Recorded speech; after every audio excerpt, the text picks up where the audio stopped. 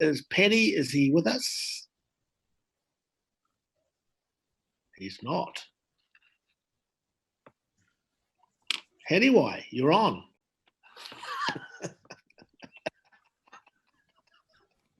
I am on. Thank you, Rex. Little book. Well, kia ora mai tātou I tēnei ata. Tēnei te mihi mahana kia koutou katoa. Nau mai huki mai ki tēnei hui o tēnei roku. Nā reira, me inoi tātou I te karakia whakataka. Whakataka te hau ki te uru. Whakataka te hau ki te ona. Kia mā kina ki uta, kia mā taratara ki pai. E hiaki ana te ātakura, he tio, he huka, he hauhu, si hei mauriora. Cease the winds from the west, cease the winds from the south. Let the breeze blow over the land, let the breeze blow over the ocean. Let the red-tipped dawn come with a sharpened ear, a touch of frost, a promise of a glorious day. Tēnā tātou. Thank you, anyway. There we are, Petty. You were late, mate. He does that on purpose, constantly. Don't you, Piri? Okay, so I'd like to give a big welcome to everyone too. It's really good to see everyone's face. We've got a few people missing, it would appear. Just before we do notices, are there any apologies? Morning, Neil, turning up. Rick's here. Are there any apologies being Annalie? Eddie? Excuse me, Chair. We have at least 1, 2, 3, 4, 5, 6, 7, 8, 9 of us that can't hear anything that's going on. We're down in the chat chambers.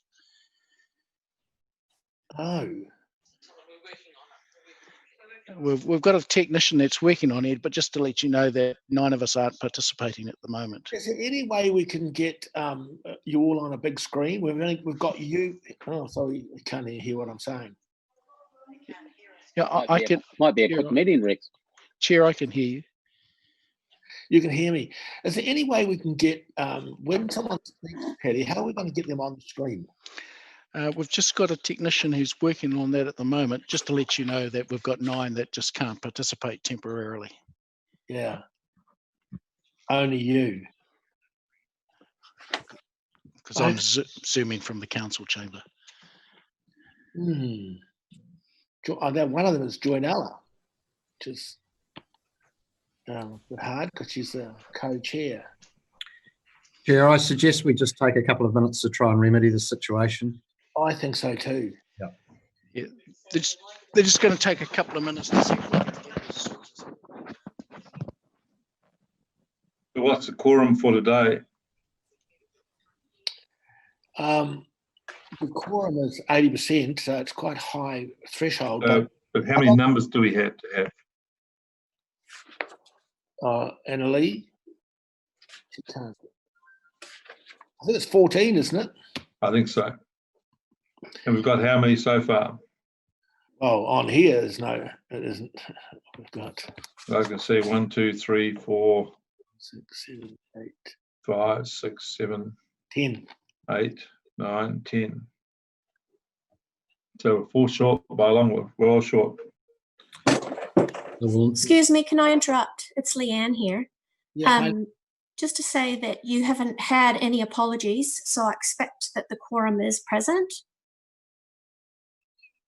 Now, who's in the room? Is Tania, the 2 Tanias, Tania Hopkins and Tania Huata, are they in the room? They're both online and they're both cameras off and muted right now. Oh, okay, but they're both here. They're logged in.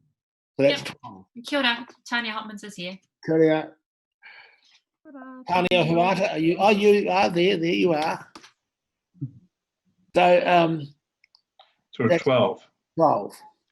1, 2. And 3, we've got in the room. Who do we have in the room? And Chair, in the room we have 2 PSG reps. That's Mike Mohi and Peter Paku. We've got our quorum. Oh, and we've got Joynella. And we have our guests here, Piri Prentice and Barry Wilson. So we've got a quorum. Just got to connect them up. and join Nella as well. Yeah.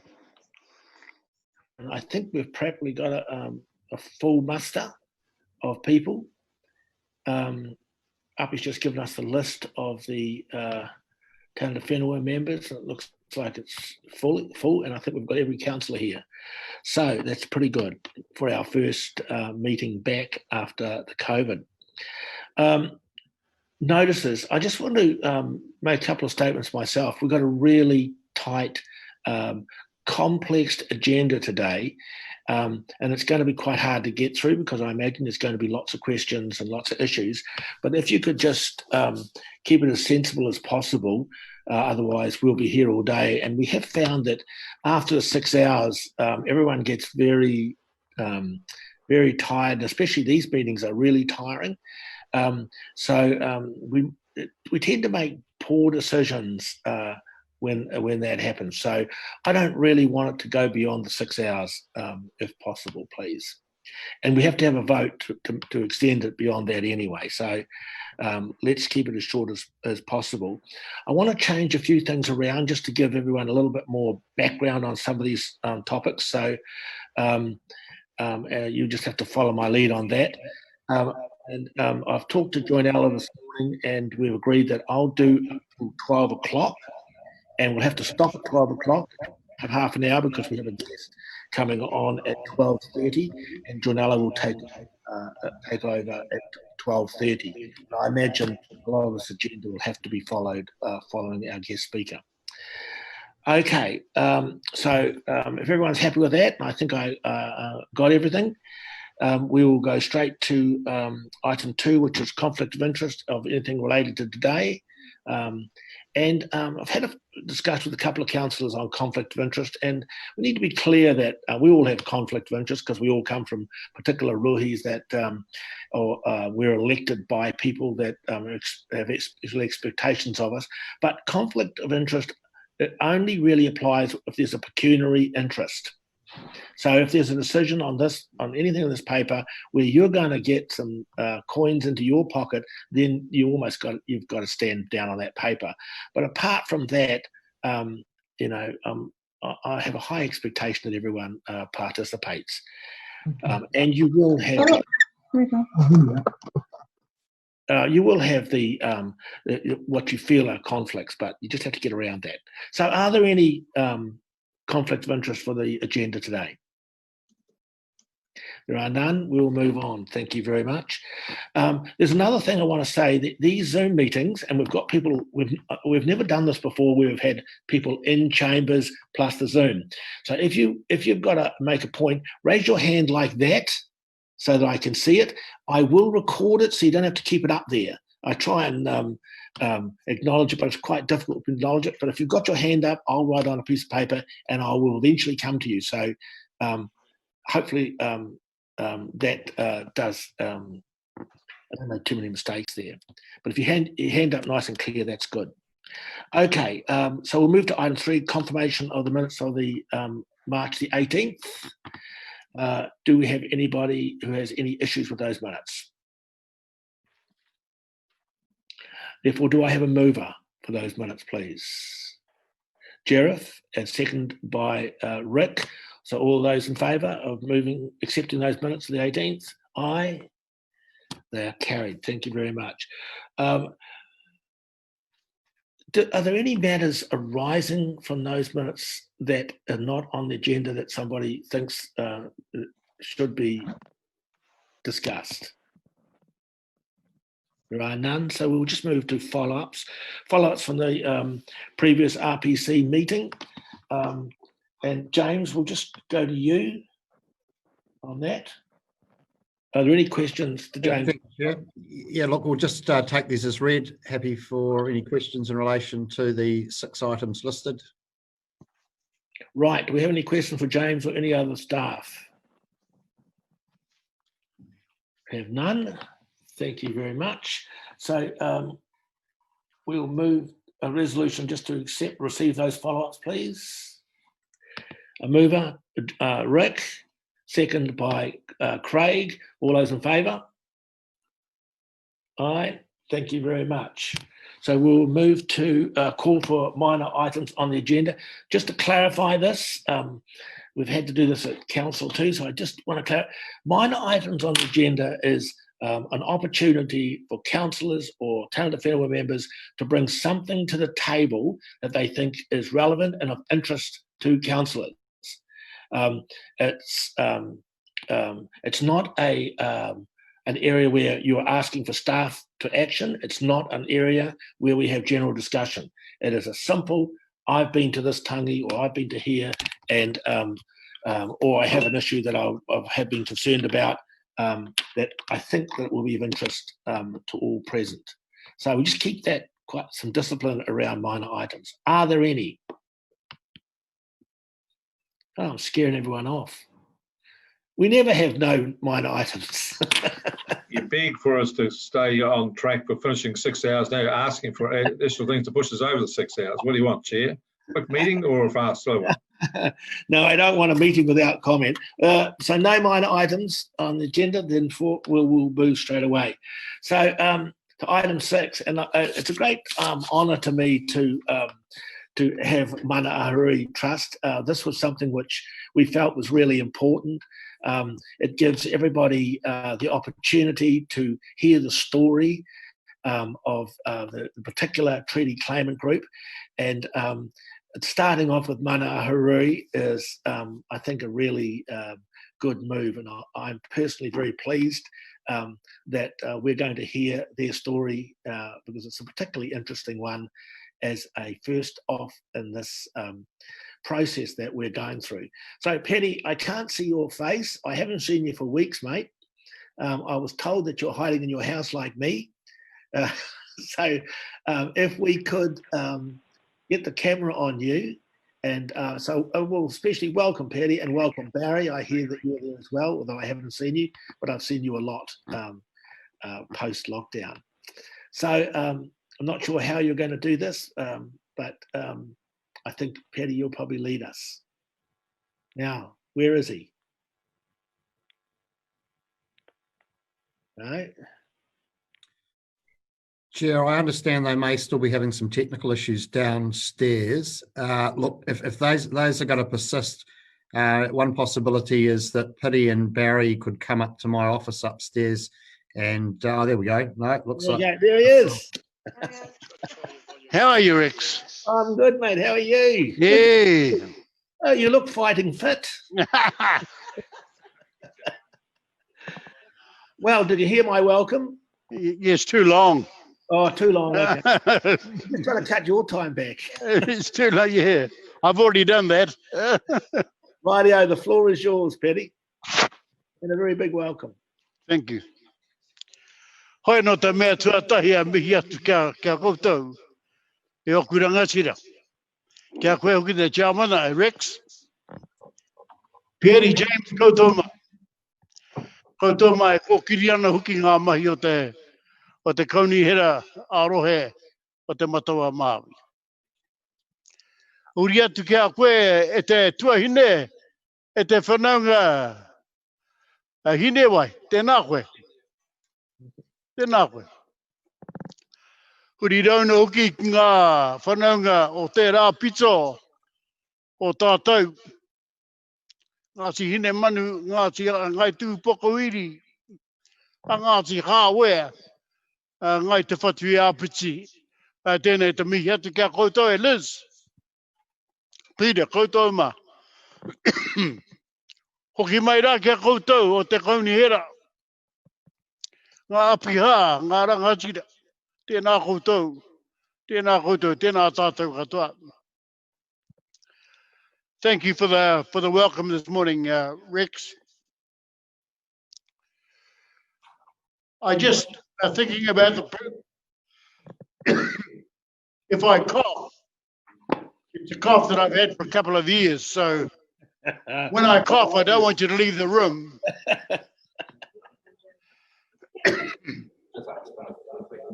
When I was thinking about the presentation, so much is said about treaty partnerships. So I thought I'd spend some time on talking about treaty partnerships and spending some time about the treaty and its recognition and the rocky pathway that it had to get legislative recognition along the way. So we know that the Treaty of Waitangi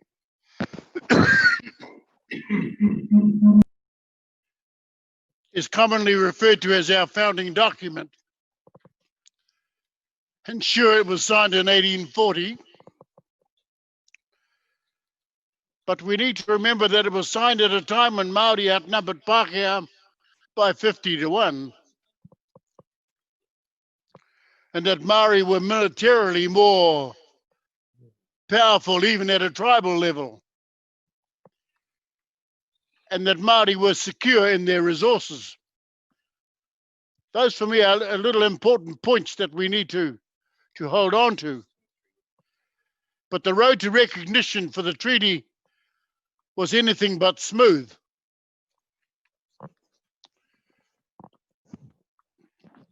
For instance, in 1877, Chief Justice Prendergast, in the case the Wiparata versus the Bishop of Wellington, declared the treaty a legal nullity.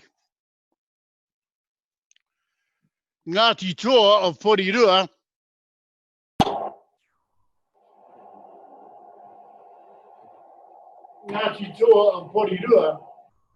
had gifted some land to the Anglican Church, in return for which a church and a school would be built. No church or school was built, and the Anglican Church attempted to sell the land. Ngāti Toa argued the case on the basis of their treaty rights. The land had been gifted and not used for its intended purpose. And under Article 2, Ngāti Toa had retained their rangatiratanga over the land. Chief Justice Prendergast threw the treaty rights argument out by saying, you cannot argue on the basis of treaty rights, because to have treaty rights, you have to be a sovereign nation.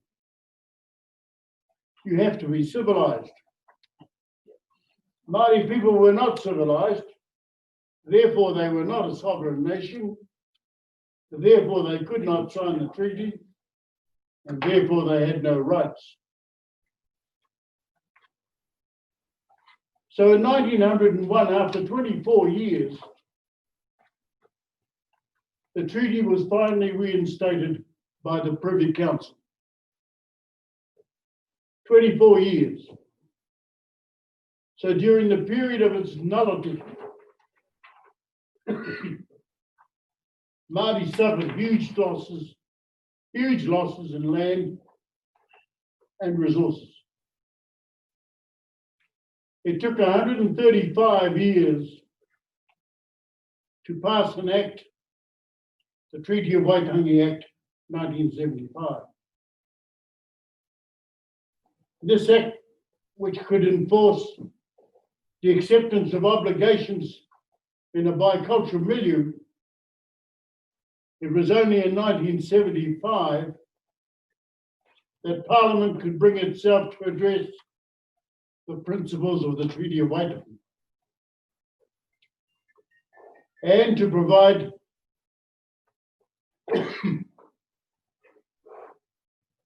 Māori with a forum, namely the Waitangi Tribunal, for the airing of grievances against the Crown in terms of these principles. It was not until 1985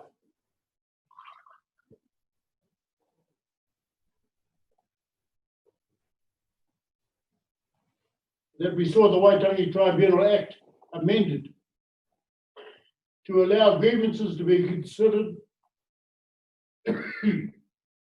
from any point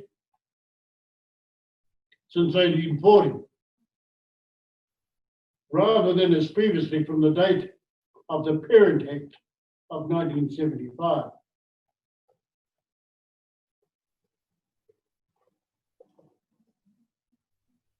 So in 1986, the Labor government passed the State-Owned Enterprises Act. And in response to Māori protests against the provisions of that act, in a hasty sort of late night decision, they inserted a new section 9 to the act, which required the Crown to act in accordance with the principles of the Treaty of Waitangi. So in 1987,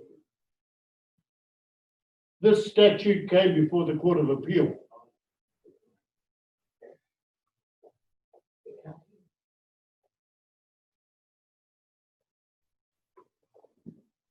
A special full court of 5 judges, in considering the principles and relevance of the Treaty of Waitangi, unanimously confirmed the partnership established by the treaty. So following this, Chief Judge Piri issued the following statement, and I quote, "The Treaty of Waitangi is the founding document of our nation. Our modern independent state was not based on colonial conquest or the illegitimate invasion of settlers. New Zealand is founded on an agreement that continues today as a pact of partnership. Partnership between Māori and Pākehā.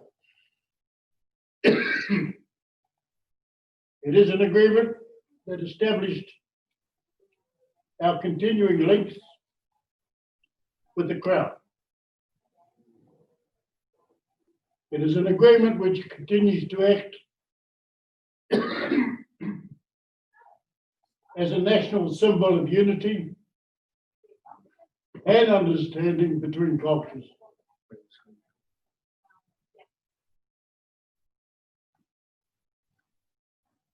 So that's our treaty partnership.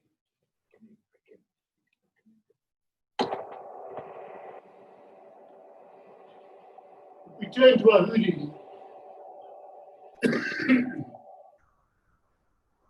In 1916, my grandfather, Peter Hohepa and others, made application to the Native Land Court for Ahuriri over 100 years ago.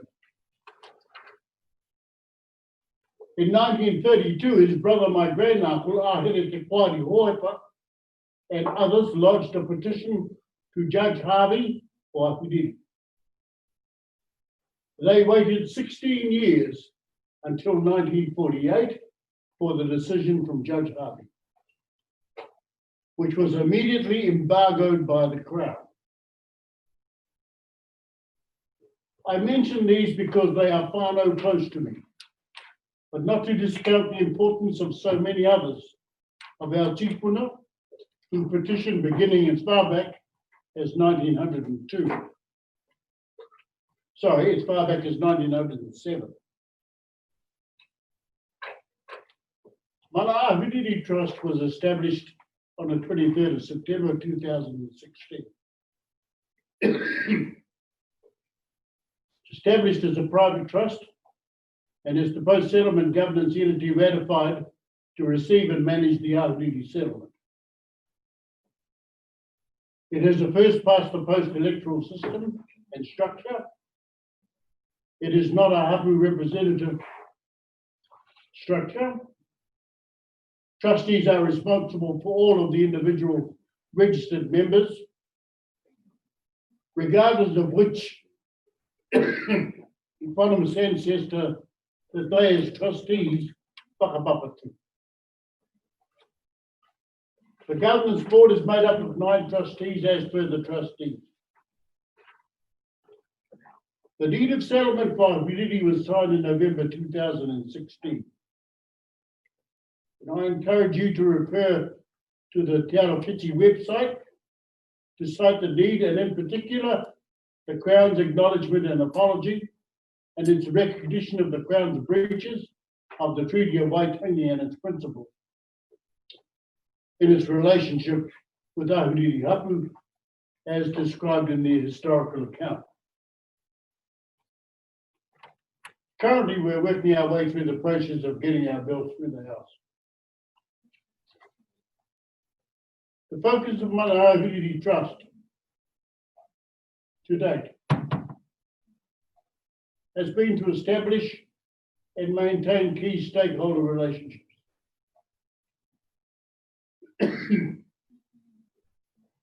And we believe that the relationship we have with this council and others is very positive indeed and aligns well with the treaty partnership that we have post-settlement. I thought it was important today to talk about the establishment of that treaty partnership and how real it is for it, and the road that we had to take to get some recognition for the treaty. Thank you for the opportunity of delivering today, Rick. Kia koutou i oku rangatira, tēnā putu, a tēnā tātou.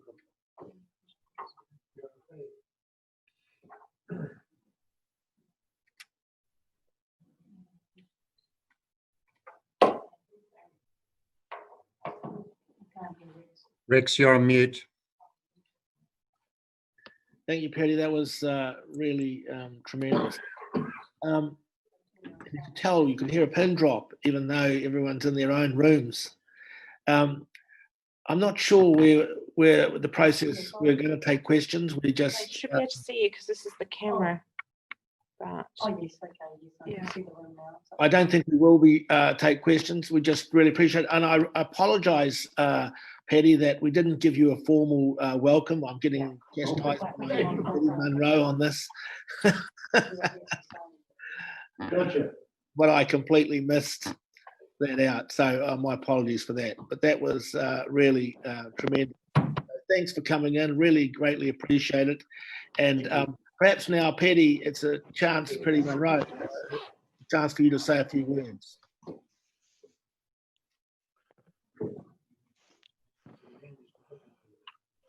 We enjoy the relationship that we have with the regional council.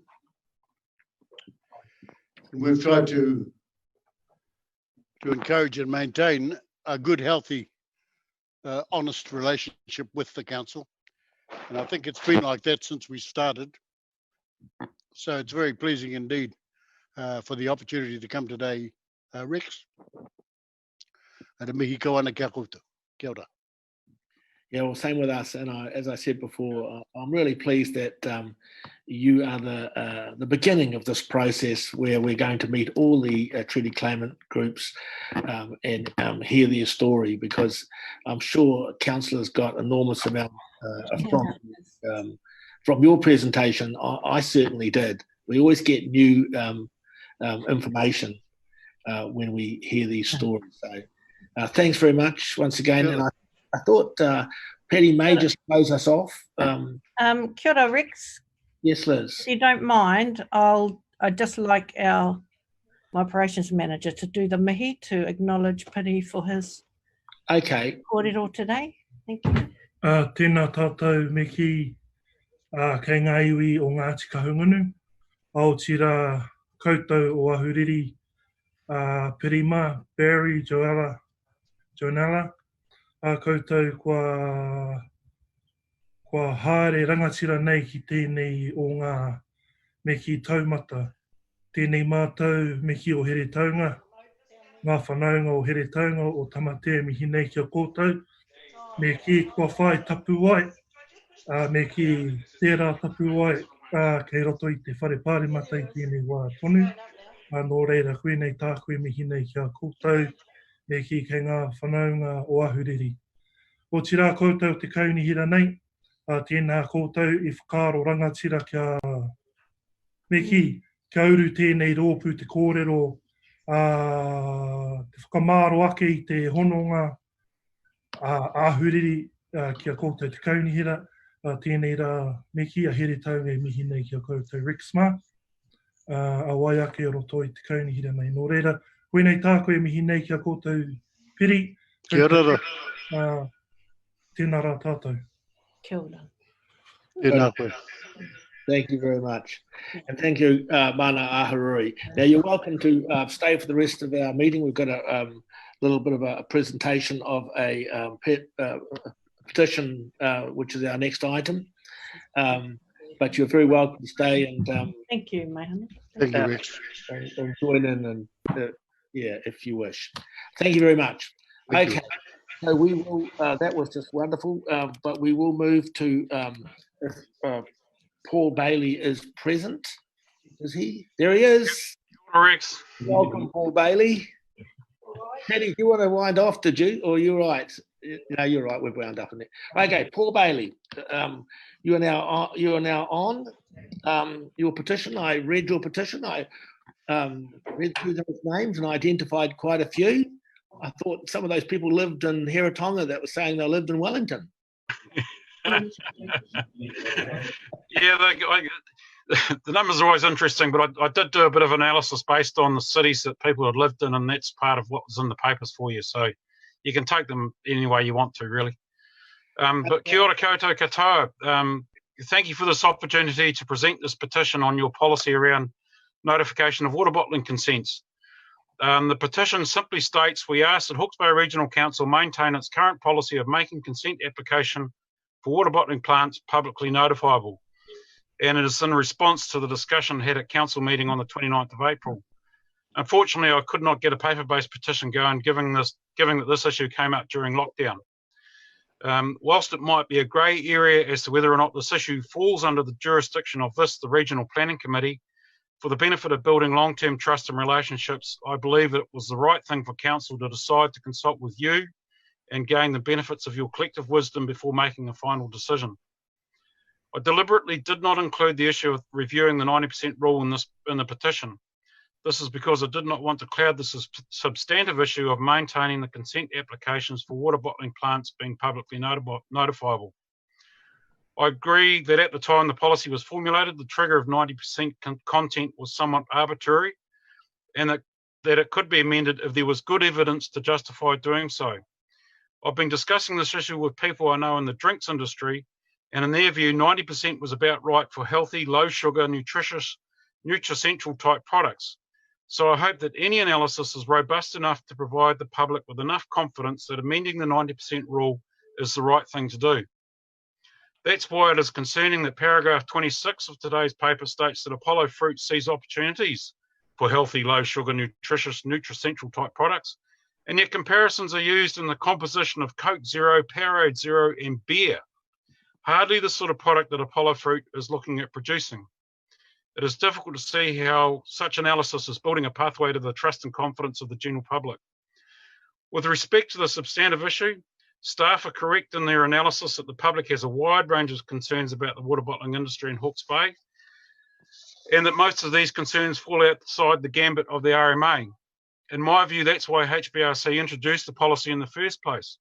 Because HBRC is unable to ban water bottling plants without having to go through an expensive plan change exercise, this was seen as the next best solution, and it cost the ratepayers nothing. The policy has been effective insofar as whilst there's been inquiry, there have been no applications received. Why throw out a policy that is effective and goes a long way to meeting public's expectations about water use in Hawke's Bay? Potential water bottlers can, of course, still apply for consent. It does appear that cost is a barrier, however. Given that applicants would be receiving access to our most precious resource without cost, and there is every intention of making profit from this access, the cost of the resource consent application is simply another cost of doing business. Also, given the difficulties submitters have had in the past, it would be unlikely that any submission to stop a water bottler would be successful unless a new precedent is set in the Environment Court.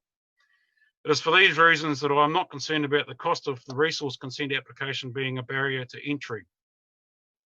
I am also a little confused about comment that this issue has been dealt with during the tank group discussions.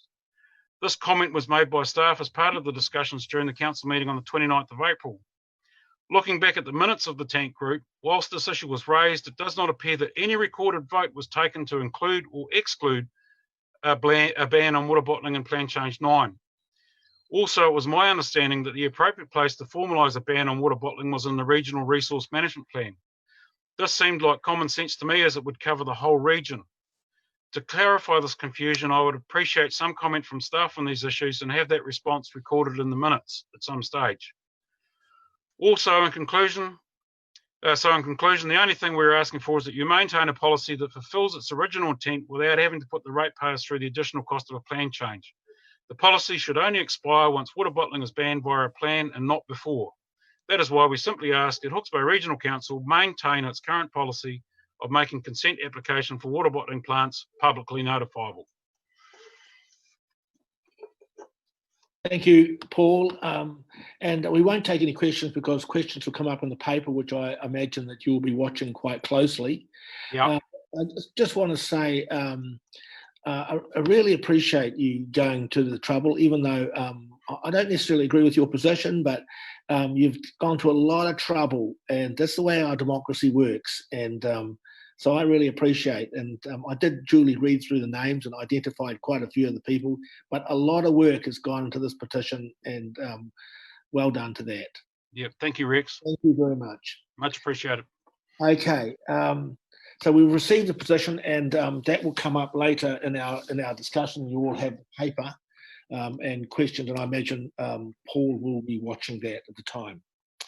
So we will move to item 8, which is the tank plan change submission. And I would just like to ask who is Excuse me, Chair. Yes. Can you please move and second and receive the petition first before moving on? Okay, I didn't realise we had to do that.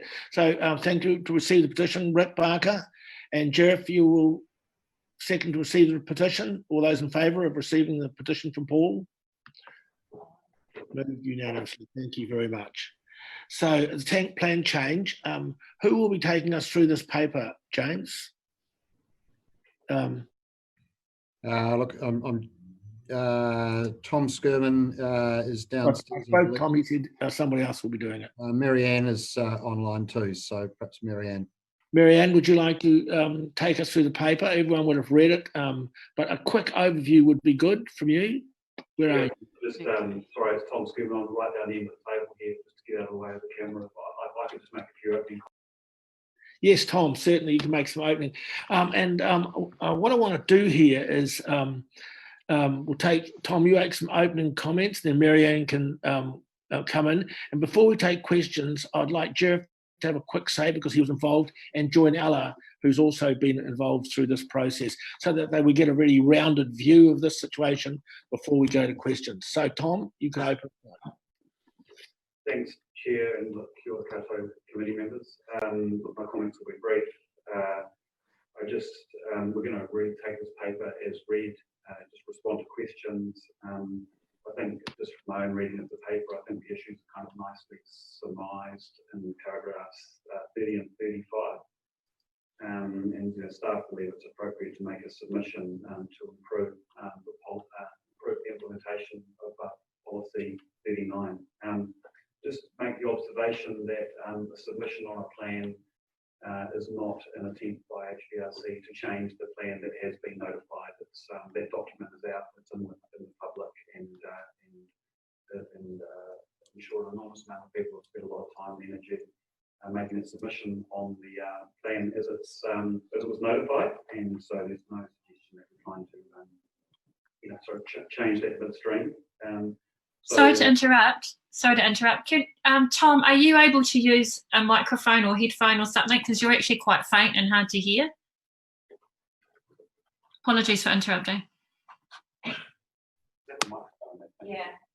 It's on the camera, so we can't really.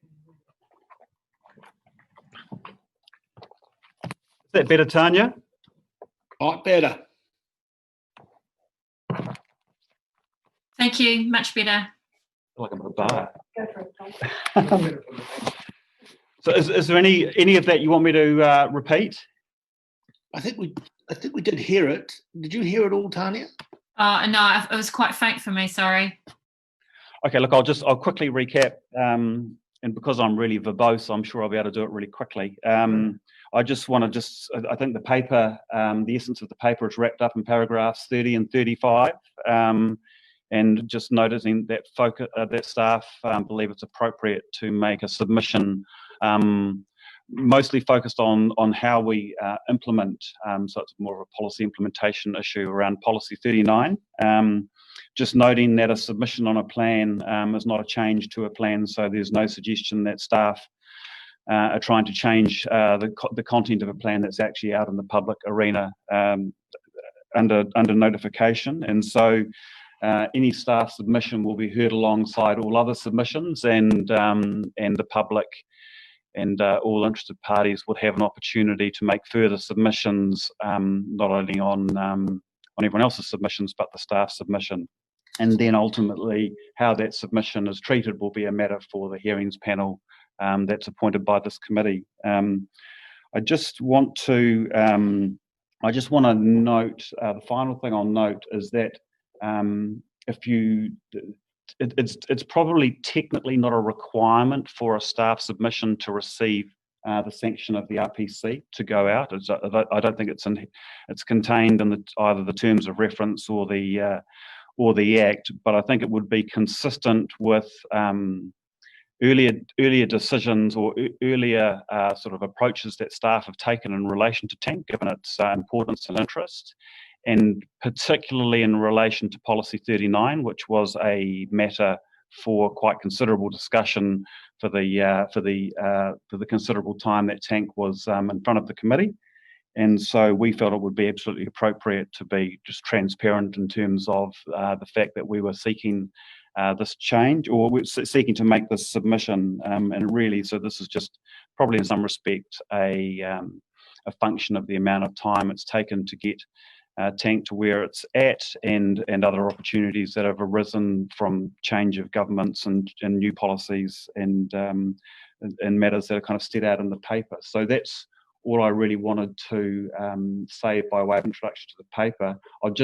I will indulge myself for 1 second and just acknowledge the webinar series that the team has been conducting on Facebook in relation to, submissions, or not submissions in terms of consultation with the community and discussion. They've been very well received, and I think I'm not sure, there may be another one today, but we've had a couple. So I just want to acknowledge the good work that they're doing, and just and trying to make sure that the community engagement, sort of stays, takes place through this COVID period. So I'll just stay sitting here in case there's any questions. But I note that we've got Kerry, I think, up in another room, and Marianne, I believe, is in Invercargill. So hopefully this all works.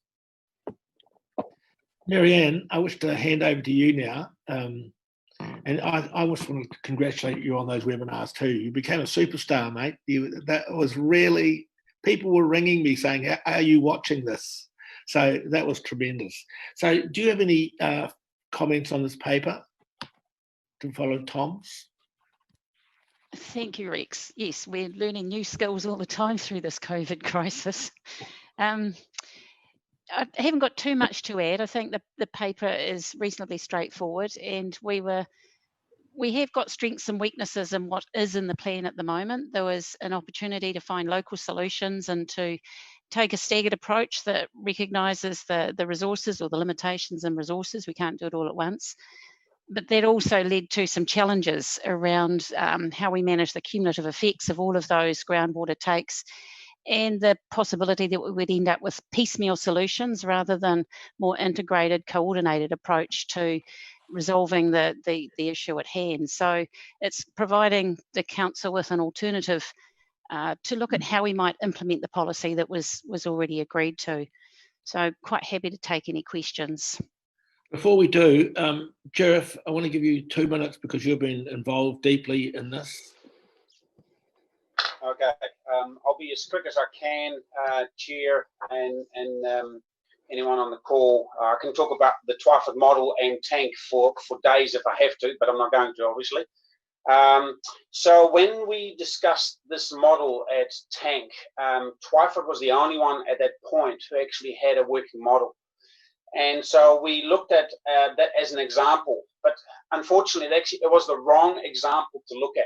And I'll give you the reasons for that.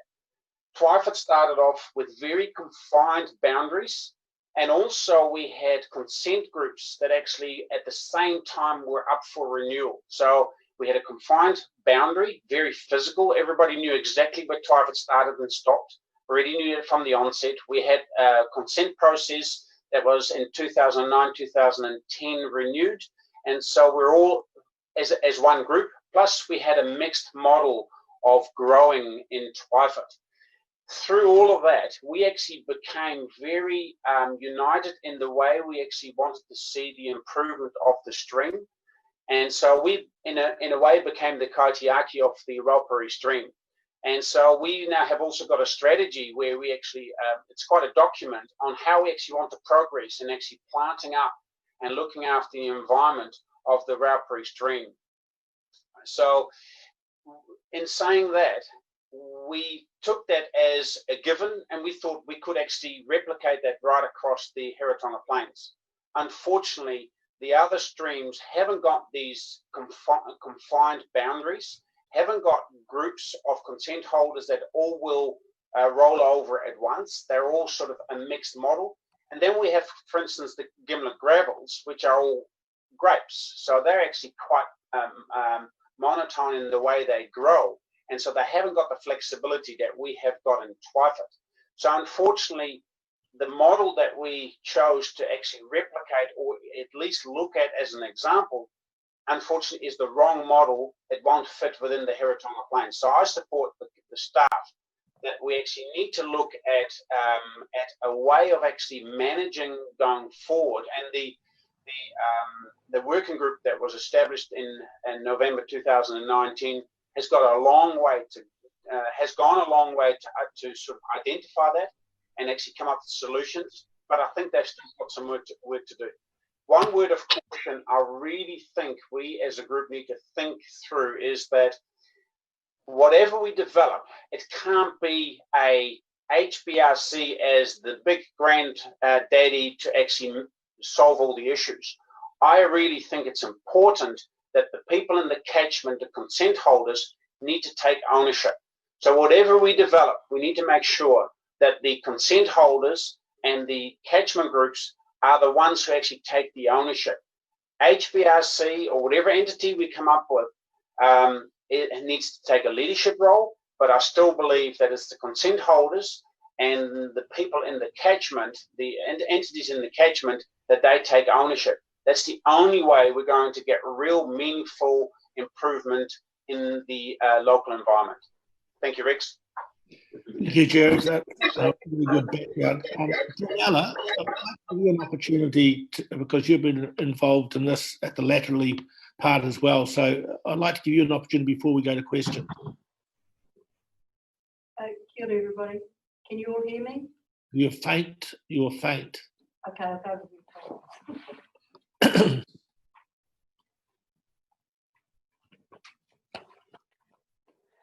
Morning, everybody. Can you hear me now? Yes. And we can see you too. I know you can't see me because I can see you. So long as you can hear me, that's all that matters.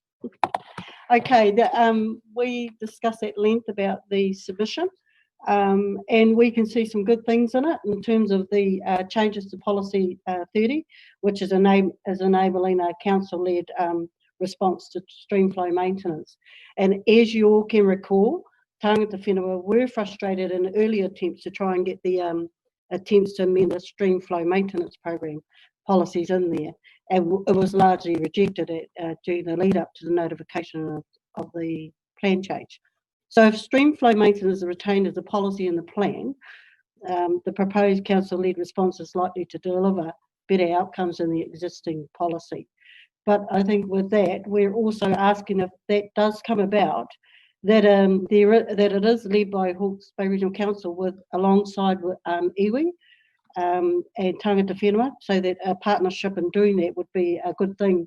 And so that will also reiterate Tangata Whenua reservations regarding the stream stream flow maintenance policy and the proposed tank change. So that's basically where we've come to in terms of the submission. So kia ora.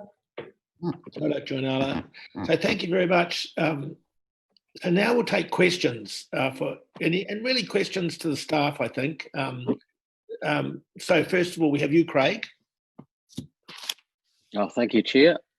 Just regarding the financial contributions, I'm supportive of your paper, Tom and Marianne, all good, but I'm just very reluctant for us to go through and essentially acknowledge there will be financial contributions and as an open-ended checkbook or whatever that might be. And again, I appreciate you've kind of described a little bit of, you kind of don't know what you don't know yet, but can you explore or explain a little bit further what that might mean for the council and any kind of guesstimate, or under, because the total sum will be the same regardless of how it's funded, be it a targeted rate or contribution from some entity or whatever it might be. So can you enrich us a little bit there, please?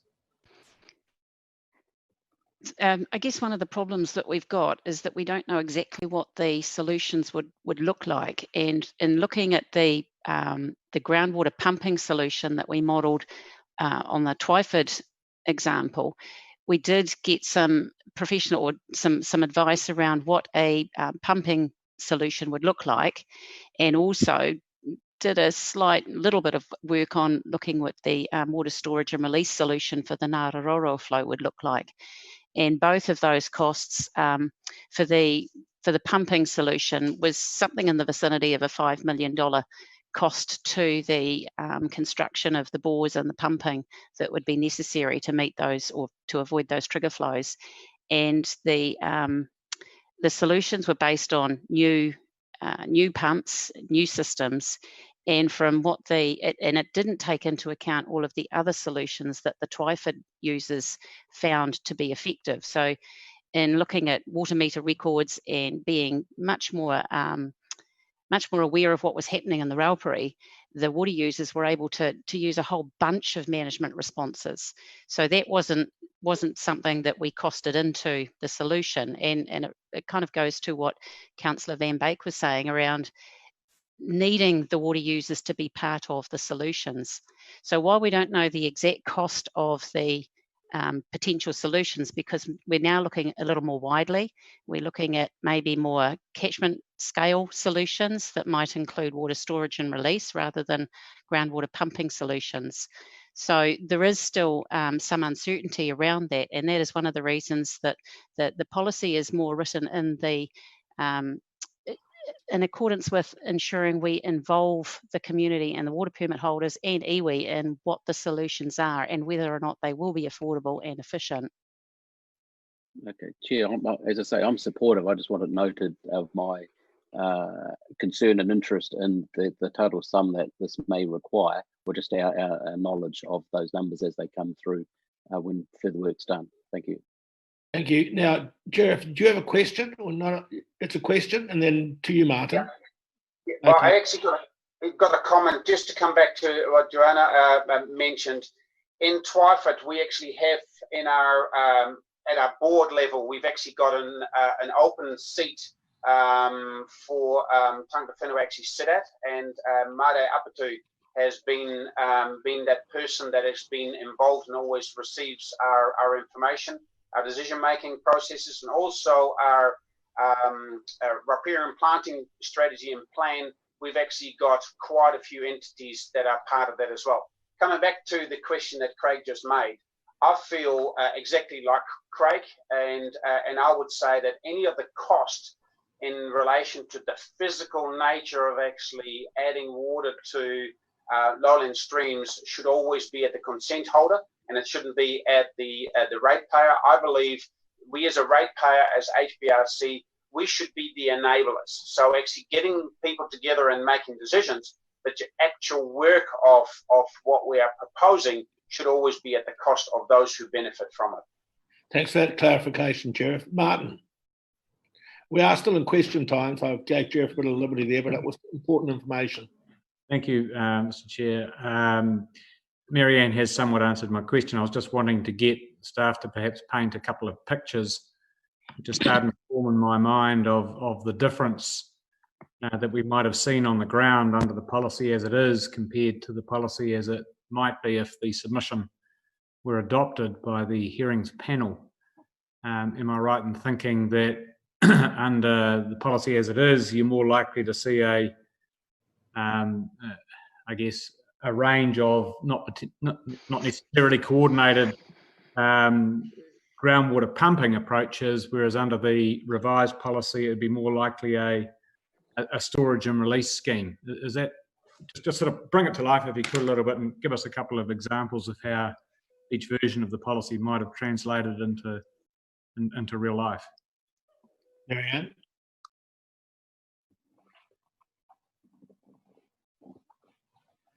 You're on. Press the button. Sorry about that. In terms of the way the policy is written now, it was much more focused on local solutions and possibly smaller scale solutions that possibly would be the minimum that would be required to meet those stream flows or to avoid the trigger flows. With looking at a little more across the catchment, there are opportunities particularly in the storage and release solutions, that enable water to be used much more effectively over much longer stretches of waterways. So we don't know what they look like yet, but the potential is for greater benefit for more streams with a higher view of what the solutions might be. Thank you, Marianne. Now, just for clarification, I can't see into the chamber. And so Patty, I've got you. If you could be our person in the chamber to highlight if there's any questions. So are there any questions from the chamber? None. No. Okay, good. Are there any other questions before we go to a mover? Henny White, waving in the breeze. Kia ora. Hey, this question's for Tom. So thanks, Tom and Marianne, for your paper.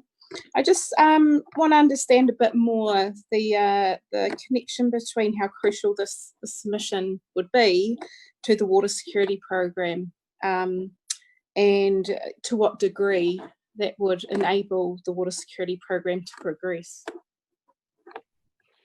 So thanks, Councillor. And look, it's an excellent question. And in my view is that the water security program does not require this policy change to progress. The water security program is also looking at solving, a different and broader set of issues. So, in short answer to your question is they're not inextricably tied, or one's not dependent on the other. I just make the comment that I think comes through in the paper that until actually very recently, the water security program wasn't actually a viable tool or something that was necessarily able to meaningfully provide part of the solution, part of the implementation solutions here. And I think we set that out in the paper. And so I think it sort of sums up, it sort of combines a little bit of the point that Councillor Williams made a bit earlier, which is that the ability to do this at a community scale, perhaps not completely, water storage mightn't solve all the flow maintenance issues, but it will certainly could provide a significant chunk of that solution, working perhaps in conjunction with a few groundwater systems in the periphery. So in that respect, I think while the earlier policy was implementable, this revised approach does provide an opportunity to do it a bit more elegantly and a bit more efficiently. Thank you. Are there any more questions? Okay, do we have a mover?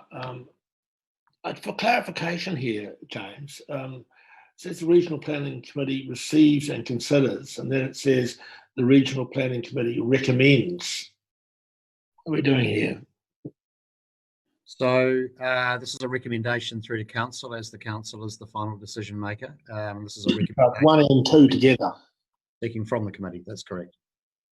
Do we have a mover? Martin will move, Sheriff will second. Martin, do you wish to speak? Only very briefly, thank you, Mr. Chair. I think the benefits of efficiency and a more effective response to stream replenishment for those streams that are suffering under existing takes makes sense. So I endorse the submission being lodged in principle, and it will need to be tested obviously during the process alongside the existing option.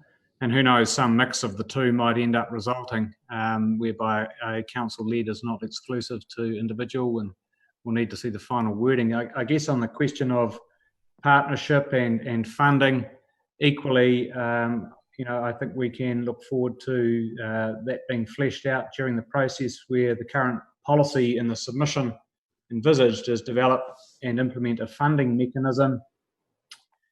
And there are real opportunities for exploring how that would land, whether it's targeted rate, whether it's financial contribution, whether it's consent holder, and equally for iwi partnership options to be explored if they're of interest. So I commend the recommendation accordingly. Thank you. Sheriff, as a seconder. All good, Rex. Thank you. Are there any other speakers, please? Can't see any hands rising there. Okay, so we have the motions in front of us. All those in favour? Oh, Api, did you wish to speak? Yes, please, Mr. Chair. Sorry, I've only just managed to switch my mic on. Question to staff. I understand this is still going through recommendation and decision processes, but can and when might we expect to see a list of LTP related activities to help give effect to these changes? Sorry, Chair. So we're referring to LTP activities to give effect to the implementation of the tank plan change. Is that the question? Yes, essentially, and whether or not it might be too early, I'm not sure, and whether or not we're indicating in the LTP and the annual plan around resources, given a consent-based approach is going to increase the staff's expectations around consultation and engagement. So I would expect there would be more significant cost-related activity in those spaces as well. So I'm just looking for indicators.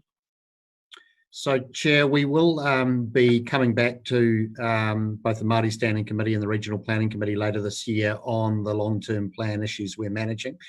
This is one of many additional requirements that we'll have over the LTP period to resource. And indeed, there is some uncertainty, which we'll discuss under item 13 today, around the government's reform package and the implications for council. I guess what I would note here is that the point at which the tank plan change becomes operative remains a movable factor at the moment, given that we are embarking on a Schedule 1 RMA process that does involve the potential for appeals through the Environment Court and to higher courts. And at this stage, I wouldn't be betting any money on the time that we would be having this plan change go operative. It's probably several years away, and so the LTP will need to accommodate the fact that there'll be a high degree of uncertainty around the resourcing related to the implementation of the plan change. Thank you, James. And yeah, so that was a bit off the a late question.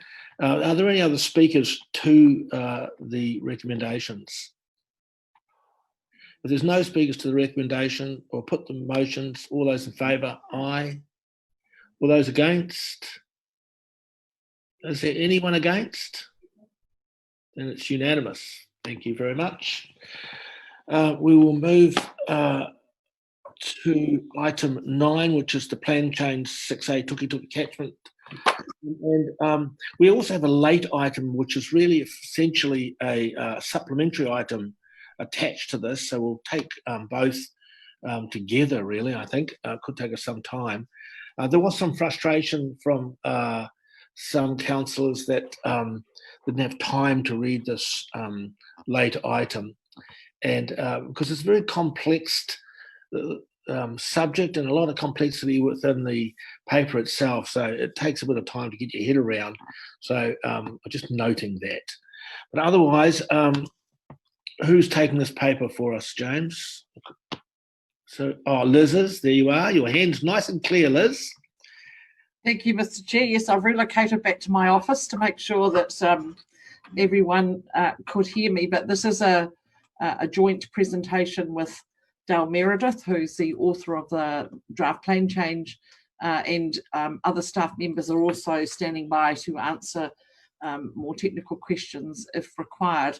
We do have a very brief PowerPoint, and I'm asking Anna Lee if she could share the screen, please, and go to slide 2. And it's really just, I'm going to just really do an introduction or set the context, I guess, for where we've got to and how we've got here. Thanks, Anna Lee. I can see it. I hope everyone else can as well. So, yep, great. Thank you. So, yeah, so really my context is around the fact that about 6 months ago, or certainly late 2019, the Federated Farmers and a number of landowners who weren't necessarily Federated Farmers members from Central Hawke's Bay met with councillors and expressed their frustration with how the Plan Change 6, some of the context of it, or some of the content of it, I should say, had left them with a high degree of uncertainty, because we were working with a particular table that was relevant when the plan was sort of drafted in 2014 and operative in 2015, but no longer relevant in 2020. And the councillors at that time agreed that they would look at a streamlined plan change on the basis that the change that's being sought is a technical plan change to a table. So it's very important to note that there's no changes to the rules that accompany that particular table, and there are no changes to any in-stream water limits. So we have, I'm sorry, I'm just getting messages that some people can't hear me, is that right? Oh, the video has been lost on Facebook. Okay, right. So sorry, so getting back to that. So really, so the council said, well, let's look at what could possibly be done, and in March, the 18th of March meeting of the Regional Planning Committee, just before we went into lockdown, the committee agreed that they would look at the concept of a draft plan change using this, but on the basis that we would have to have a fast fail. So if we weren't going to be able to get buy-in or support from stakeholders for this particular change, that it would go no further.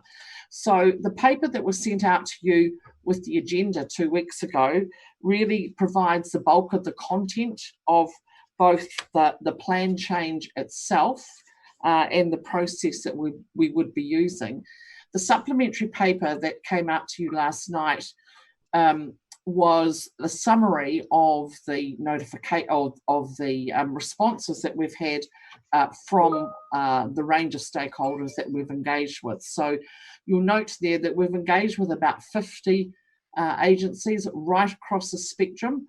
I know that the key paper doesn't reference, the main paper doesn't reference forest and bird, fish and game, etc., but they have been consulted, they have provided feedback. Forest and bird, for example, is support the plan change, because I understand that it's very much a technical change that will allow everyone to use the same system. So historically, what we've had, so table 5.9.1D was developed when we had in place an overseer version 5.4.3. And overseer models the amount of nitrogen loss from a farming activity. It doesn't measure the actual loss, it models what we understand to be the amount of loss that's leaving a farm and and whatever is not absorbed into the soil is then making its way into the waterway. So it's very important that this particular component of any resource consent application in any farm environment plan is as up to date as possible. So really what we're looking to do in this is to make this table fit for now, and have a particularly good, have a consistent approach for all landowners in the Tukituki catchment who need resource consents, that they're all, that they are using the same version, and that we, when we are looking at what conditions we will put on their consents, are also using the same version. And in fact, it's the only version that's now available. So if we could move on to the next slide, Annalie, in fact, 2 down, please. You can skip that one because that's just really, so what we're looking at doing is just making sure that we have a table that's fit for now, and that the same measuring system is used in the table for decision making. We're not going to solve the issues around future changes to the overseer table through this particular plan change. That's something that will have to be done in a far wider context, and go through the traditional plan change process.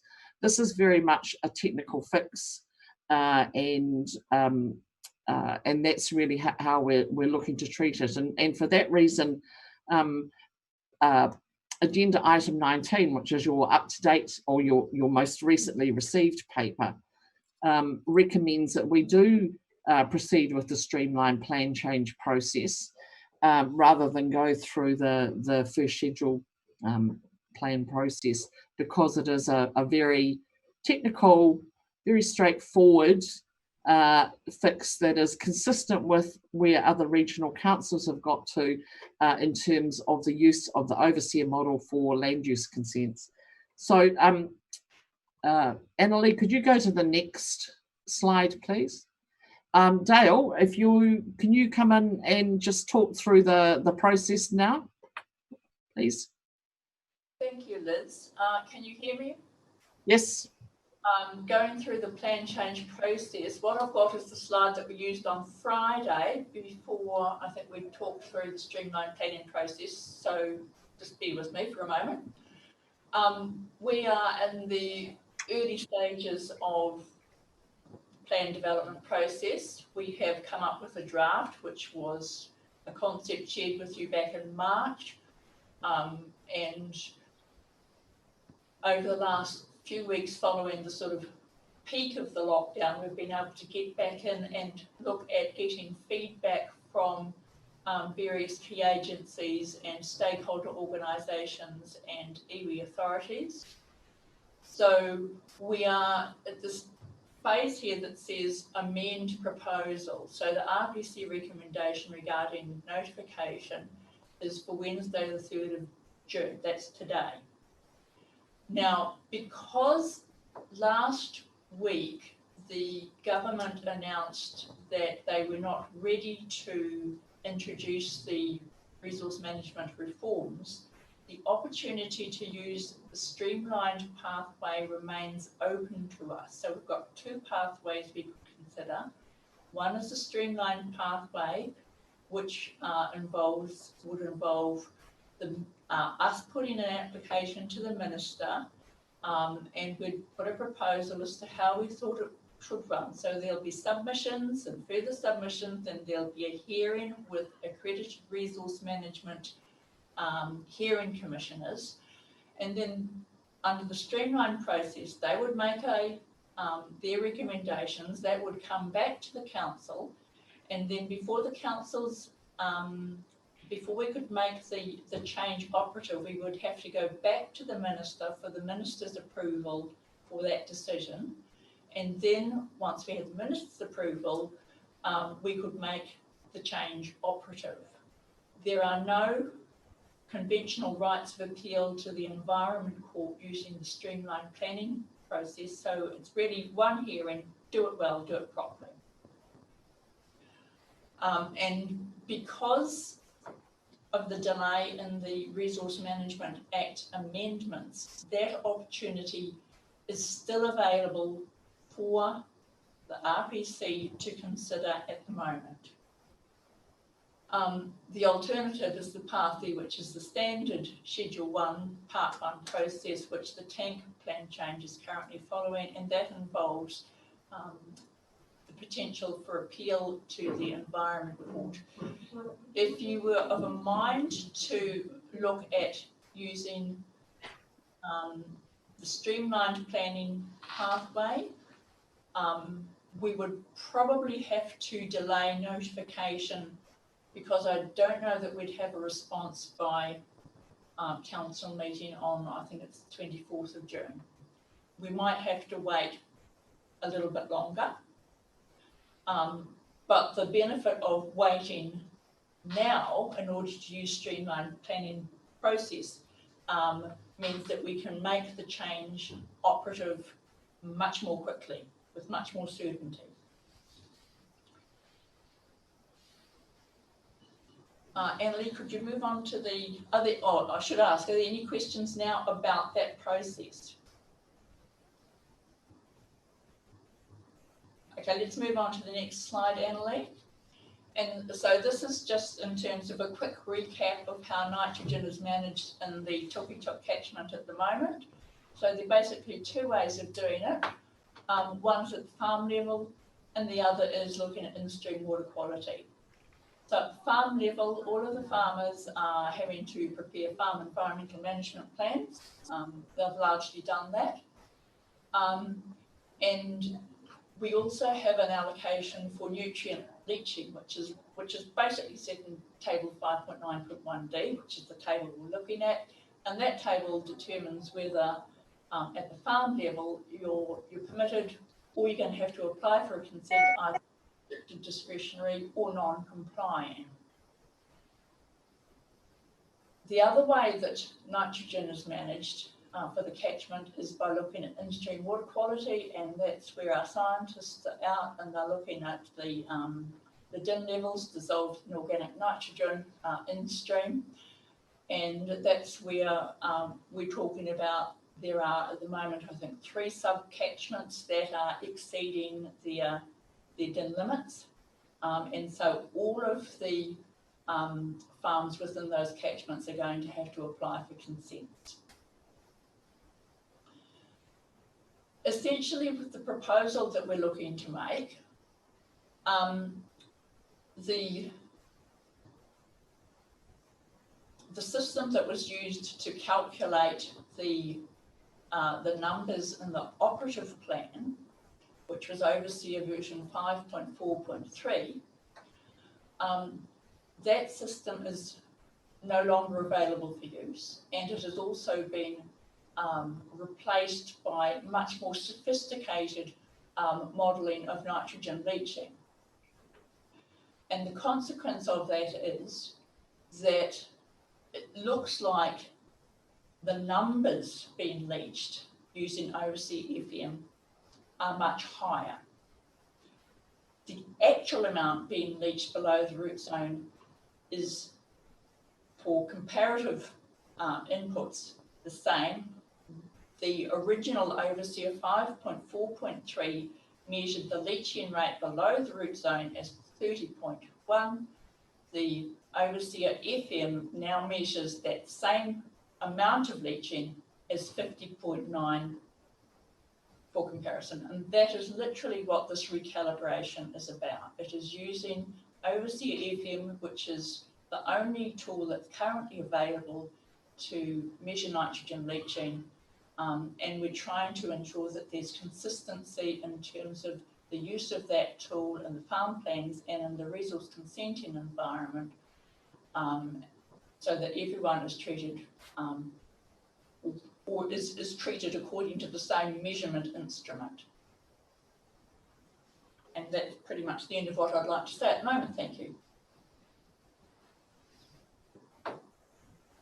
So thank you, thanks Dale, and I think, Mr. Chair, we're happy to take questions. As I said, we do have other staff available on this call if required to actually answer the questions.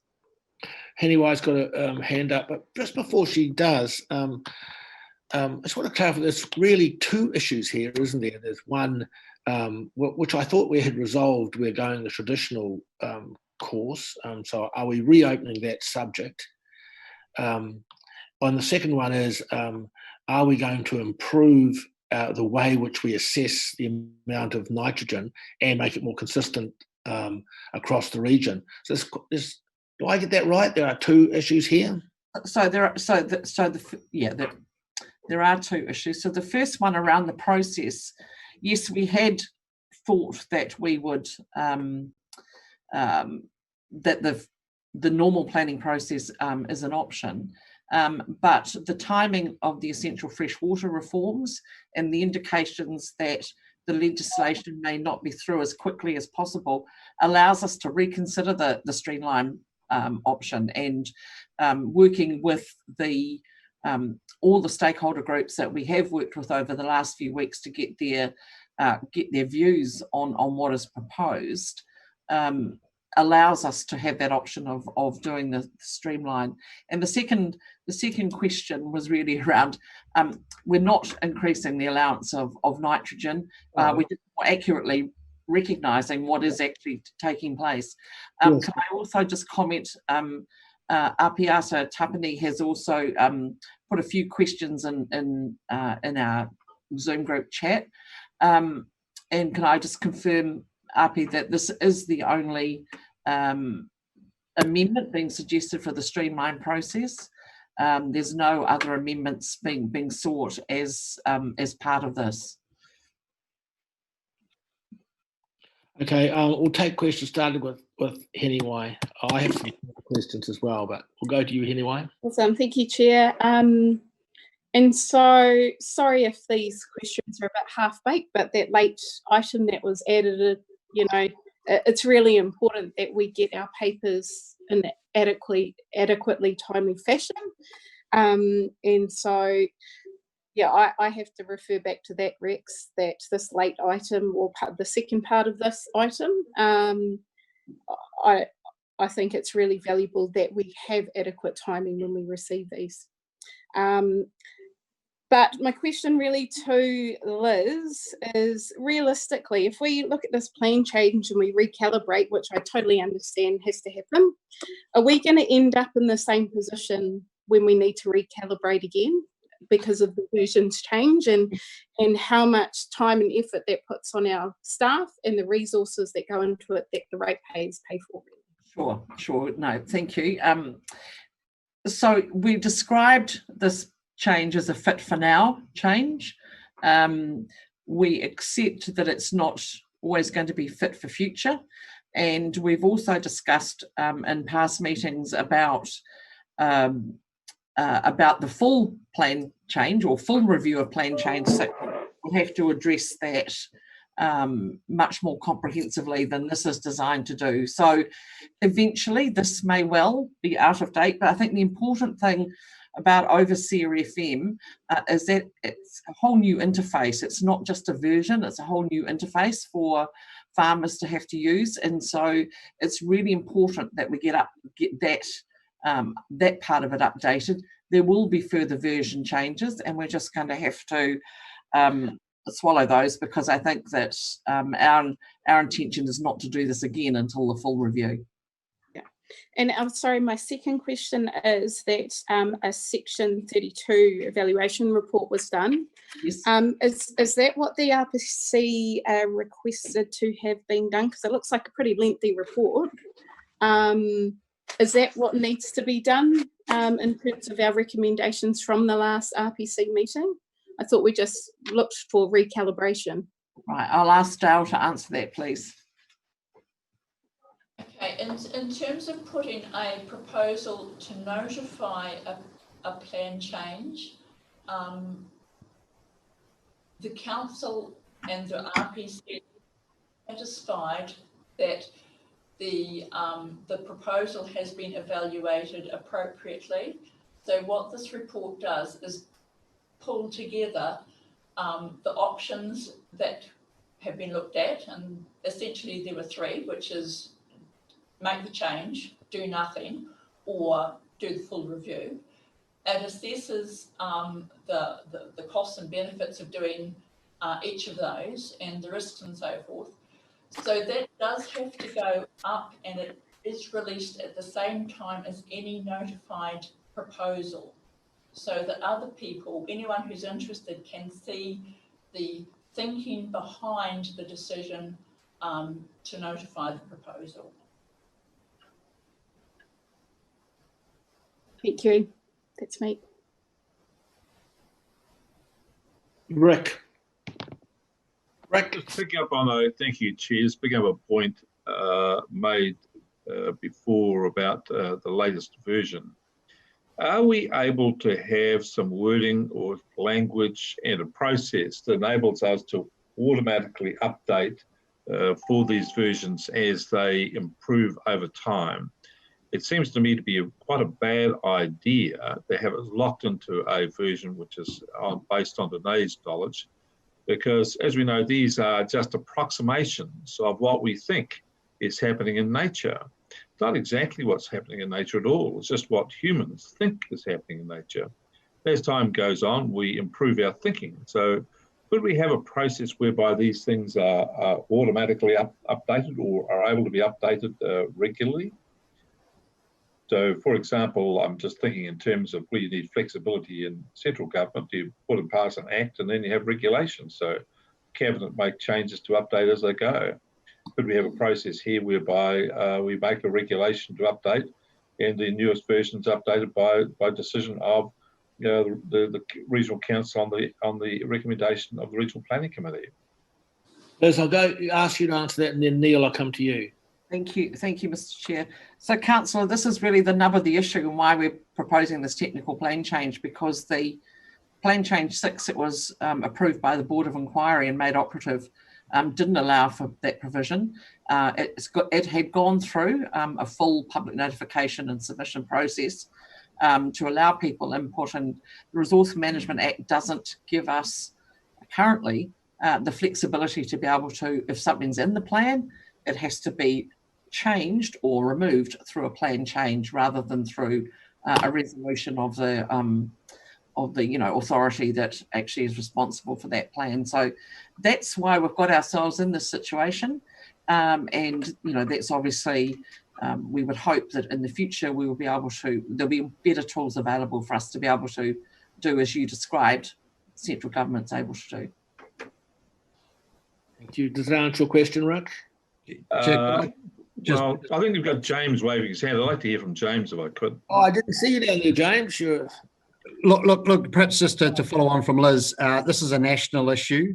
So other councils are caught in a similar circumstance. And look, the case law on this is that you can't, under RMA regulations, develop a mechanism that enables you to change numbers. They have to be fixed in the plan. So what Councillor Barker has suggested is perfectly sensible and is what we would like to see. But unfortunately, the way the RMA is currently structured and the way the courts have interpreted it, we don't have that ability to create that flexibility in our plans, which is most unfortunate. And it's one of the many rigidities of the RMA planning system. Thank you, James. Neil. Yeah, thanks, Mr. Chair. I just want to, before we consider this, just go to options 2 and 3 and ask a question or two about the entire overseer model, and remembering that it's a model developed by 2 fertiliser companies and has had moving goalposts for the best part of a decade now. My question is, and I know not all councils are relying on this tool, what's our level of confidence around overseer itself? And going to the option 2 at paragraph 21.2, where doing nothing or do not proceed with a plan change invites the observation that the resource consent process would need to accommodate the difference. Does it really matter if we didn't proceed with this? We only have in front of us an imperfect model, which many scientists are challenging. And can we live with simply accommodating the differences in the resource consenting process. Is there any response to that? Thank you, Mr. Chair. Look, I'll answer the second one first, and I might throw the earlier question about your views on overseer to someone else. But look, the issue we have is that we're asking landowners who require resource consents to, first of all, complete a farm environment management plan that includes, importantly, a nutrient budget for which they need to have a model, which they're using overseer. And we have had 1,100 of those, and we have had a range of different overseer versions used by different people. But really, more importantly, when it comes to the actual land use consents, and particularly the sub-catchment consents, where we're trying to manage a whole sub-catchment to allow for improvements in the DIN and other water quality aspects as well, what we need to be able to do is have everyone, if you like, starting off on a level playing field, even if they don't end up there because of their different contributions and requiring different or stronger mitigation measures. The challenge would be with, so many different versions of overseer, trying to get consistent, fair and effective mitigation measures. And just in relation to confidence around overseer, I don't know who would like to answer that. James, have you got any thoughts? Well, it's the best tool we have, and has undergone significant refinement with an awful lot of investment in recent years. So if we're going to use a model, then it's as good as anything. I think the question is whether or not modelling is the right approach. And the alternative is that you take essentially an input-based approach, which would be to control stock numbers, for example, and the council get very prescriptive about what happens on each and every farm.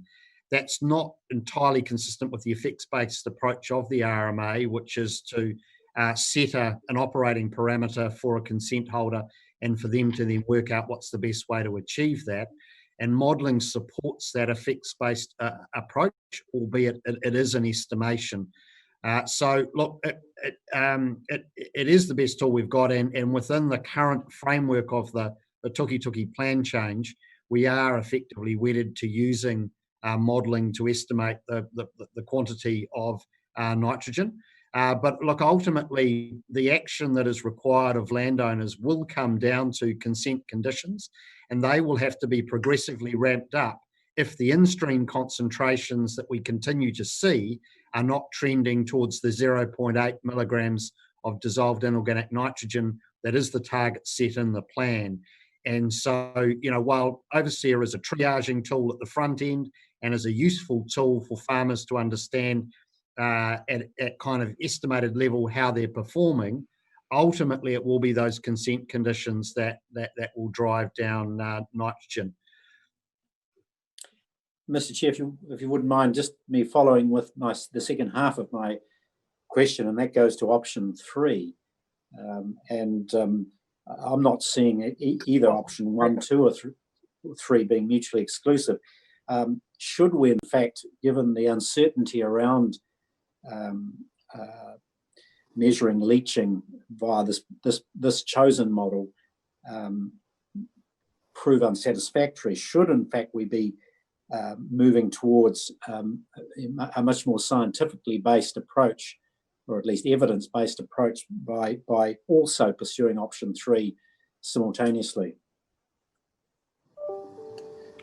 Well, the plan change 6 does allow the regional council to use either overseer or an alternative tool. So that's the reason for that, for option 3 being included. We haven't developed an alternative tool, or even actually considered at this stage developing an alternative tool, just because of pressure of resourcing in other areas. And I've got Dr. Andy Hicks is on the call. I don't know if Andy would like to, I think he is, I'm just checking the, yes he is. I'll ask him to perhaps answer your question in some more detail, Neil. Thank you. Yeah, Kira, koutou. I mean, this is more of a land science thing, so it's a bit outside my area of expertise. But something that might reassure people is we've also used our in-stream water quality monitoring to estimate the loads that are flowing down the rivers. And then we compare that to the total nitrogen load that we are predicting is being lost from the catchment based on what Overseer is telling us. And they're independent estimates, and those two independent estimates aren't completely worlds apart. So I'll just reiterate what James was saying about it being the best available tool, and there's a lot of effort around the country to improve it, and it has improved over time. So, I mean, from my perspective, it seems like quite a pragmatic option at the moment to be using Overseer as our estimate of what's being lost from the land. Yeah, if that's helpful. Chair, if I could just add, I think if the committee was hopeful that within 1-2 years clarity would be brought at the national level around the use of this tool, then I would suggest that we might be overly optimistic. This is an issue which has been rattling around for decades. It's hellishly complicated. And meanwhile, we've got an operative plan and we're trying to manage nitrogen in this catchment. So, kicking the issue for touch, if you like, wouldn't be a good idea. But look, I do appreciate that the councillor has suggested that maybe this is done in parallel. We will continue to engage at the national level with government agencies and CRIs around these tools, and we'll continue to look at how we can enhance our management of nitrogen. So it's not that we won't be not doing that.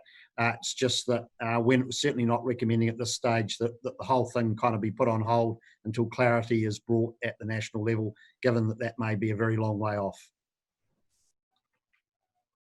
Can I just comment at this stage in the supplementary report that you received last night, the final recommendation covers off the that sort of future-proofing option with a request that staff prepare a proposal to review nutrition management as part of the review of freshwater management provisions in the RRMP. So that's really picking up the option 3 and acknowledging that we will need to continue to work on how we do this at the same time as we deal with this immediate issue.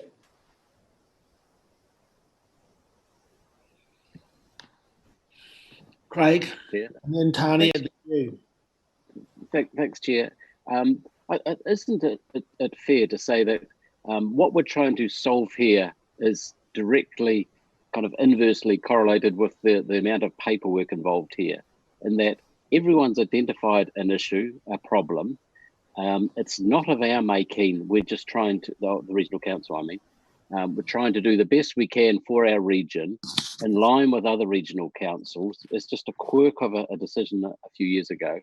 As been mentioned quite a few times, the limits themselves are not changing. It's a table and a model which has been tidied up, addressed, fixed. So it's relatively simple, good solution being proposed here, I think, and backed by a large amount of paperwork here. But I think we'd be failing in our duty if we didn't take on board what has been described to us, the background material, and it is a relatively simple fix, a reasonably simple process in around it. It's got support of organisations that are often very interested in these particular issues and have participated in earlier debates. So I'd just like to perhaps put us back on the tracks a wee bit more, Chair, and just present this for what it is. It's the item in the table. It's a process to facilitate this.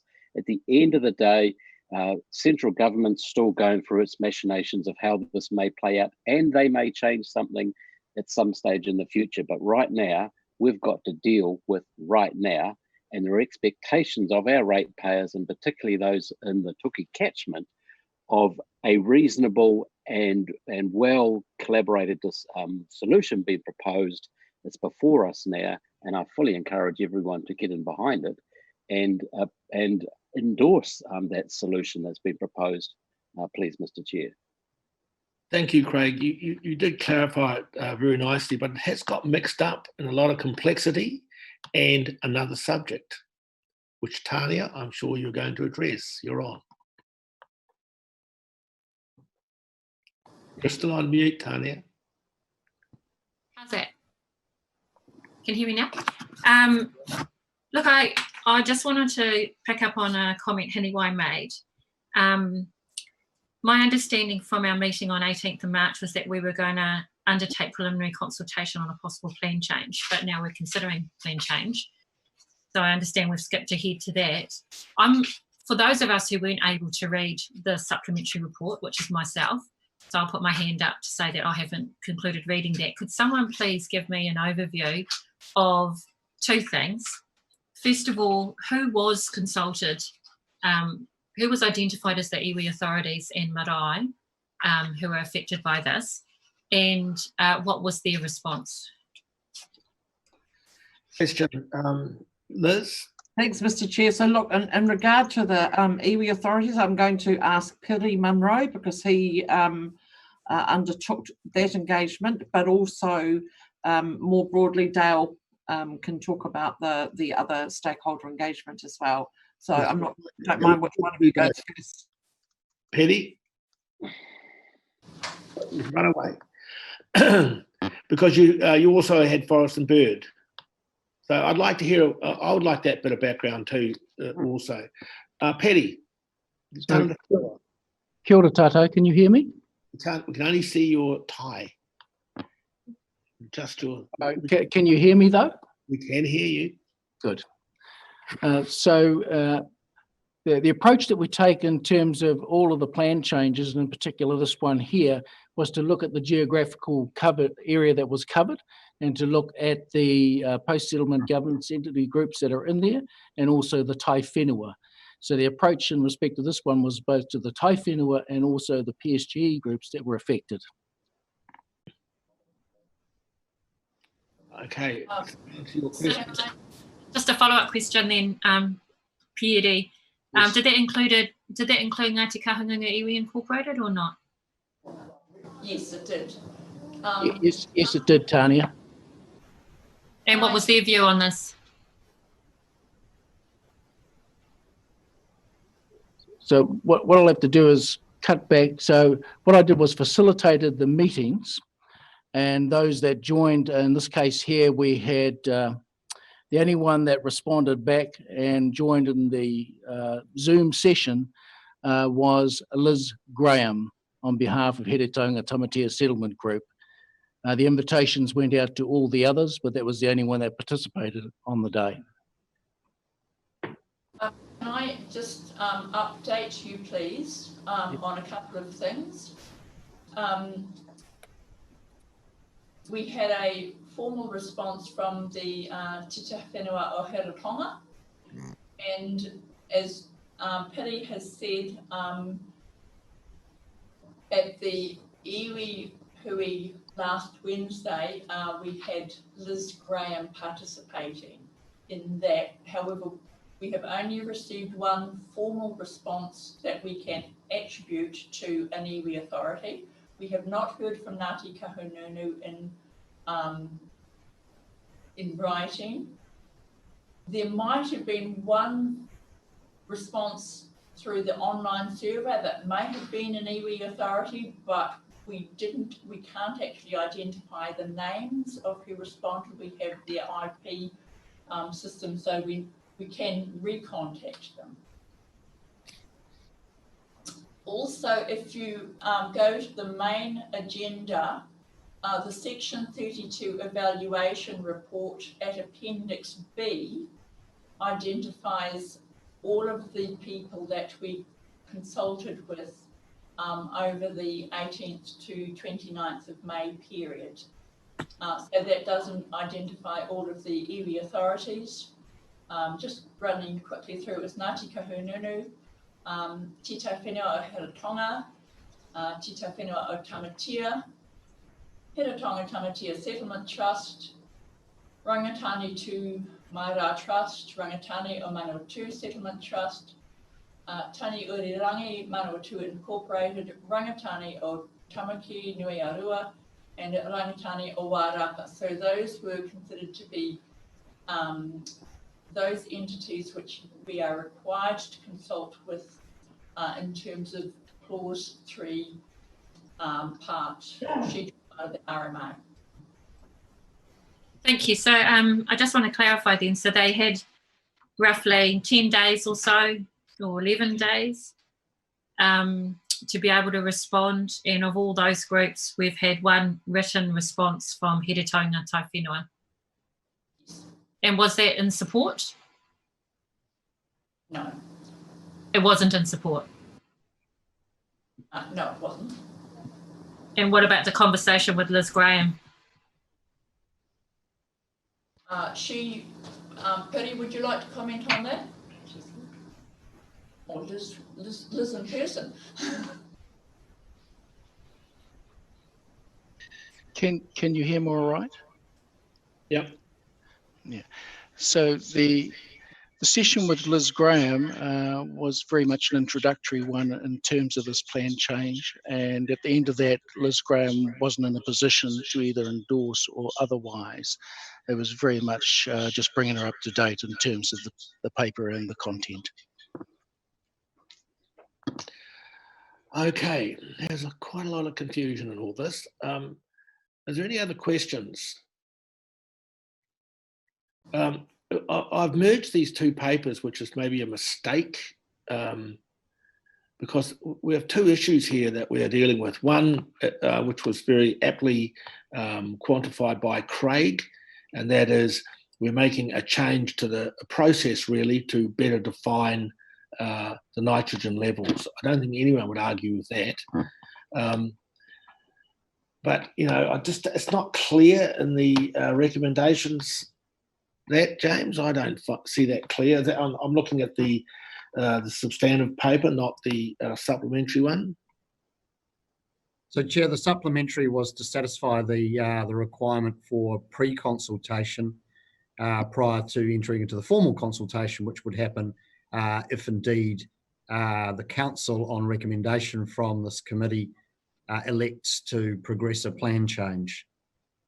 So the idea was to get you an initial feel for how much opposition this might encounter and how much support there might be for undertaking this. And I think we would recognise that it is a complex issue, and possibly not all of the respondents to the pre-consultation would have understood the issues entirely, which is why the webinars were offered.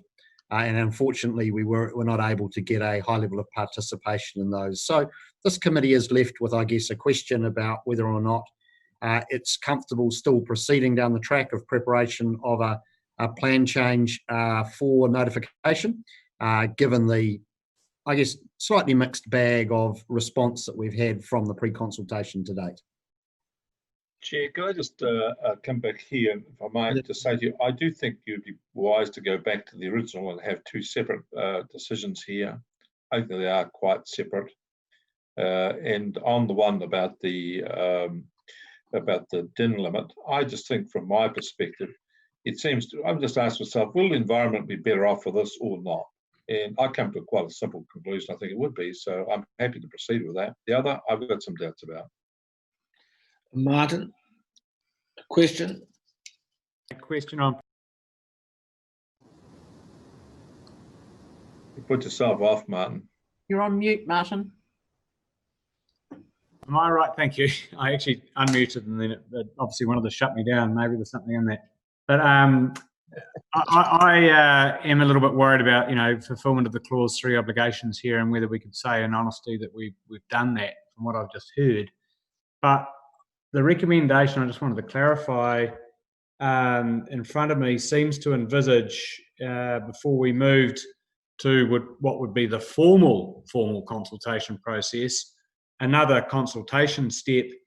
Am I right in assuming from paragraph 36 of the supplementary paper that if we recommended go to the next step, that next step would be further engagement with the iwi authorities, and only following that the council would make a decision to make a request to the minister for an SPP. Is that the step? So there's actually being pre-consultation, there'd be more pre-consultation, and then if notified, there'd be formal consultation. Is that what? That's the way I read it. Is that correct, James?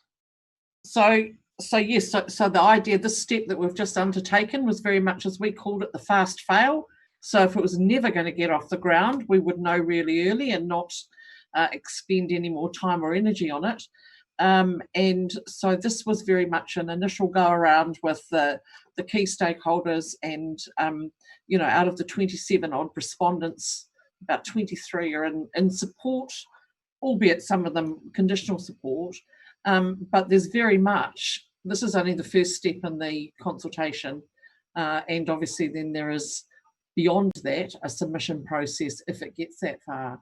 So we're very much looking at this as being, you know, can we please proceed with more to actually finalise the detail of what that table would look like, and have the consultation. Will. Yeah, thanks, Chair, and kia ora, everyone.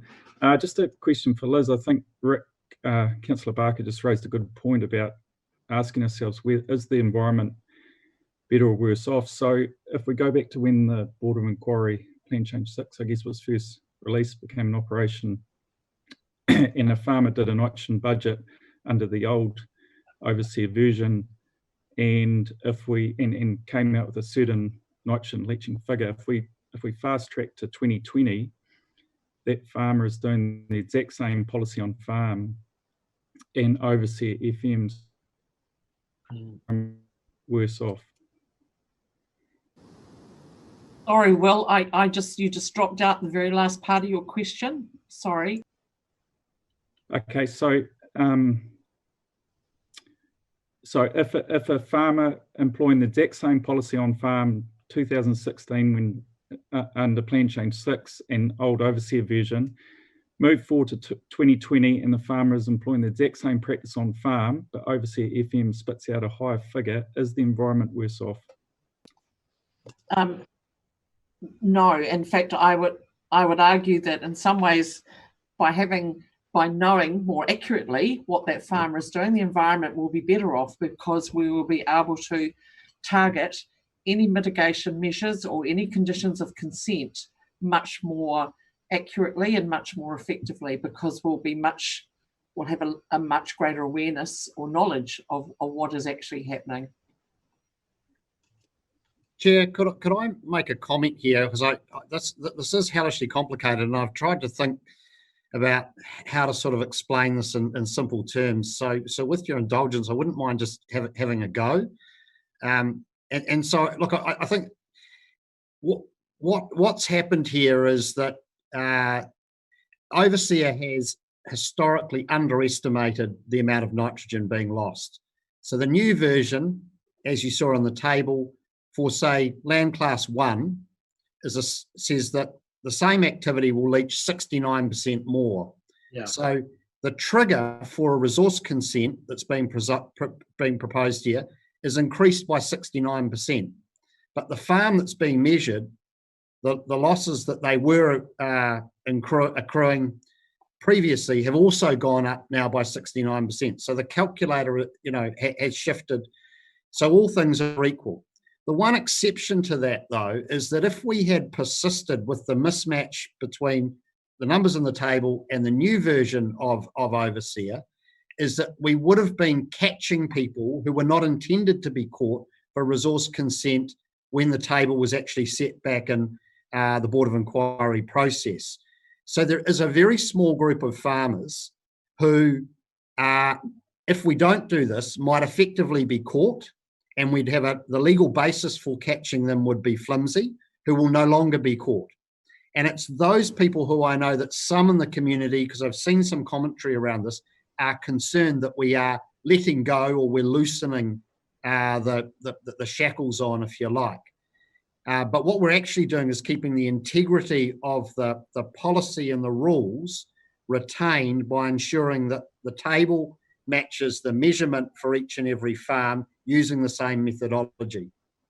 So hopefully that's helpful. So yeah, you could argue, and there will be people who will argue, that we should have not done anything here, and we'll be capturing more farmers than the policy originally intended, and therefore dragging them into a resource consent process, and that's going to be better for the environment.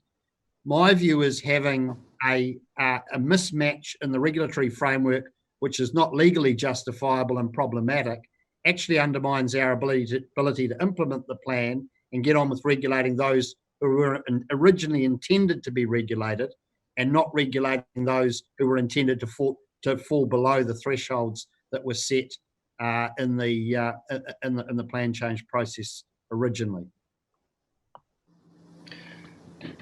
It's slightly uncomplicated. I thought Craig did a better job uncomplicating it, though, James.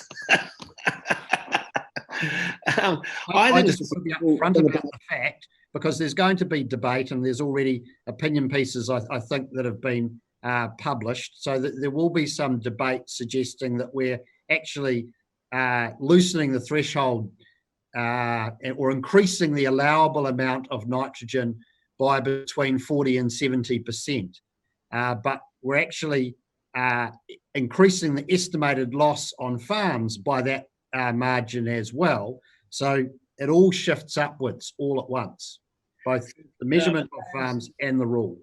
James, my view is that, listening to all the arguments, that it really just brings integrity to the process and some honesty to the process. So I think that we should think around that. And so a question is that, have Forest and Bird signed off on this, Liz?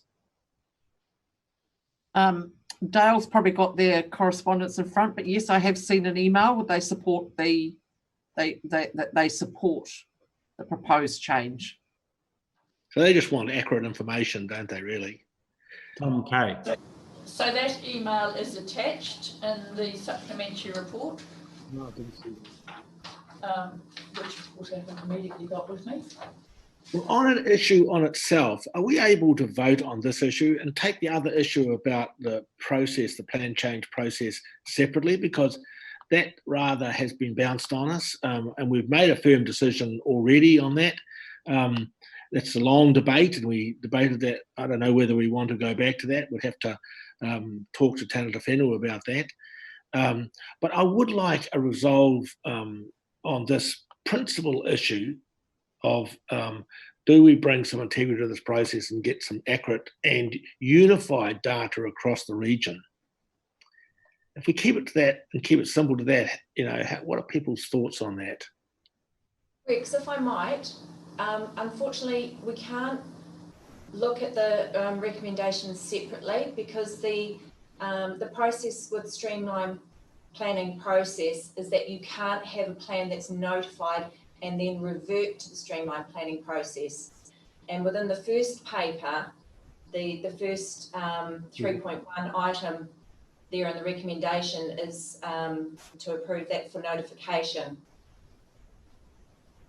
So if that were agreed, then we couldn't then revert to the supplementary paper and then. Okay, so it's 3.4 if we, yeah. Okay, Martin. Thank you, Mr. Chair. Just to comment on that, I think that option of reverting to the first schedule's there. And the next steps, again, going to 36 of the supplementary paper, it moves forwards in steps. So I'd be personally, in response to your option there, Mr. Chairman, keen to go with what's been recommended. It has got those exit ramps along the way. We were debating the SPP for tank. I think that if there's ever going to be a use for SPP, as this paper points out, it's in a case where the plan is having unintended consequences, and that's one of the specific tests under Section 80 of the Act. It's exactly what's happening here. We realise it's better for the river, and if we get a bit stuck in further consultation, or we miss the runway, we can fall back to the first schedule if we want to. So that's kind of my thinking about it. Are there any other questions before we move? Yes, Mr. Chair, it's Tanya. Can we share the screen, please, of what is actually being moved here so we can all see it? Because I'm hearing reference to the second supplementary paper. Yeah, okay. That's what we're looking at, right? So can we actually see that? Yeah, we're looking to the principal paper first, and then we'll move to the supplementary paper. Okay, that's if someone can do that. Don't you have it on your screen, Tanya? The options.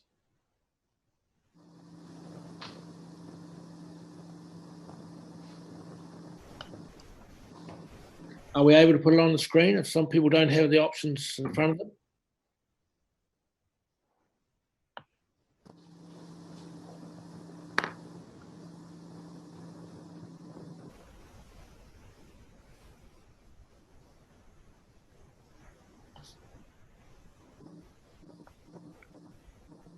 Yeah, can everyone see those recommendations? Aren't you on the wrong place? Shouldn't it be on the original paper or the latter paper? The original paper, the main paper. Yeah.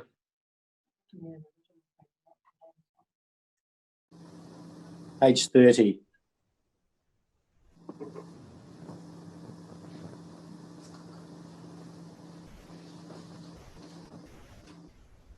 Yeah, those are two options. There we go. Yeah, 3.1 to 3.3 or 3.4. Awful, yeah. Rex, could you just please explain how these two different sets of recommendations are fitting together?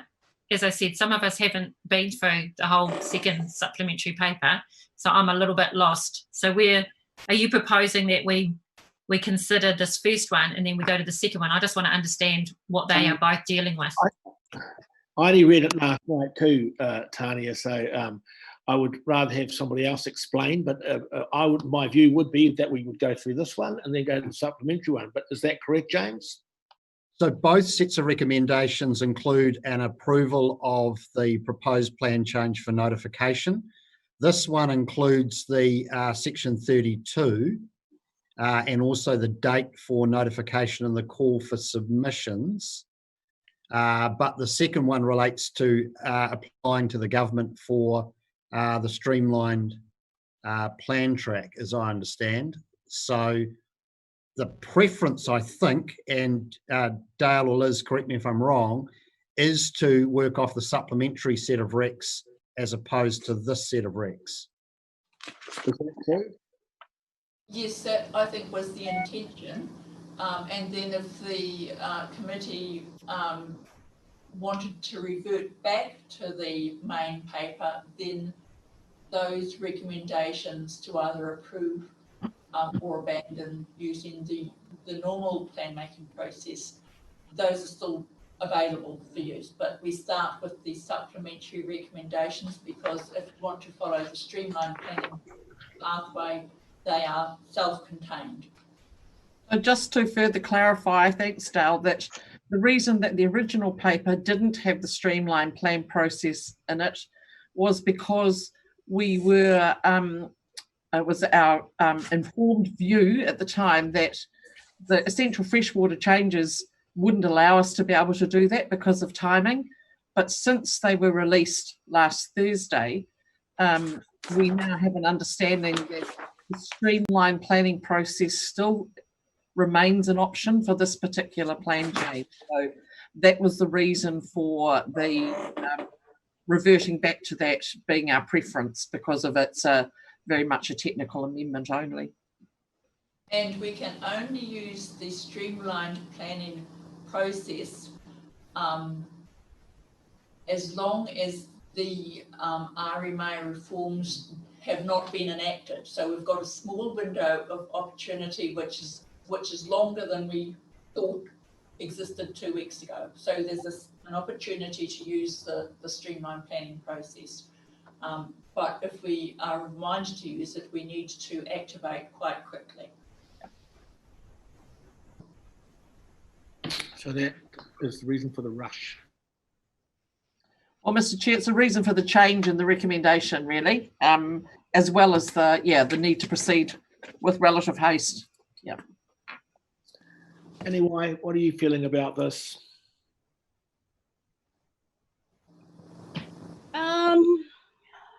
Well, I suppose it's a bit confusing having the two papers. I understand it, but is there an option to table this for the next RPC, or the window's closed by then? And yeah, the window is closed. yeah.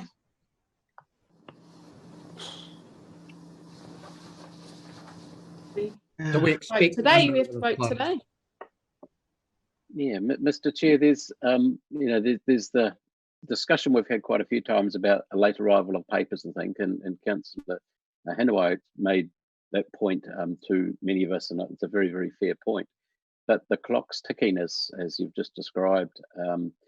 We're in a corner here, from what I understand, from an issue which it's actually not a huge issue, but it's encumbered by some other issues in around consultation with RPC and late arrival and things. But if we just park that aside for a moment, and as I said, I think there's an expectation of us to accept and deal and manage that internally, because it's not acceptable regardless of what the reasons are of the short notice. But putting that aside, we have an issue in front of us which is demanding a solution with the best will in the world and best advice we have from our officials, who are again trying to tap dance with the changing signals from Wellington, or the changing expectations. It's not their fault. So again, if we just look at this, and I mean, I'm quite comfortable with relying on all the advice and the discussions that we've had, and many have had the opportunity to participate in most of the discussion around this. So can I ask of my wider colleagues here on the committee I think we once again need to address this late response with papers and consultation, etc., and the respect issues in around that, and to inform us. Absolutely right. But here we just have these decisions in front of us, however many recommendations the new version has, and to look at that on its own merits.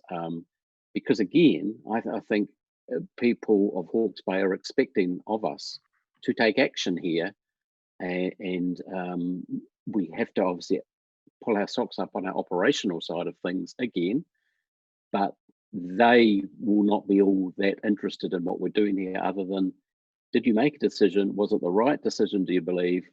Is it better for Hawke's Bay and the environment, as a few of my colleagues have mentioned? The answer seems to be yes, and has general approval from across the spectrum of the merits of the issue. So again, Mr. Chair, I'll encourage us to make good progress on this now. Rick, I think we've got to move this thing, Rick, one way or t'other. Oh, well, I just want to add two things. I'm happy to move just to test the meeting. We got to get on. I'm happy to move, and in moving, I'd make 2 points. Firstly, I'd like to acknowledge the point that Hanaway's made. We do have to improve on our processes. She's absolutely right on that. But on this occasion, I would feel okay about moving forward, because we are not making a final decision here, which we cannot get out of, irrevocable decision. We're moving something which we're going to consult on and do other things. So we've got off-ramps to get over here. So we're moving to consult, moving to start a process, which if we, in the light of experience, we can abandon, but we're not locking ourselves in. From that point of view, I feel okay about it. Not entirely happy, but I feel okay about it to make progress. I'll come to you in a minute, Neil. So just to be clear, you're removing the supplementary paper, recommend 1 to 8. Neil? Well, I just wanted clarity, Mr. Chair, as to what, in fact, Tonia Hopman's referred to it accurately, that what are we actually moving? And so are we considering the supplementary, the second paper, and its recommendations 1 to 8? Is that what we're looking at? Right, yeah. Can I, before you do so, can I just ask the question of staff, going back to the original paper, does it make redundant 3.2 and 3.3? Do we have to approve the Section 32 report? And secondly, the Saturday, the 27th of June date, has that become redundant? So what do we do when we don't pass those resolution or that recommendations? Yeah, can I quickly respond? I set you wrong before, because clause number 3 of the recommendations in the supplementary paper does include the Section 32 evaluation, so that is approved. And then the date would only relate to a Schedule 1 process, so is redundant, given that we're proposing applying to the Minister for the streamlined track. So am I correct in saying that if we move to the supplementary paper, then we're quite safe that we don't need to consider that earlier recommendations? All right. Thank you. Supersedes it. Will you second it, Neil, or are you happy to? Yeah, very happy to, Mr. Chair. Do you wish to speak further? Oh, Rick. Rick spoken. Yeah. Look, I'll just be very brief, Mr. Chair. The only encouragement I get out of these recommendations is the recommendation 8, which is to prepare a proposal to review the nutrient management program. So I'm comforted by that. In the certain knowledge that the apparatus we've chosen to actually impose these constraints is nebulous at best. We've simply gone along with a tidal wave of enthusiasm over overseer, and unfortunately we're stuck with it.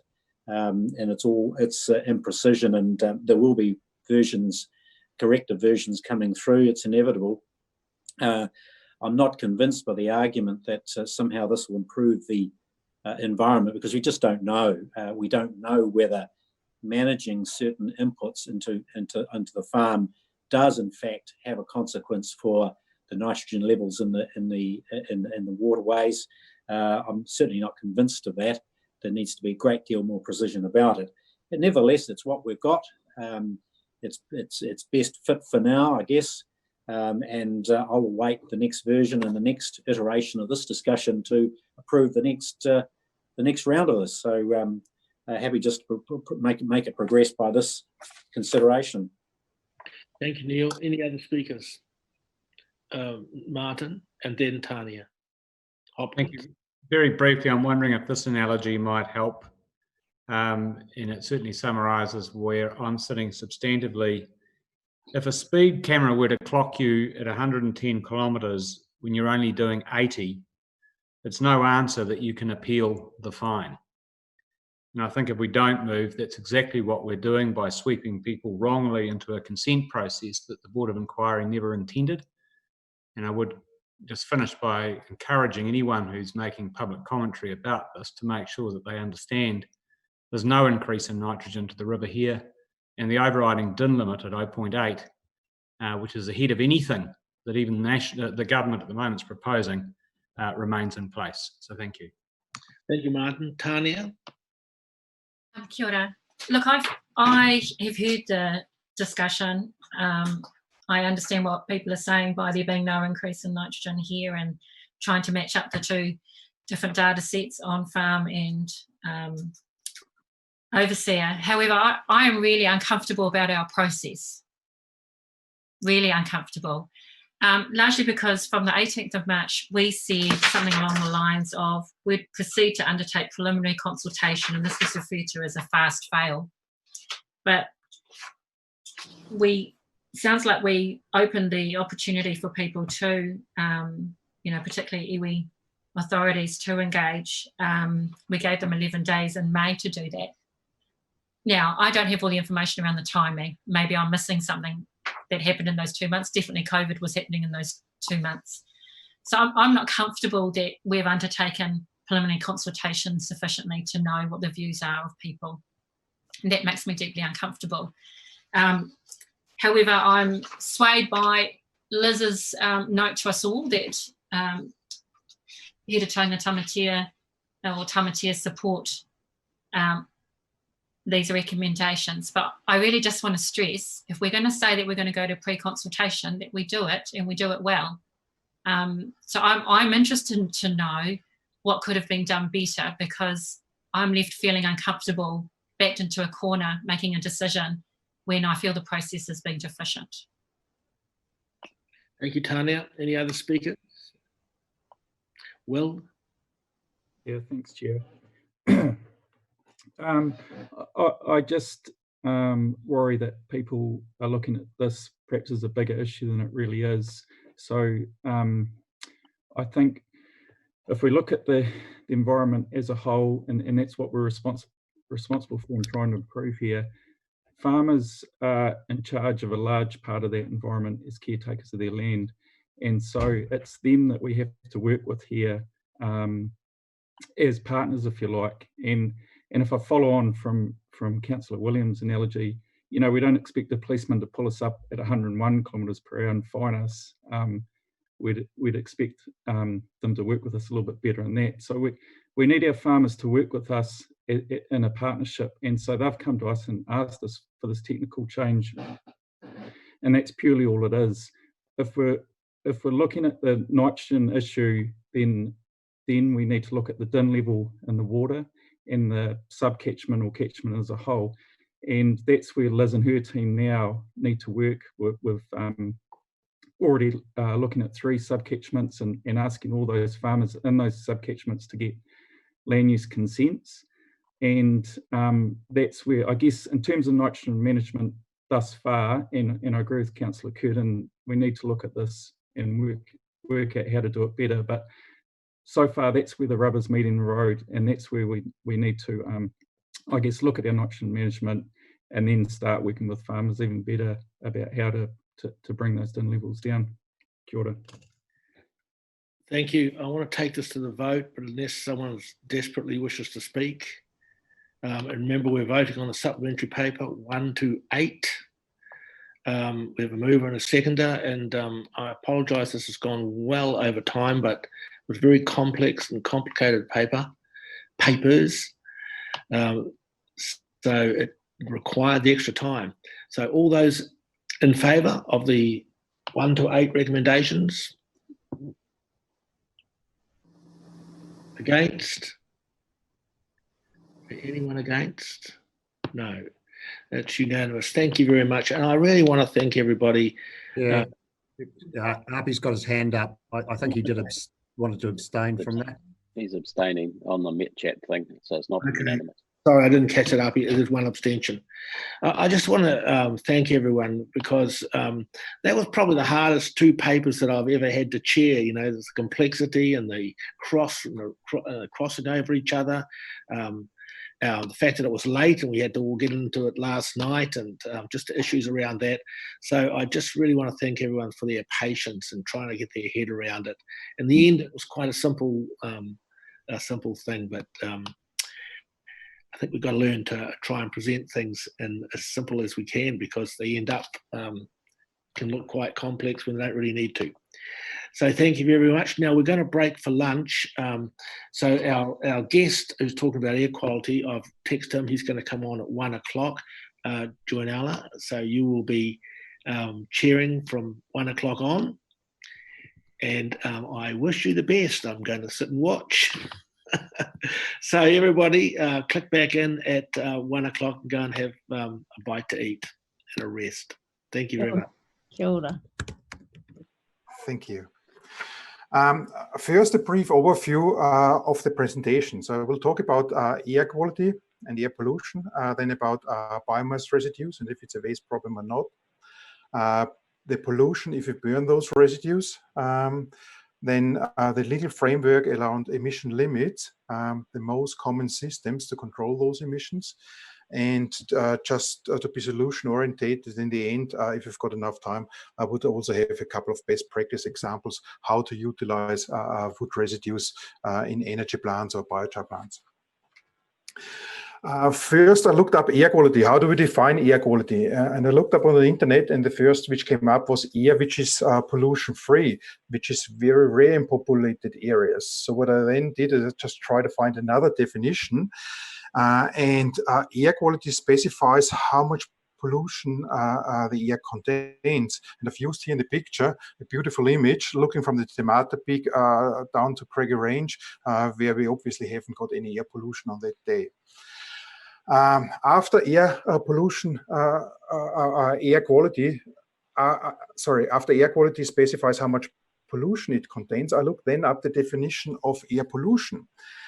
And the degree of air pollution specifies how many and how much harmful or poisonous substances are in the air. So what I then used is here a picture which I took from the Temata Peak looking towards Napier. That was a couple of years ago. We can see with those open burnings that there's quite a bit of pollution in the air. So I then looked up what are the sources of air pollution, and I used a couple of graphics from the World Health Organization. And according to the World Health Organization, the main sources are industry and energy supply, which includes industrial heat, household energy, which includes home heating, waste management, which is basically the burning of waste streams or residues, and furthermore the listed natural sources like dust, agricultural practices, and transport. So why does air pollution matter? It's quite simple. It makes people sick and sometimes even kills them. And the World Health Organization estimates that every year around the globe, about 7 million people die because of air pollution. And depending on the substance, different parts of our body are affected. And here that graphic basically just shows what part of the body are affected by what substances. And most of those harmful substances are from combustion processes. So looking at all those numbers, we can say, yeah, that's globally. And we know that the air quality is quite bad in India, and we know it's bad in China. But it is a problem in New Zealand. And according to a report which looked at air pollution in New Zealand, yes, it is, because pollution also kills people in New Zealand. And according to this report, which you can find on the internet, we've got about 1,175 premature deaths, which are caused by air pollution. And what's interesting is that pollution from domestic fires kills about 653 people, industry 123, open burning 139. And what I found remarkable is that although open burning kills more people than the whole industry in New Zealand with their emissions, there's no regulation around that open burning. And if deaths don't really matter, maybe costs do. So the health-related cost, which they estimate because of air pollution in New Zealand, equals to 4.28 billion annually. And you can see those numbers, how they arrived at those numbers, who is affected, what airsheds and what not in that report.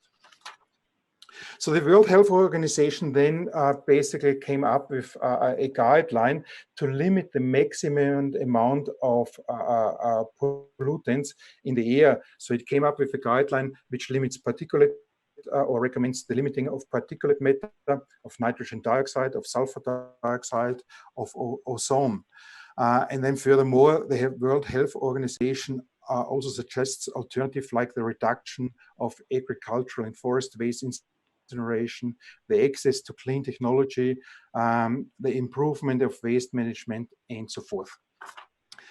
So probably following the World Health Organization, as many other countries, New Zealand then puts into legislation certain emission limits to protect its citizens. So we've got our NES in New Zealand, which limits particulate emissions, and the legislation then asks councils to monitor it and to give people notice if reached, which unfortunately is often too late, because once you measure those emissions and when you notify the people, often the emissions are gone anyway.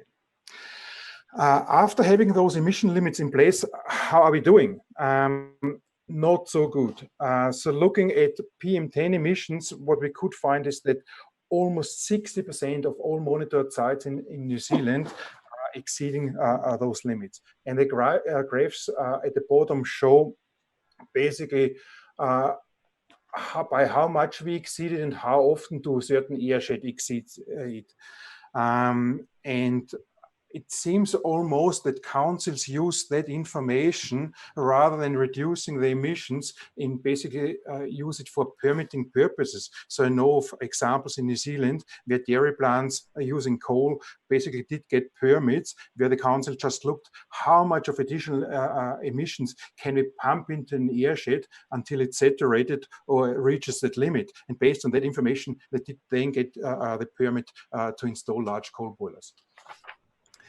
But rather than focusing on PM10, which is the first indicator of air pollution, we should focus on PM2.5, as those particulates are much more harmful, and the PM2.5 limits are 10 micrograms per cubic meter as an annual mean.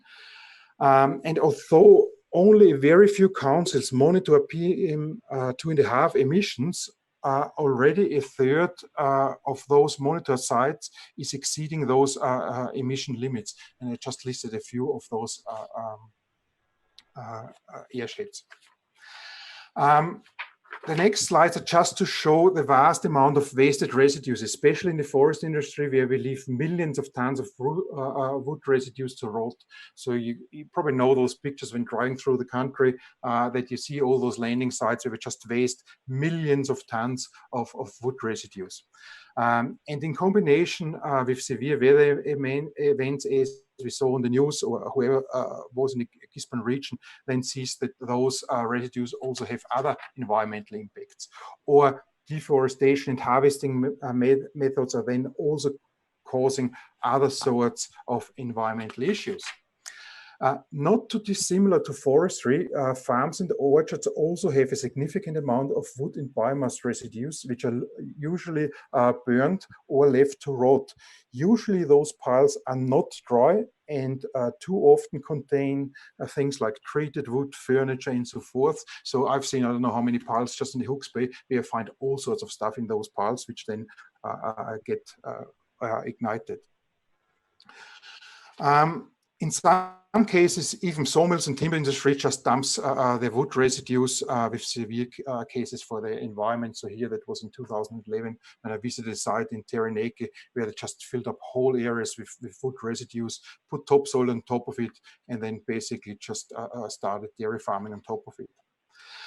However, companies like Hawkfuel New Zealand in the Hawke's Bay are already starting to make a difference in trying to find customers for those residues. So those examples here is, for example, apple orchards where trees get hacked or shredded, or the clearings at the Te Peak at the moment, and those materials then get used either for landscaping or get transported to larger industrial boilers like Pampex and Whirinaki. But the main question remains, how bad is the pollution from open burning? So apart from those visual impacts and a bit of smell, and in some cases, I mean, that's basically where we lived for quite a while in St. Andrews Road. You can see those emissions. That fire on the left-hand bottom side, that was probably 50 to 60 meters to Lips and Cress, and just gets starting during the day. And it's just green waste, really, which gets fired up there. So most of us know that wood burning is carbon neutral, so it's basically a good thing. And if we, let's assume that we use the hydrocarbon in the wood, mix it with oxygen, let it burn, we should just get carbon dioxide of water, so it's a clean and renewable form of energy. But why is it then that wood and fossil fuel burning kills so many New Zealanders every year? And the reason is simple. It is that wood burns incompletely and unevenly, and only complete combustion only occurs in state-of-the-art energy plants, but never in a fire. And with incomplete combustion, we are getting now dozens of toxic and carcinogenic substances into our airshed and subsequently into our body, which causes us all the health issues. It's also probably important to understand that wood combustion is predominantly gas combustion. So 80% of the energy comes from gas combustion. And complete combustion also requires high temperatures and sufficient residence time at those high temperatures, as well as a good mixture of the combustible gases with air. And unfortunately, with wood combustion, especially with incomplete combustions, a lot of those really harmful and carcinogenic substances are also very small. So that means they can travel very far and can stay in an airshed for very long.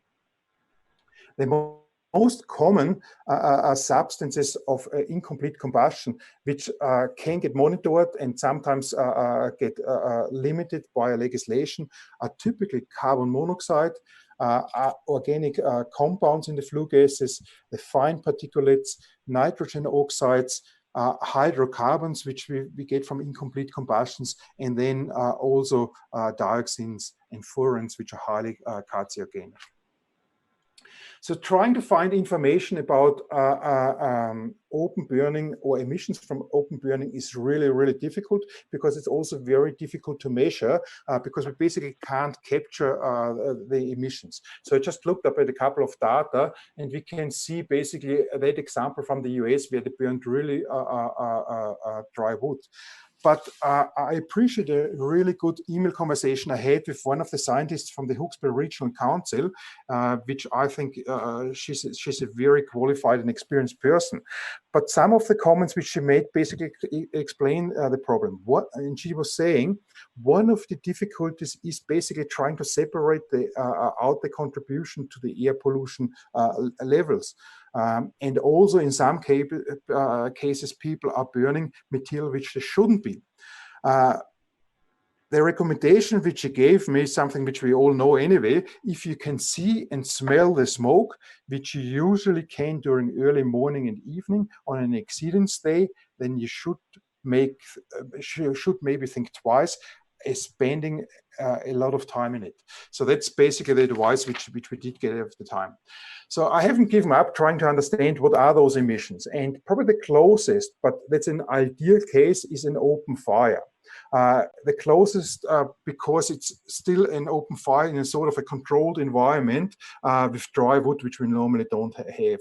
So I looked up an example in Germany, and based on their emission standards, running a fireplace with dry wood, they found that their emission limits were exceeded by 13 times with carbon monoxide, hydrocarbons 78 times, particulates 150 times, and phenols, which are carcinogenic, 167 times. So you can assume that an open fire will be much worse than this one. So basically, whatever you do when you burn openly will cause high and harmful emissions. I then also looked at what other councils are doing and what they what I could find on the internet about open burning. And I found that write-up really interesting from the Waikato Regional Council, which you can read if you may decide to do so. But it basically says, yeah, smoke can be bad, and it's a criminal offense if it causes nuisance, but it's permitted. So, you know, basically it leaves to the people, you know, you shouldn't annoy anyone with the smoke. It might not be healthy, but you can burn it. So different to open fires, I then basically try to summarize what do we have as emission standards or limits for other forms of wood combustion in, for example, wood burners.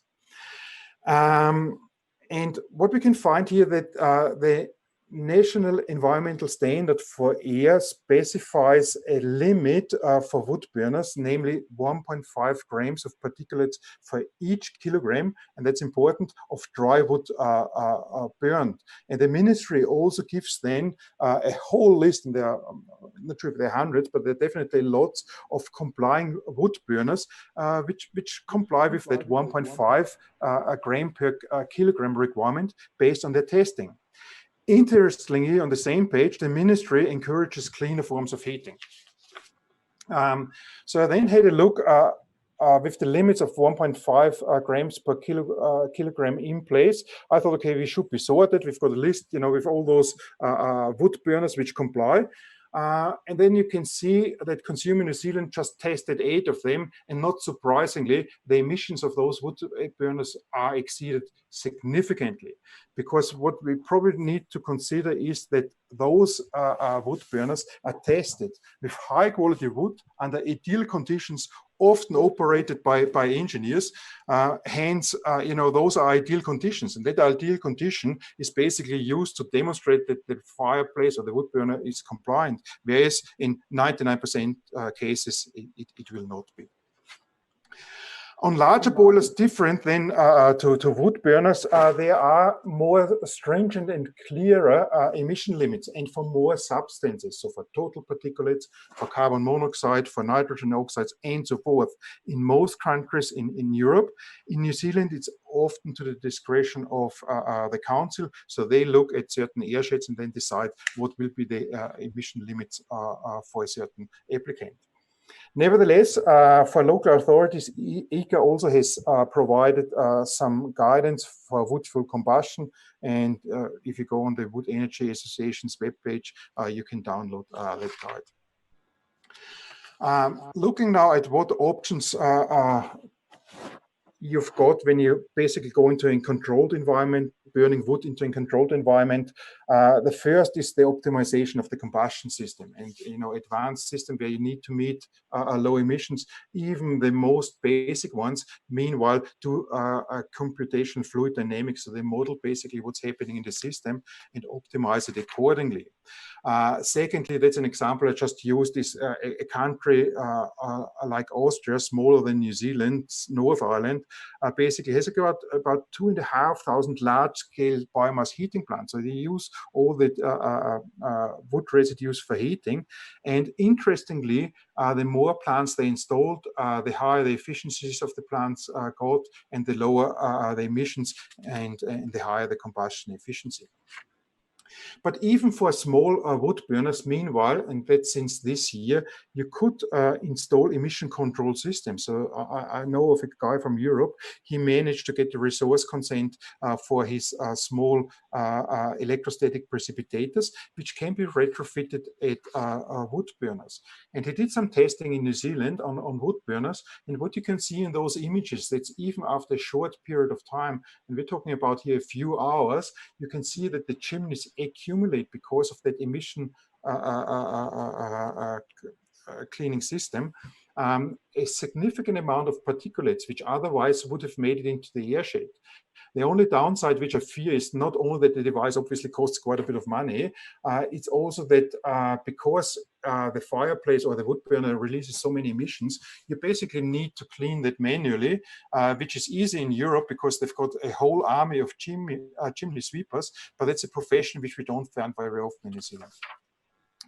Another way is basically just replacing old and inefficient combustion system with state-of-the-art energy system. And those are just a couple of plants which we did in New Zealand, those images, where we just replaced either inefficient coal boilers or inefficient wood burners. Another advantage of those plants is that they basically can use a whole range of different residues. And the reason I show that is because we've got a waste problem on the one hand. Hopefully we don't want to burn it outside, so what do we do with the residues? So those type of energy plants can basically use those systems efficiently. And looking into those systems, they burn very cleanly. And on the bottom right-hand side, that's basically just a short video just showing how clean the gases are from those systems, because we've got them basically sitting there at about 900 to 950 degrees, which oxidizes all harmful substances. And in addition, you then have got all sorts of emission control systems, which allows you to look at certain emissions based on the raw material individually. That's basically that whole theoretical stuff. And then if there's still some time, I've got about 3-4 minutes looking just at best practices. Examples, reference plant heat. So the first boilers which we did install in New Zealand was for a small nursery running on forest residues, heating their glass houses, or larger glass houses, again, using just forest residues or residues from landscaping. But you could also have those energy plants running on things like chicken litter, on council residues like stumps, whatever you can pull out. Those are often sized down to a degree where the energy plant can handle it. And often in Europe, you would find district heating systems. That's an example which I wanted to show, is because they also had a problem that they had a polluted airshed in about the year 2000. And what you can see is, as they started to connect more and more building to the efficient energy system, the emissions got less and less. And over a period of 10 years, they could completely clean up their airshed.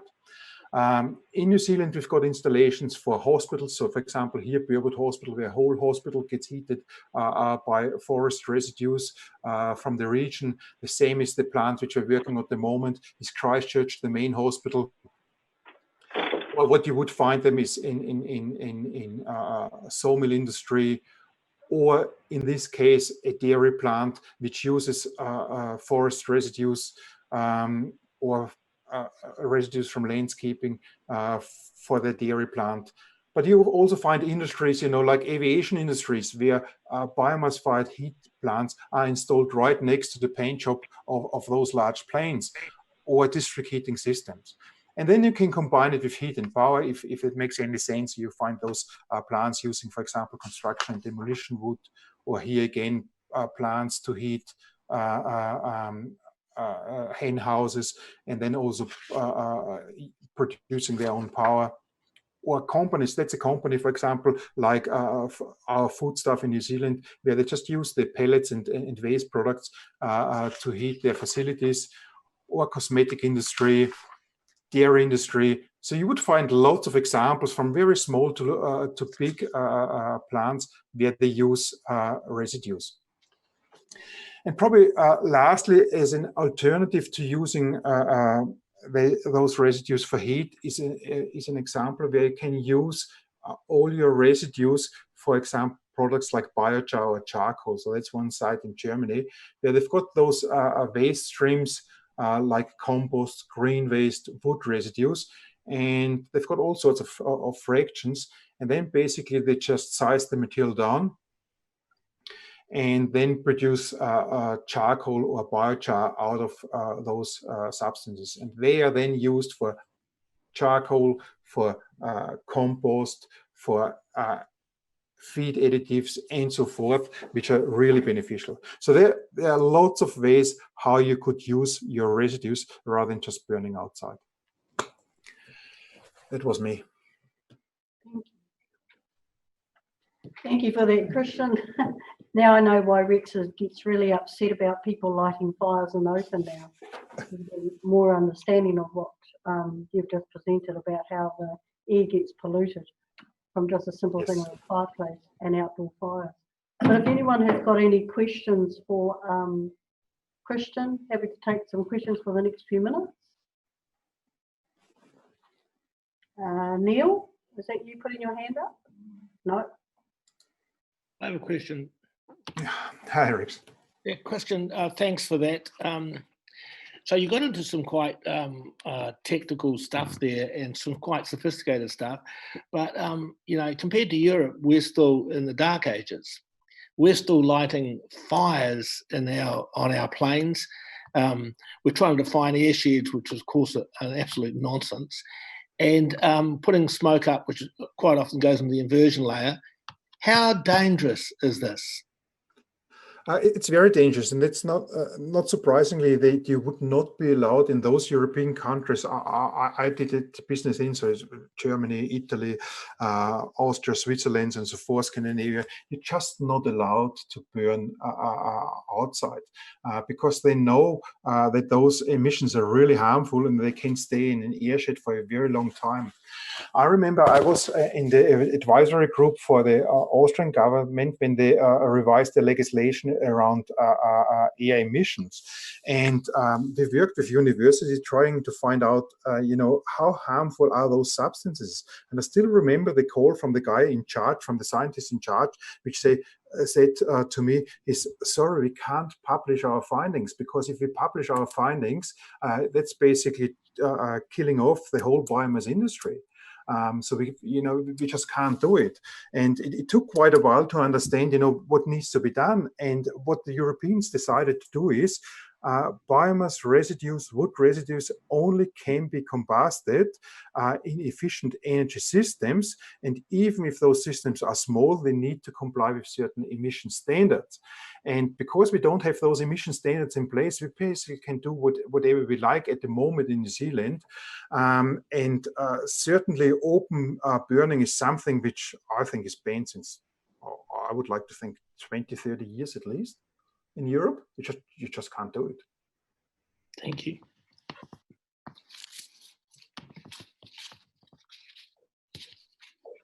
Any further questions for Christian? Yes, please. Go Hinawai. Kia ora. Thank you, Christian, for your presentation. And I suppose this is part of a question for yourself and James, because we want to make use of all this, this information. And, we do really well with attending to our water and our land and managing that. But maybe we need to look at how well our programs are best practice for improving air quality. So I suppose that's a question for both James and Christian, if James is there. Look, I am. I'm wondering, Chair, whether we should pick that up in the accompanying paper and presentation in relation to air quality, because I think that will traverse those issues.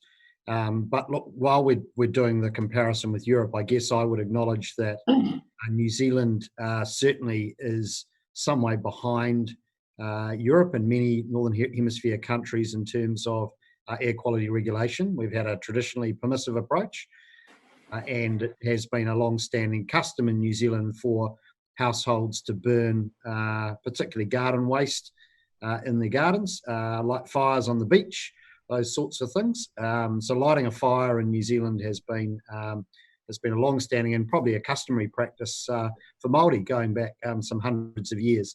So, we don't have a heavily regulated approach nearly to the same extent that we do in Europe. And that's obviously subject to review and is an ongoing direction of travel. And I think given our relatively low population density, there is a legitimate question here, both for central government and for this council, about what is the appropriate level of regulation.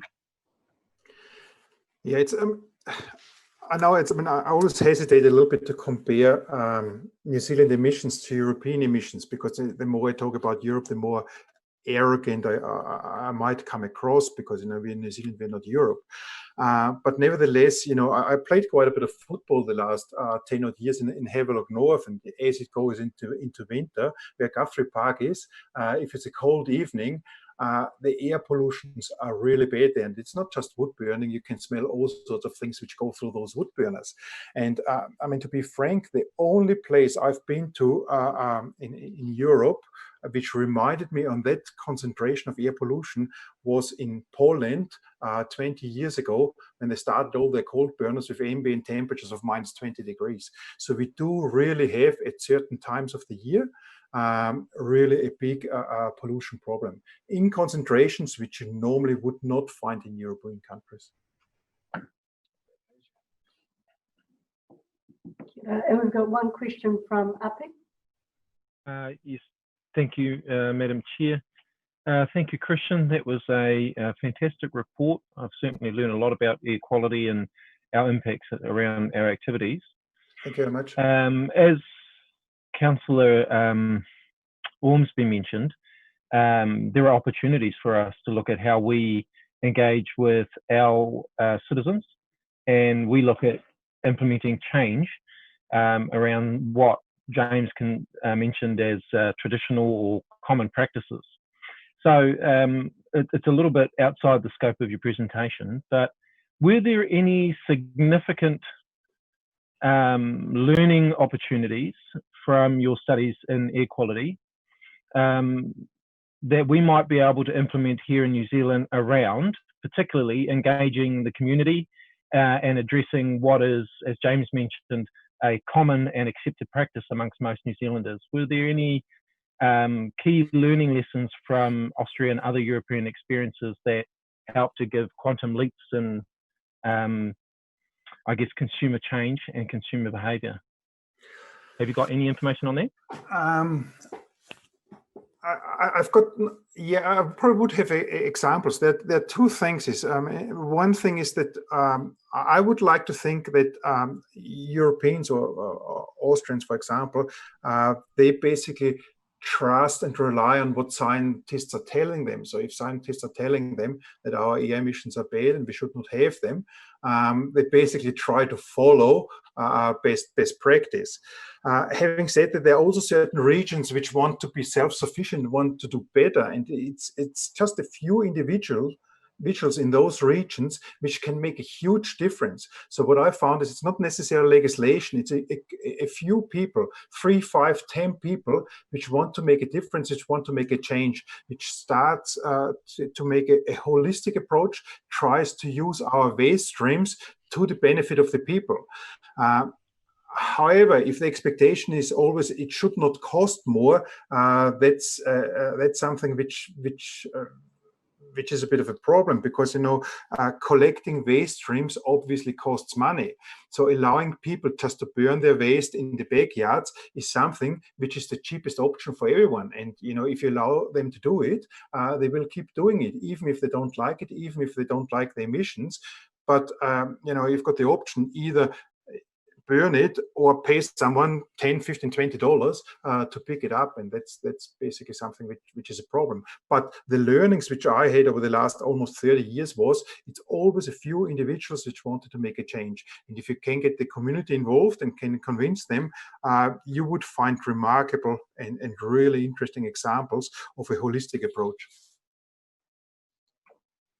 Well, thank you for that, Christian, and thank you for that presentation. It is a lot to take in, but thank you very much for the presentation, and we'll move on to the next item, which James, you. Thank you, Christian. Thank you very much. Thank you. Thank you. So our next item on the agenda, everybody, is page 83, Air Quality 2020 update, which sort of follows the presentation from Christian. And who's presenting that, James? Is that, hang on, I'll bring it up. Look, I think Liz is going to lead out on that one. Is that right, Liz? Nope. Sorry, I was ready for the water bottling one. Sorry. I'm just having to flick pages somewhat. Chair, I suggest we deal with air quality now, since we've just had the presentation, and then we come back to water bottling. Yep. Cool. Sorry, I wasn't even cited really on this paper. I'm sorry. Kathleen's on the line. Sorry. Were you planning on speaking to it? Who's online? Kathleen. Great.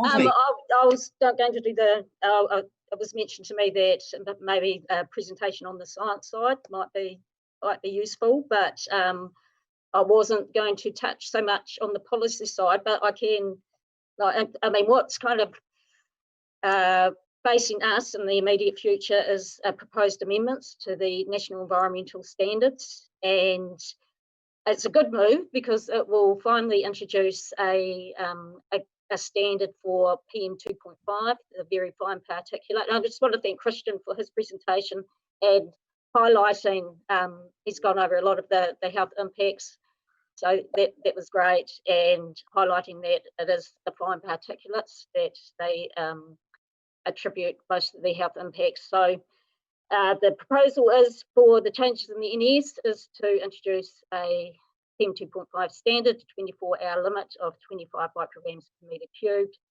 and an annual guideline of 10 micrograms per metre cubed. So they are in line with the current World Health Organisation guidelines. That would allow for 3 exceedances, because the World Health Organisation guidelines also work on a 99 percentile, which kind of gives you 3 days in a year where you could exceed those guidelines.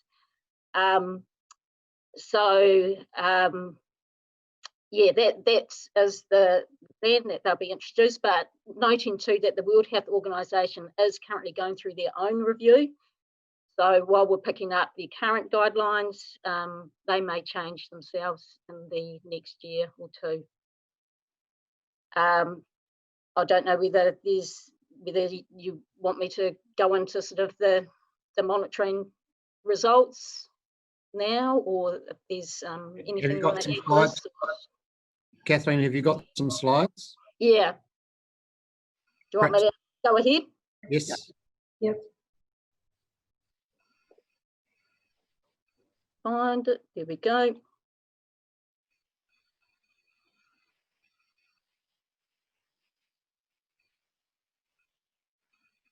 Okay, so as Rex mentioned, we do, the NES does kind of lead you to gazetting airsheds. So just a reminder of those, we have one in Hastings with 2 air zones. And we monitor at St John's College. The ambient monitor there is at St John's College. We have the Napier airshed again with 2 air zones. We monitor there at Mariwa Park in Napier. We have the Awatoto airshed. We have a monitor there in Waitangi Road. And we also have the Whirinaki airshed. We don't have a monitor there ourselves. PAMPAC have a monitor, a PMT monitor, and more recently they've added PM 2.5. And I'll just add that we've got PM 2.5 in the other airsheds as well now. So that isn't, the one in Whirinaki can't really be classed so much as ambient because it is within the PAMPAC boundary, but we do get the results from the PAMPAC. And then we have the rest of the region, which is kind of our other airshed. And you'll note that, you know, we have these airsheds and we only have like 1 monitor in each. And so to say, it's very hard to say, you know, it's entirely representative of the airshed. It's a case of these, one site takes upward of about $80,000 to set up. So it's certainly not a cheap exercise. And a lot of councils around the country will only have the 1 monitor in a gazetted airshed. And in many cases, say down in the South Island, they'll have gazetted airsheds and not have a monitor in them at all. So that's certainly the limitations of our monitoring. So I'll go on to, as Christian pointed out, there's a growing list of health effects associated, particularly with fine particulates and, you know, air pollution in general. And there's really no known safe level. It's kind of an acceptable level of risk. So, you know, the more you can decrease your emissions, certainly the better. And it's not just limited to overseas studies. There's New Zealand studies too that have made those links and also identified that, you know, they disproportionately affect Māori population. So in our regional resource management plan, we've kind of outlined what we're working to, and that's the national environmental standards. In the first instance, where they don't exist, then we're going to the New Zealand Ambient Air Quality Guidelines. And then just in general, we're working that there'd be no significant degradation of ambient air quality. And more recently, in the 2017 to 2021 strategic plan, we identified that a goal would be to meet the World Health Organization guidelines by 2025. So the table below kind of lists the main contaminants and their limits. Generally, the National Environmental Standards and the Ambient Air Quality Standard guidelines are in line with World Health Organization guidelines. Where probably the most significant differences is that at the moment, we don't have a PM 2.5. So, and the World Health Organization do, but that's a plan to pick those up. Probably the other differences tend to just relate to averaging times, just different, picking up guidelines and standards for a different averaging period. The one other sort of main difference would be with sulfur dioxide. In terms of a 24-hour average, our ambient air quality guidelines have that as 120 micrograms per metre cubed. And in that instance, the World Health Organization also has a 24-hour average, but it's quite different. It's at 20 micrograms per metre cubed. So that, in terms of where you've got the same averaging period, that is probably the main difference between our New Zealand-based guidelines and the World Health Organization ones. Now, looking, kind of just updating some of the figures that Christian had. So this is the number of PM10 exceedances that we've had over the years. So there has, like in the Hastings and Napier airsheds, going back to when we had started continuous monitoring around 2006, we've certainly had an improvement in terms of the number of exceedances. And in Napier and Hastings, it is only in winter, and it has been mainly attributed to residential home heating. And Awatoto, that's a different story. That the exceedances have kind of gone between 1 and 3. That has a very significant proportion of marine aerosol contributions to PM10, and it is a thin coastal, very coastal airshed. So trying to meet the NES in that airshed is very challenging, given that you have got such a large contribution from marine aerosols. Additionally, I'll go into some of the PM 2.5 measurements later on, but that in terms of the World Health Organization guideline, they're pretty good in their airshed. So rather than being combustion related in their airshed, it does tend to be sort of windswept sort of dust and site management of site materials is what it appears to be, plus those contribution of natural sources.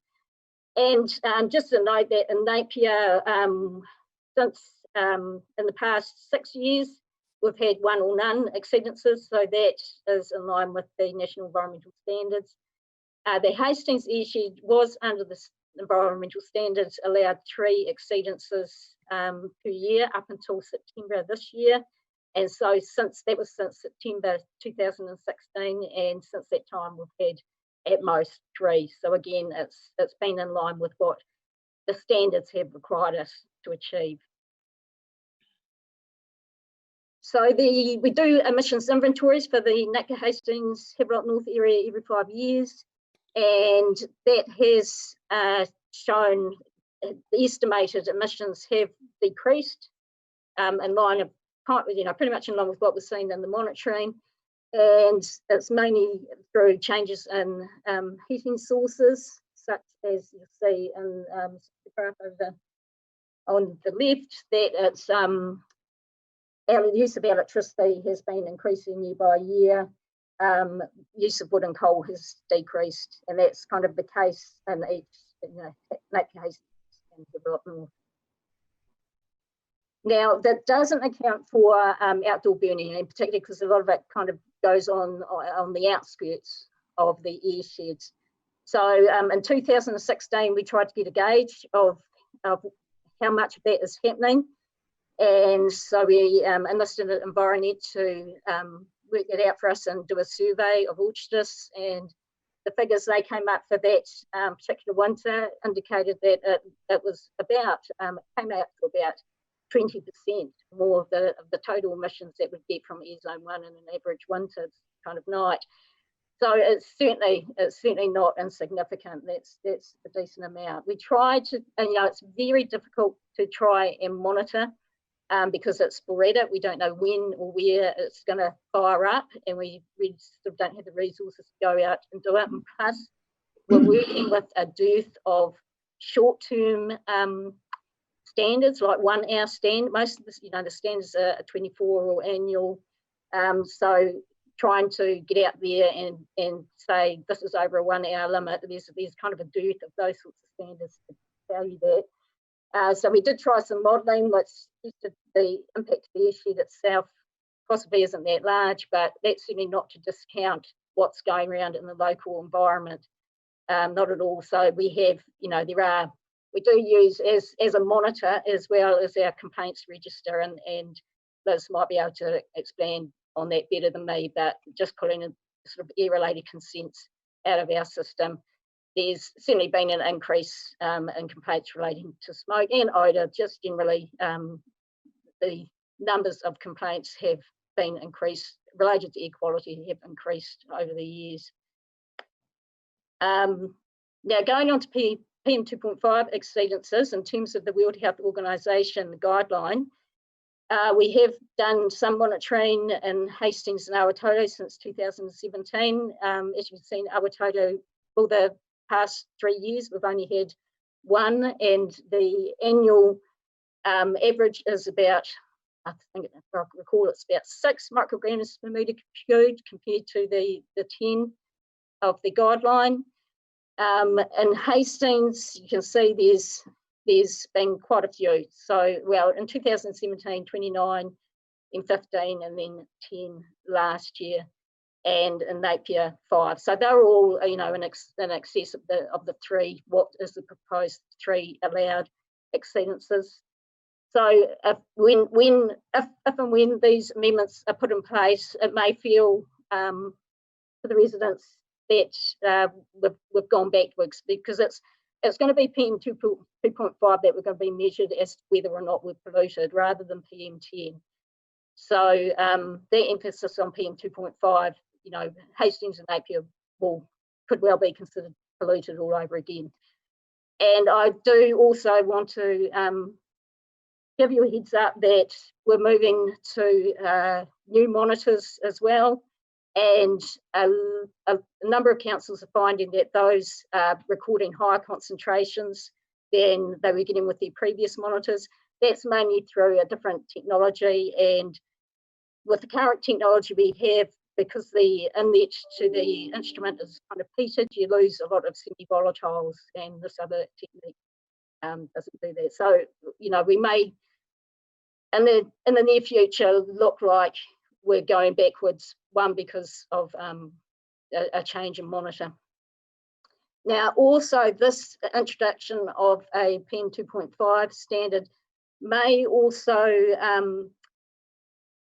raise the necessity to monitor in the likes of Waipukurau and Wairoa.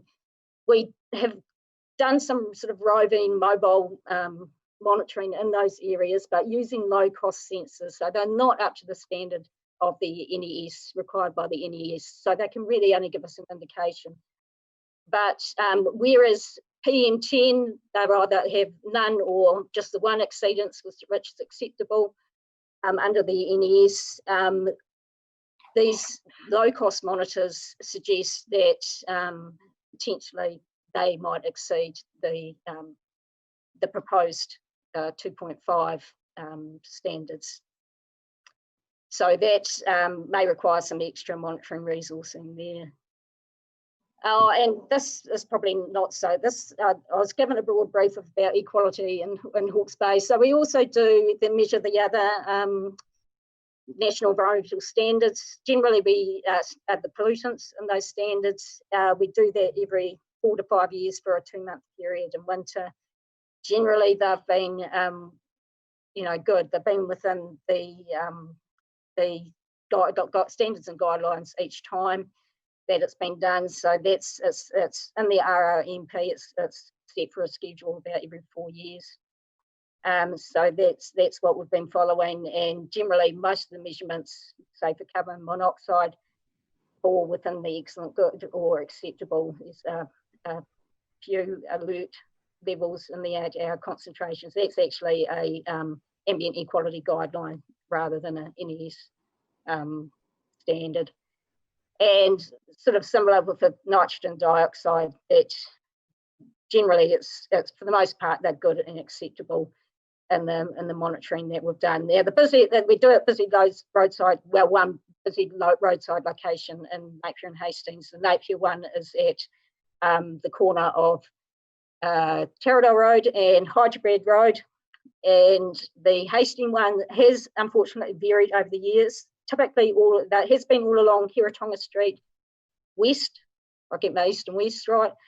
But if you can imagine that street, it's terribly difficult because it involves a portacom full of instruments. So trying to find a place to put that portacom of instruments down that busy Hastings Road is pretty dire. But generally they're all good. Sulfur dioxide again is all at that roadside monitoring is all in the excellent category actually there, and well within the WHO 24-hour guideline. Where we do have a few problems is in Awatoto, and that's industrial related.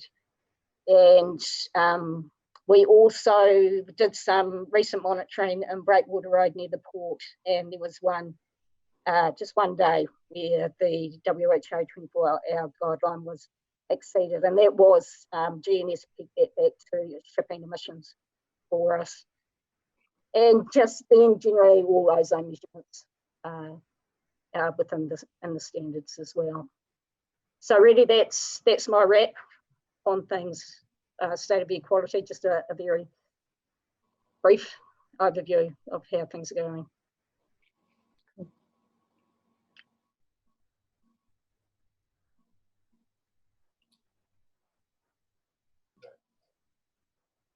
So, Chair, perhaps I could just make a few concluding comments and then we can throw to any questions. Look, the overarching story here is a good news one in terms of the improvement of air quality over the last 15 years by the Regional Council. So the Heat Smart program we've had has been hugely successful and we have got that PM10 level down. But as Kathleen said, and I think as Christian pointed out, there's no known safe level. So all pollution's bad pollution, and the national regulation is under review, submissions closing next month, and we would expect a new environmental standard probably early next year, given that there's now an election, and that will require us to take an even tougher approach, and so that therefore will be a plan change required by council coming through that will need to impose stronger regulation. And there'll be some choices that lie ahead for council and what those regulations look like. Definition of the size of the air sheds, the types of burners that would be permissible, and the role of outdoor fire burning, and whether you wish to regulate that more. So that all lies ahead. And I guess we either take a wait and see on that, or council may wish to initiate work sooner, but that will come at the cost of other work programs that we already are committed to. Thank you, James. Martin, you got a question? Thank you. Thank you, Kathleen. It was very helpful, as was the previous presentation, underscoring the significance of an issue that we haven't really discussed in any length recently, so I'm grateful for that. That opportunity. The question I have is about outdoor burning in PM 2.5 versus PM 10. Is there likely to be, how does outdoor burning track in terms of that particular particle size? Is it going to force a constraint on outdoor burning that isn't there now? Is it going to lead to some improvement there, or is it just kind of irrelevant to the outdoor burning issue? That's the shift in particle size under the new national standard. The PM 2.5 is very much associated with combustion activities. So the PM10 is both combustion type activities, and it can include natural sources, like I mentioned, marine aerosols, pollens, that sort of thing. So by the NES going towards PM 2.5, it is putting the focus on combustion related activities. And obviously outdoor burning falls within that. Again, as Christian noted, that the one thing with our emissions inventories, it's, burning wood is burning wood. So whether it's burning in a residence fireplace or burning outside, it can be hard to distinguish. What kind of does distinguish it to a certain extent is the hourly profile that we're getting in our measurements, which indicates that they spike after 6 o'clock at night, and particularly in the evening, and also a little bit around 9 o'clock, 8, 9 o'clock, when people might be getting up and stoking their fires again. So and so that has been hard to. Now, it's been hard to pull out outdoor burning activities in those early profiles as well.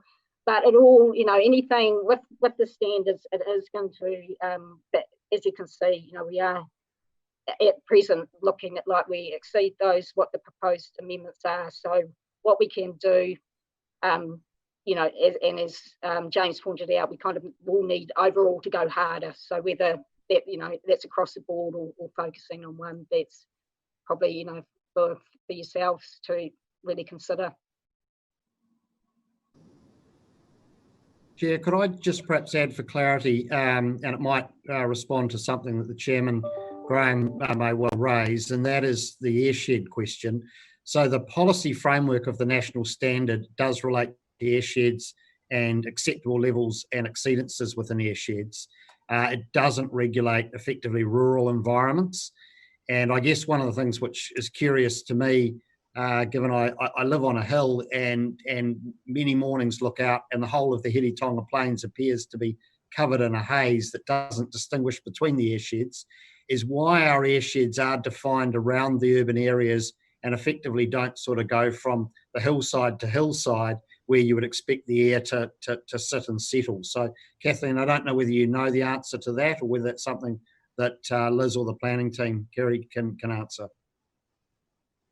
I'll have a go. Well, I'll start off, I should say, not have a go. One of the concept of the airshed, the National Environment Standards regulations don't apply to any land greater than, I think it's 2 hectares. So you immediately can't have the regulations applying in rural, well, mostly in rural areas. So that focuses your mind very much around the urban area, as well as that when the National Environment Standards first came out in 2004 and we were preparing for a plan change, we had some expert input from an air quality expert who she modelled the direction of air movement, in both in Napier and in Hastings, and that helped to identify the best places for monitoring, but also in a way helped to define those urban areas where we could apply the rules more stringently than we can in rural areas.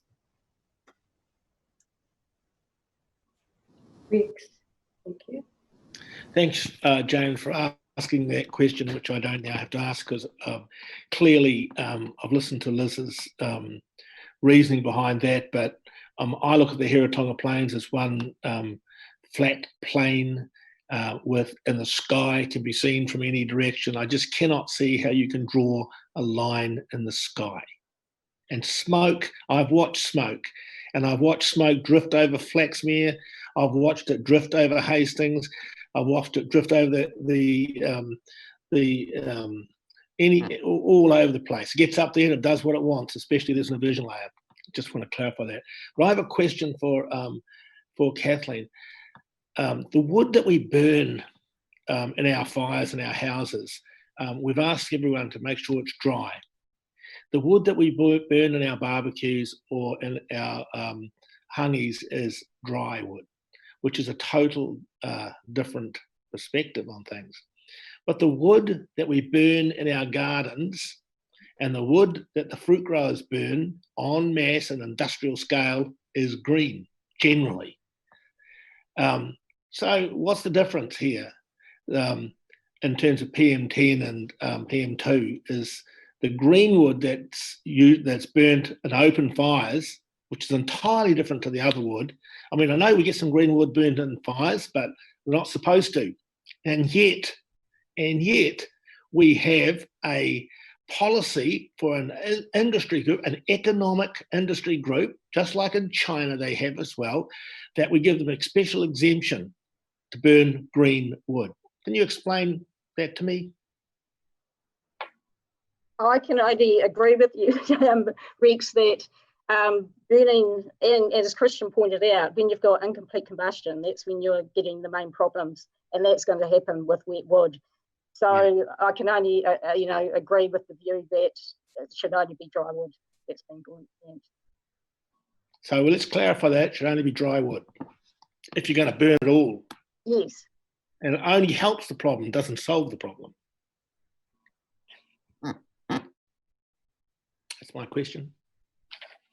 Anyone got any other questions? Yes, I do. Craig. And then I'll take Tanya, then you, Craig. Thank you.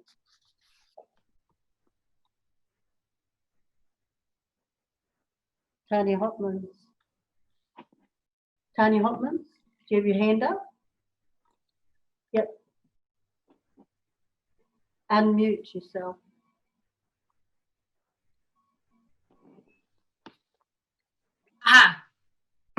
Sorry about that. This might be a question for one or both of our presenters, but and it's a little bit left field, but presumably the harm that this burning or pollution into the air does for humans is also equally as bad for native species? Just checking. That's my question. I don't know. I've never been asked to look at that. The National Environment Standard was developed by the Ministry of the Environment at the request of the Ministry of Health to really address respiratory issues, and I don't think there's been, to the best of my knowledge, there's been no assessment of the impact of PM10 in any other species other than humans. Yeah, I think it is reasonably limited, and I must admit it's something I'd need to brush up on. But generally, and it also depends, say, there are maybe contaminants, and it depends what you're burning, and so there might be contaminants that end up, because what's in the air gets dispersed to a certain extent, but it gets deposited at some point, so it enters into the soil, and depending on whether those contaminants affect plant health, whether it be excess of arsenic or something like that, then that can certainly affect plant health. Yeah.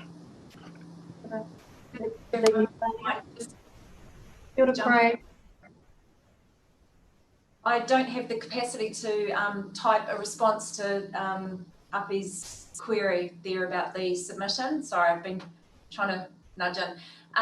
So we are currently preparing a submission, and what we're aiming to do with that submission is have that as a joint submission with the TLAs, because obviously there are impacts on them as a consequence of the NES, and we will be obviously submitting that by the 31st of July when it closes, or in advance of that date.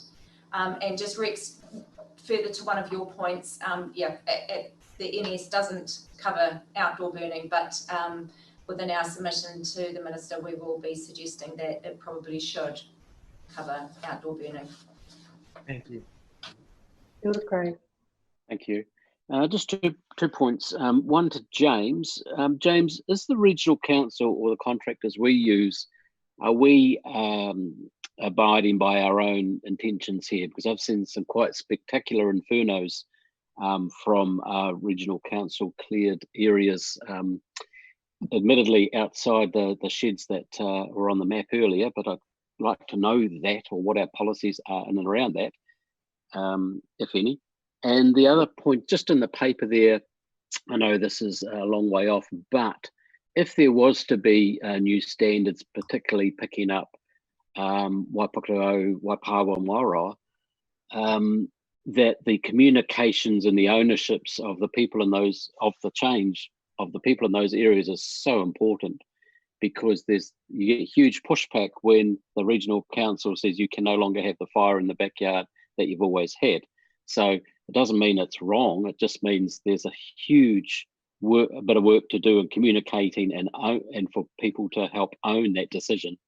And as you said right at the start there, James, this is a huge good success story from one of those slides that were put up earlier of those incidents of compliance. They're virtually at zero versus where they were, albeit like 7-10 years ago. So we should champion that out ourselves publicly to help ownership of the merits of this.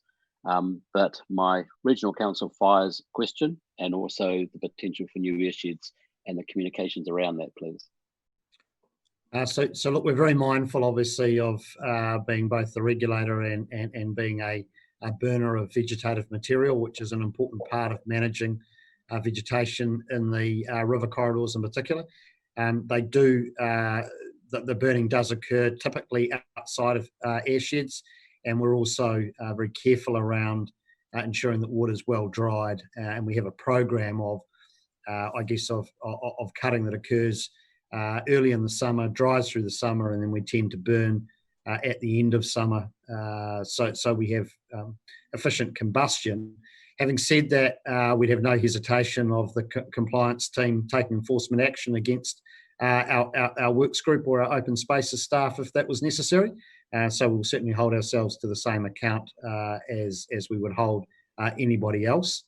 And then look, I take your point that if we're going to expand regulation, particularly into Wairoa and CHB, there will be a good number of houses in those communities where there is probably some inefficient home heating, tradition of getting firewood from friends or family, or collecting it, and so the imposition of controls on those fires and requiring upgrades in those communities will possibly be disproportionate in terms of the sort of low socioeconomic conditions in those communities. So it will take some real consultation, and I think once we see the nature of the government's final regulations, we're going to need to come back to you with a program of engagement around all of that, and that's just another resource commitment for the long-term plan. Who's going to pay the works group fine, James? Works group one. Be $750, be no worries. Okay, Charles. Charles got a question.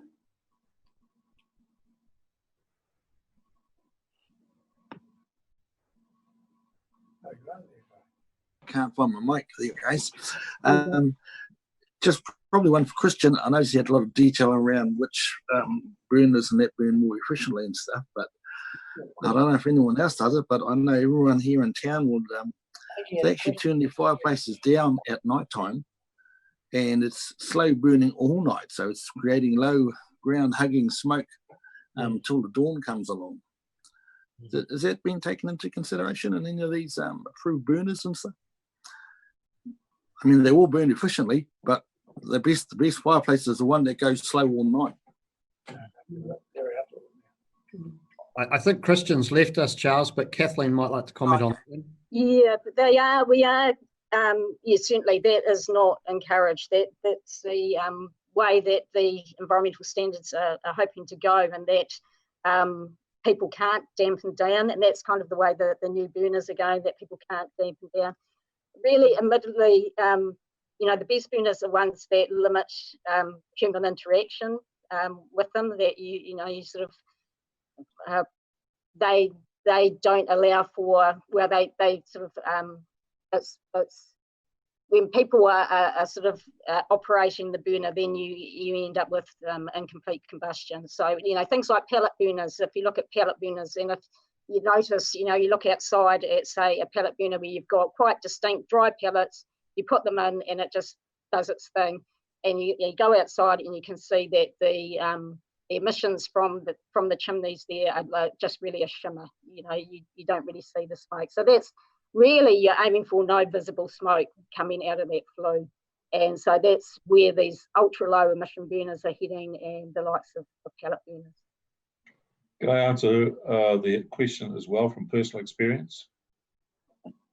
You say that I used to have Charles, I used to have a burner that I could put wood on, wind it back, wake up in the morning and give it a bit of a nudge, and it'd go into life again, throw it on. It was non-compliant. So I went and I got a compliant burner. It just burns like hell, and you can't load it up at all. It's burnt out in an hour and a half, that's it, gone. So if someone's got stuff which is burning all night, I would suggest to you it's a non-compliant fireplace. Okay. I'm going to round our conversation up on the Equality 2020 update, because we've got two, the item 10 and I think it's item 13, which is to do with the water bottling and the Healthy Waterways update. So I'm just wondering which one you want to go first. I know we've got the update on the Government Healthy Waterways reform on page 89, which comes after the policy on notification of water bottling consent. So I'm just wondering if you wanted to hear the update first or go with the decision on policy. Chair, I think we need to receive the paper before. Oh, sorry. So I'll move that we receive the paper. Yep. Chair for second. Chair, I just want to make one comment, Chair. I appreciate all the conversation that's gone on with this, because everyone knows that it's really close to my heart. And just to answer Craig's question, I got 2 complaints about a very large fire at Waitangi. I think it was earlier this week or late last week.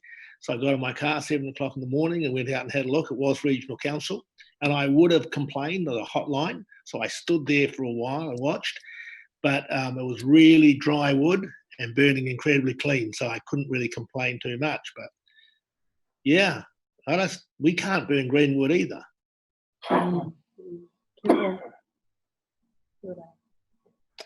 Thank you. And thank you for that, and thank you for accepting the report. So, Chair, to your question, I suggest that we go to water bottling next. Yep. Okay. Item 10. Thank you, Madam Chair. I'll lead the discussion on this. So this is an information paper. So rather than having to make a final decision, as it were, as you did for the plan change 6A, what we're asking here is for your feedback to guide council in its decision on whether or not it should amend its policy on the notification of water bottling consents. So this was raised at a council meeting online during our lockdown, and an example was made of an industry, Apollo Foods, that is based here in the Heretaunga Plains. They have a current consent to take groundwater. They are not asking for any more water, but what they are asking for is an amendment to one of the conditions in their consent to allow them to put more than 90% of water into a container. So they have a range of beverages that they make. So really, so this paper just provides you with a history of the council policy that was made in 2016 on notification of water bottling consents. There was an amendment in 2017 to clarify that by water bottling we meant greater than 90% of the container must be filled with water. And then the original council paper that went to them in April posed 4 options for council to consider. But actually this paper poses a 5th one for you to also provide feedback on. So the first 4 really just looked at the policy as it currently is and whether or not it should be removed or continued with or incorporated into a plan change, etc. The 5th option, which is included in this paper to the RPC, looks at actually amending the definition of water bottling to allow a higher percentage content of water. Now, I noticed that when Mr. Bailey presented his petition this morning to you, and he did say that he hadn't specifically asked a question about or considered really whether or not it should be 90% or more. You know, I've put in that paper in paragraph 27 some examples of beverages and their water content. That wasn't intended to be that is what Apollo Foods is going to produce, but it's really just looking at, for example, you know, a brewery could want to establish here in Hawke's Bay, you know, assuming they could access the water. And if beer is up to 95% water, are they then caught by the water bottling provisions? And is that, you know, really what's intended around notification? I'm not arguing about the notification of a water take per se, but it's just this is the only example that we have in our council where we make a point of difference around the end use. So look, so that's really the purpose of the paper. The council has let the matter lie on the table while they seek feedback from the wider regional planning committee, and I'm sure that they will be very keen to hear from the committee members about, you know, what, if any, view you want to express on what option the council should take. So all 5 options are on the table, ranging from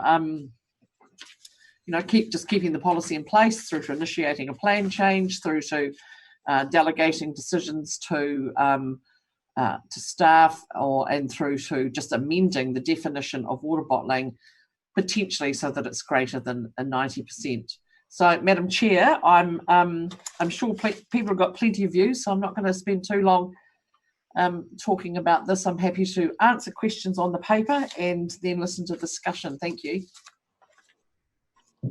Any questions for Liz? Thank you. I have a question. Go, Rex. Liz, thanks for producing those numbers on number 27, which are incredibly interesting. Some of those people are already operating on the Heretaunga Plains, Fruko are, and I'm sure there's some people making beer here that will absolutely certain they are. So are they out of compliant? No, they would have got their consent before the policy came in, though, most probably. Yeah. So if Coke turned up right now and said we want to make Coke on the Heretaunga Plain, we wouldn't give them a permit to do that. No, we would require them to have it publicly notified. Not to say we wouldn't give it, they wouldn't receive a consent, but it would have to be publicly notified. That's the issue, really. Okay. Well, yeah, a question for either Rex, James, or Liz. When this policy was, I guess, first brought up and eventually created, was it intended to capture? It was obviously intended to capture water, but was it intended to capture all those other beverages that you've got listed? No. No, it was specifically about water bottling, about water.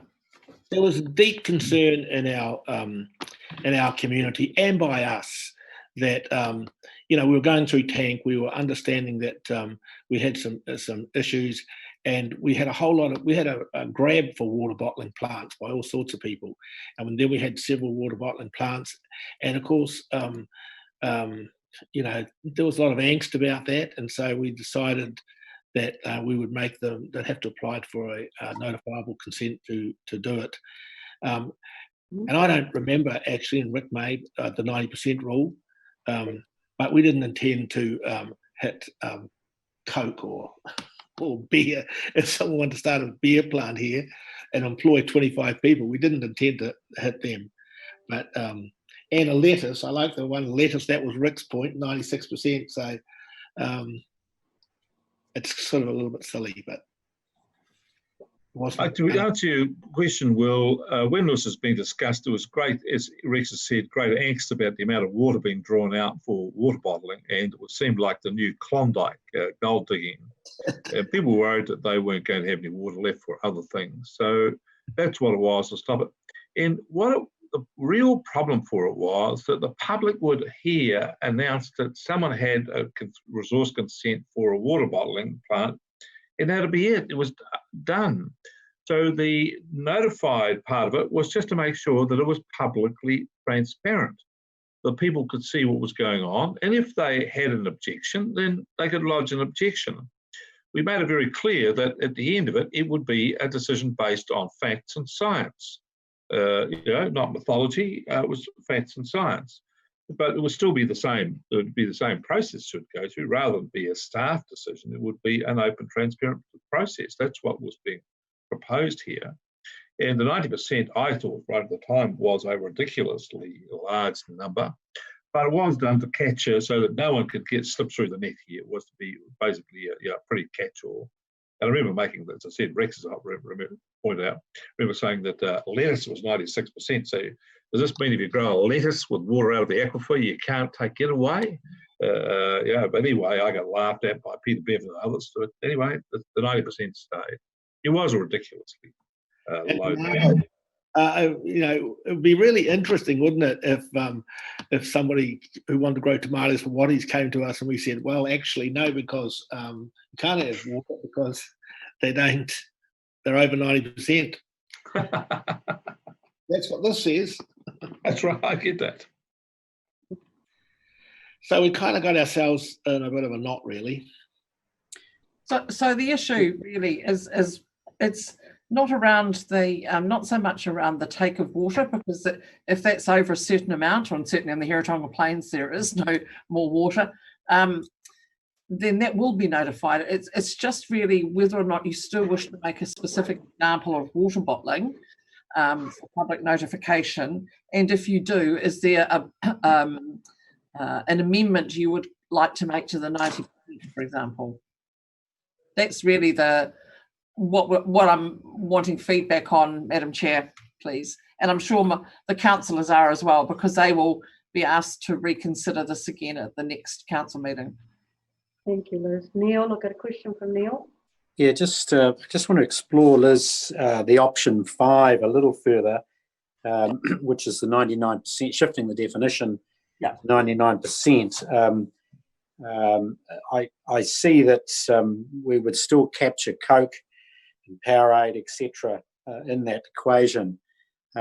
So can you just go over that a little more? You know, does changing the definition help us out, or just put us into a slightly less onerous corner? Well, essentially, it allows, in this case, this particular company, but any others that are in a similar business who already have a consent, to be able to broaden their product range, and that's really was the driver for this particular request. They use the less attractive fruit to make into juice and get it exported. No, I get all that. It's just the definition. So the idea is that the increased percentage allows them to be able to provide those sports drinks and low sugar drinks and things like that they can't currently provide under 90% water. And is this the, if you like, the easiest course of action is to simply change that definition? And I just want to know if there are any fishhooks in terms of are we still left with someone going for a water bottling consent, but dropping in a thimble full of something greater than 99%.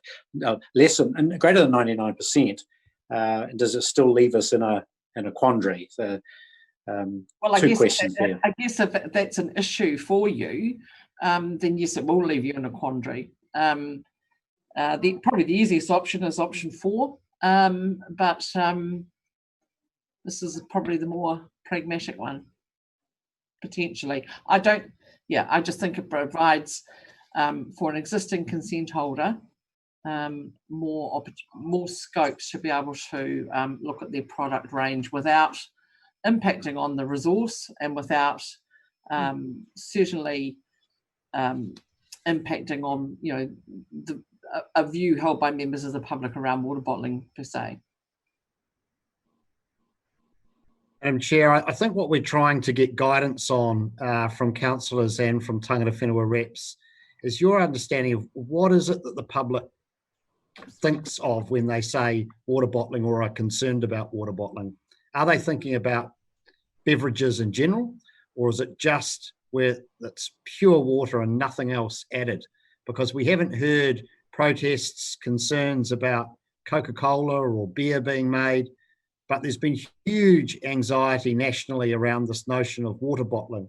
And as the paper canvasses, a lot of those issues relate to concerns about the export destination, such as China, overseas ownership of some of those businesses, plastic containers, a whole range of things which aren't appropriately managed through the consenting process, but give rise to public concerns. So I guess we're just trying to get some guidance about what you think it is that the public really want some reassurance on here.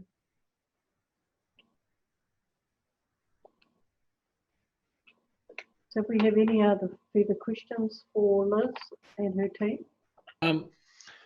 Could I answer that from Joanella? Yep, go Rex. So James, we didn't even know, councillors didn't have these figures before. All we had was Rick telling us that his best guess was that a lettuce wouldn't comply. and he was dead right on that. We never had these numbers, so the public certainly don't understand this. There's no way the public have got their head around. So, and if we do this, we're going to have an outcry from a whole bunch of from people that we have gone back on our word, blah blah blah. If we do this, we will have to do a public relations exercise on it, really careful, because when the public see this, they'll go, "Oh, I didn't get that," just like we did. We didn't. I didn't know that zero Coke was 99% water, or that an iceberg lettuce was 96% water. So they don't know that yet either. But I think they'll be very. The general public will be once they get it. I don't think they'd worry too much, but there'll be certain sections of the community that will not be happy about this.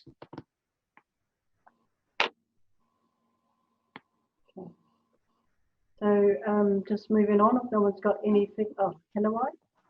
Yeah, kia ora. I mean, the councillors first heard the presentation from Apollo before COVID, and we heard about their vision for economic growth and a new range of beverage. And what they're really asking us is if we're okay with changing, developing, looking at another way instead of publicly notifying this activity. And so that's what they're asking us. Are we comfortable enough to change our policy on making this publicly notified as an activity, or do we change our policies? So that's what I see from this paper. And what comes out of it are the things of water quantity. You know, we know that we've over allocated. We know that they have an allocation that they can draw from, but our policy says that you have to publicly notify to do that. And that was passed last term by councillors. So there has to be a pretty legitimate reason why that was passed in the first place, to make these activities publicly notifiable. So I go back to the reasoning of the last term of why they decided that. And it was partly because of the water quantity issue. Okay? So based on that, yeah, my thoughts are that, look, that the status quo stands for me, that, you know, with these activities, we've asked them to be publicly notified, and with all the reasoning and within the paper, and all the effort that's gone into that, by the way, by our staff, that actually what's comfortable for me is the status quo and the reasoning why last term that decision was made. So kia ora, that's me. I had a question from Apiara. Api? Yes, thank you, Madam Chair. Actually, I felt Councillor Ormsby expressed my concerns and my viewpoint quite adequately. As far as the RMA is concerned, and my understanding of our role here today, I do have a preference to see the status quo remain. I also would like to see us discuss at a later point in time the 90% rationale, and perhaps look at refining at a later point. But my reason for maintaining the status quo at this stage is because we're yet to get a complete understanding of our aquifer. The mapping project's not finished. The tank plan is only being notified. We are, based on information provided to us by HBRC's own staff, we're currently overdrawing on the aquifer. We're in a rather significant state of drought in Central Hawke's Bay, and all of these hinge upon our ability to access and use water efficiently during these times of stress. And so for me, I would like to see us maintain the status quo. I would like to see us continue to see public notification on water consents, but also I would like us to have a more reasonable conversation around the 90% threshold, and start introducing some of the data that we have been given around products, which by that definition are not eligible. So from my perspective, that's the position I hold on the current topic, just to relay to staff. Kia ora. Chair, Craig. Craig. Craig. Thank you, Chair. Just to remind Api there, as far as I understand it, this paper, it's not one more drop of water taken from the aquifer because of this. They're already consented to take a certain amount. It's much further down the line than this. And again, this is one of those things, and I actually think Rex answered the question earlier, and that essentially, I think you were saying, Rex, you have a whole lot more information now to make a more informed decision about this line of demarcation. And whenever you have a line like that, there's something just in it, just outside of it. So we're now enriched with a whole lot more information around the 90% or the 99 and or whatever, you know, I mean, using those examples, Coca-Cola, and I mean, yeah, to me, it's interesting, but actually at this really high level of governance, a consent of amount of water's happened. This is, I appreciate Councillor Ormsby's point, but I view this more as Apollo have pointed out the kind of the contradiction in the existing policy to us. I don't see us changing it for them, although yes, obviously they featured it when they brought it to our attention. And once brought to our attention, I think most of us thought, oh, well, that kind of makes sense as long as all these other issues have been dealt with. So again, no more water whatsoever taken from the aquifer, full stop. It's one of those things where we've been asked to tidy something up and fix it up with more information that we have. I got some comments and contact about this when we spoke about this a few meetings ago, but actually the points weren't about taking water from the aquifer. They're about the use of plastic bottles, and there were ancillary issues related to this, but not the core issues. And I advise people that's a very good point. Let's attack that through the Hastings District Council and the Regional Council as well. But this is not about plastic bottles or China or anything. And there's in fact some large New Zealand organisations have invested in bottling plants, water bottling plants, both in Bay of Plenty and locally, actually, I think. So I'm quite comfortable with, I think it's option 5, which is a movement on from where we were last time. We did ask for further consideration. Was there a halfway house or something more pragmatic? I think officials have arrived at that under number 5. And again, and Rick's point about the key issue for the council last time was public awareness of the issue and assisting the public to be better informed. Sure, that's a fair issue. It's true for anything, and this is still pertinent, an issue of concern. And so, yeah, I'm happy for that part to stay, at least in the meantime. But we shouldn't really treat this too much differently to anything else. Thank you, Craig. Tanya Hood. I agree with Councillors Ormsby and Tapani, and I support the public notification. A big concern with you know, this is an important take. This is important to tangata whenua, and I know, all putting all jokes aside, because I'm sorry, I'm sensitive. So joking about Coca-Cola, you know, this is so important, this issue in regards to our water. You know, we're talking about Apollo and the Coke and acknowledgement to the staff, but you know, in one hand you're talking about Apollo and or whatever, and then we've got another issue dealing with health. So it's okay to have the Coca-Cola, but then our people are going to have weight issues, and I won't even go down the track of alcohol. So I support the public notification. Yeah, sorry, I'm quite passionate about this, and I'm quite brassed off about the jokes.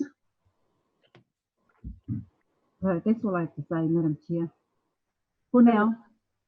So has anybody got anything else to add in terms of feedback for Liz and her team? No, okay. So if you haven't, we can move to accept the report and the update from the staff, which I think there were two recommendations. The first one was the Regional Planning Committee receives and considers the policy on notification of water bottling related consent applications, the staff report. And the second one is the Regional Planning Committee provides feedback to Hawke's Bay Regional Council in relation to how resource consent applications for activities relating to water bottling should be assessed for notification. So in adopting those two recommendations, Liz, do you require the Regional Planning Committee members to still give you feedback, whether it be written or verbal or by email? Look, if anyone, thank you, Madam Chair, if anyone wants to, reflect on it and, who hasn't spoken in particular, anyone wants to send me feedback, that's great. We have, obviously this meeting's been recorded, so we can go back and listen to it again, watch it again. But I think all the regional councillors have also heard the views were around the committee table. So I think we're pretty clear what the feedback is. So thank you very much.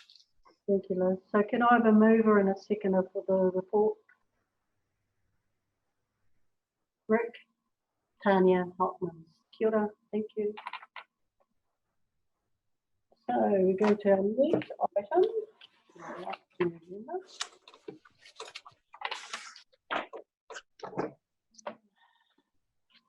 So the next item would be the update on the government's Healthy Waterways reform, which is page 89 of your RPC minutes. Madam Chair, were you going to do item 11, the update on the Tukituki regulatory implementation? I thought we did that in the Tukituki. Sorry, no, that was a different paper. That was the one on plan change 6A was a different paper.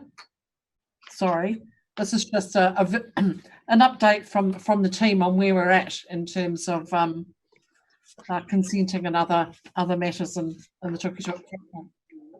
Okay, then we'll take that item and dealt with that, but yep. Okay, well, thank you very much. So, hello once again. And at the risk of you getting sick of seeing me and hearing me, I'm going to hand over, excuse me, to Louise McPhail, who's our Principal Advisor on Policy Implementation, and she'll give you an update on where we're at with the in the Tukituki catchment. Thanks, Louise. Yeah, good afternoon, everybody. So this paper is just an update on where we're at with the implementation of the Tukituki catchment plan. The last 2 years or so, we've been focusing on the regulation requirements of the Tuki plan, and the deadline of the 31st of May, which just passed at the weekend, for resource consenting. That's land use resource consents for the Tukituki. Obviously, the last 3 months have delayed some of the implementation a little bit due to the COVID-19 situation and the ongoing drought. So we came up with an interim process back in March for how the resource consent applicants could still meet the requirements of the plan, but taking into account that it was a very difficult situation, and it still is. So just an update to the numbers that were put in this report initially a couple of weeks ago. As of yesterday, we have received 20 full applications for land use consent and 118 pre-applications that we're calling them, that are part of the interim process, out of a required 273 applications. And so the next steps from here on in will obviously the rest of this week to see what trickles in through the door, and then follow up with any outstanding, certainly pre-applications, and then re-engage with the community now that we are able to under the new alert levels for COVID, with the bigger gatherings and those sorts of things. So I don't know if anyone has any questions in particular to the paper. There's been a lot discussed on the Tukituki already this morning, so but we'll welcome any questions that you may have. Okay, has anyone got any questions? Oh.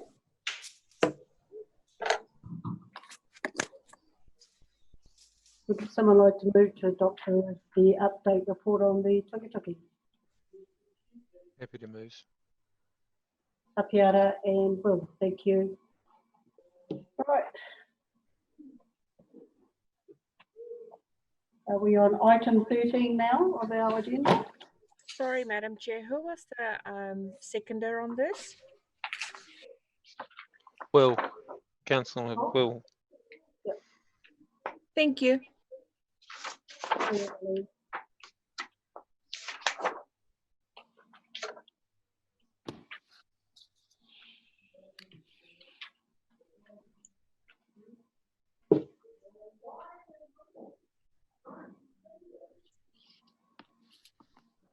So we're doing item 13, which is the reform on the update on the government's healthy waterways reform, page 89. Everybody on there?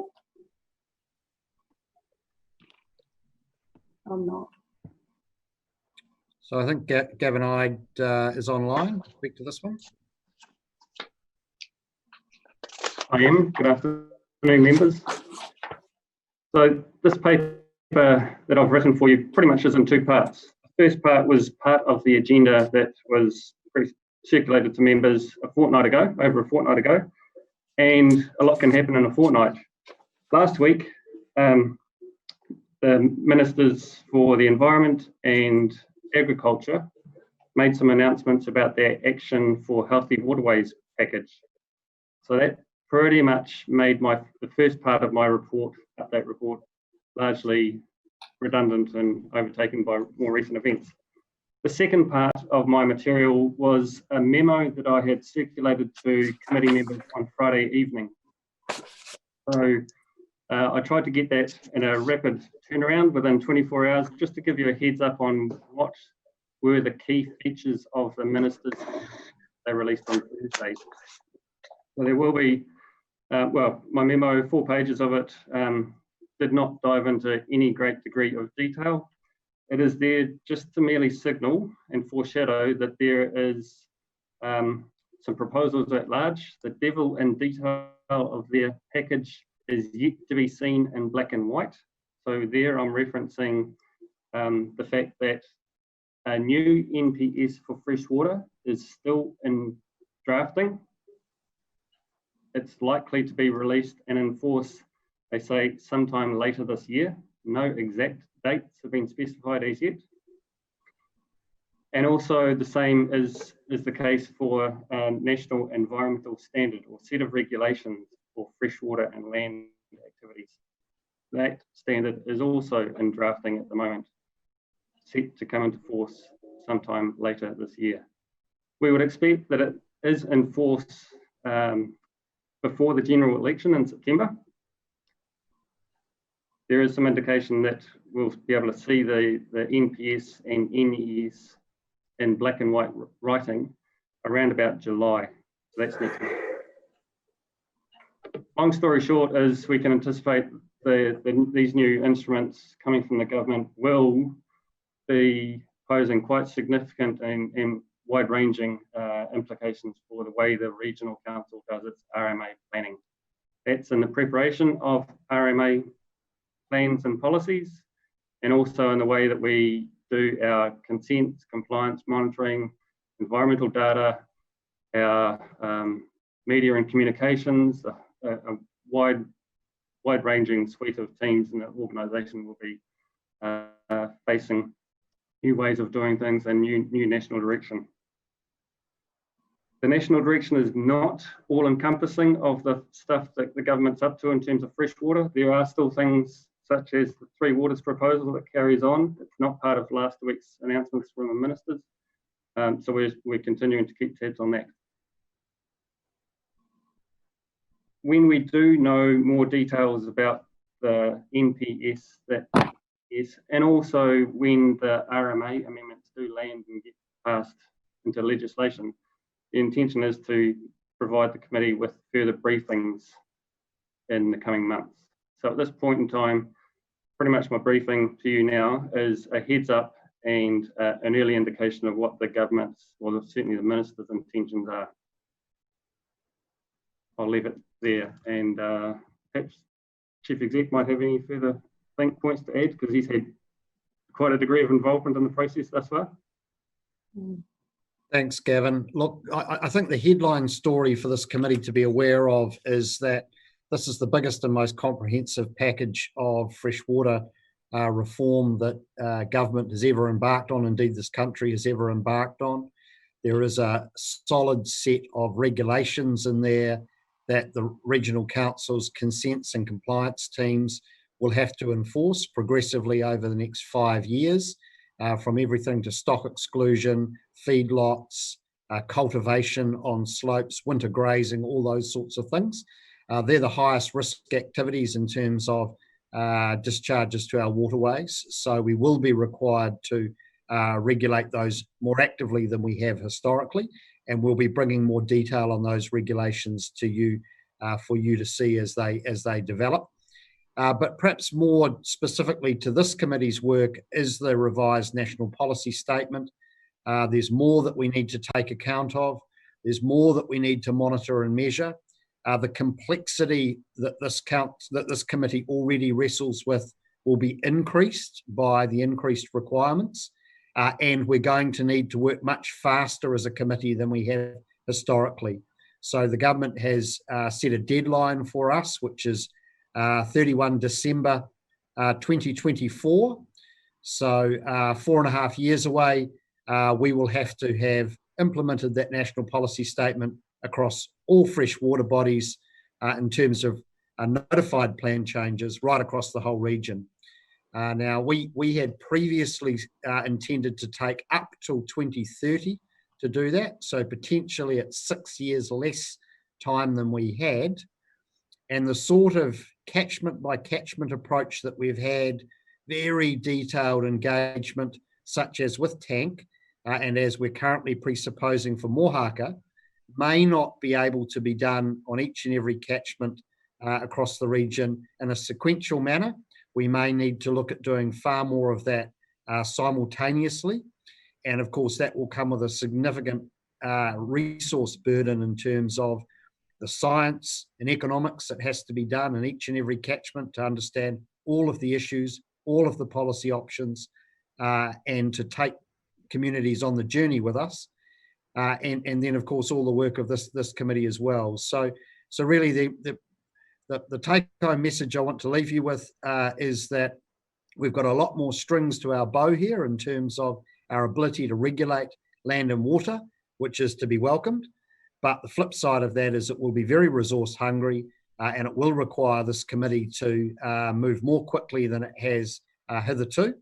And we'll just need to start operating at a clip in terms of bringing through plan change proposals, etc. So we want to talk to you more about that once we've fully digested the proposals, well, not the proposals, the final decisions for the implications for the work program of this committee and the resourcing for council, which will need to all come through the long-term plan as well.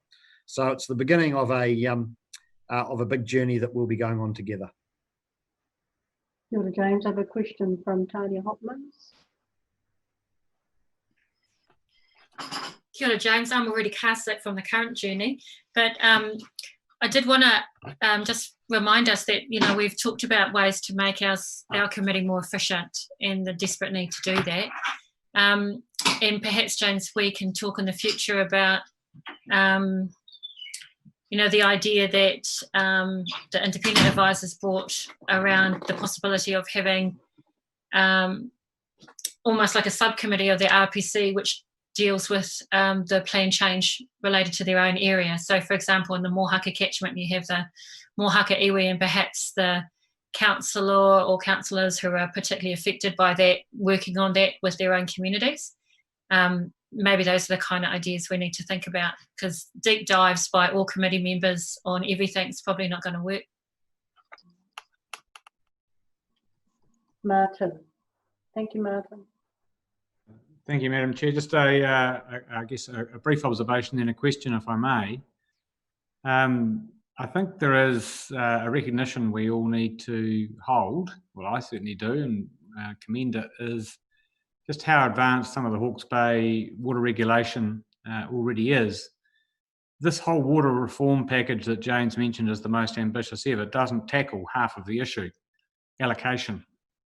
And yet Change 6 and Tank do. This reform has pulled back from a dissolved inorganic nitrogen limit. Both Tank and Change 6 have got one. Change 6 has farm environmental plans, a massive part of this reform, and there's a similar vehicle or mechanism in Tank. So don't beat yourselves up. We've actually, despite all of the discussion around it, we are leading the pack here, and I think that needs to be recognised, particularly for the hard work this organisation has done. That was my observation. My question is this. Gavin, thank you for that really excellent, helpful paper, by the way, put together under some haste. You say 22 attributes are specified as indicators of freshwater health, 13 of which are new. Can you just give us 2 or 3 examples of the new ones that we haven't seen before?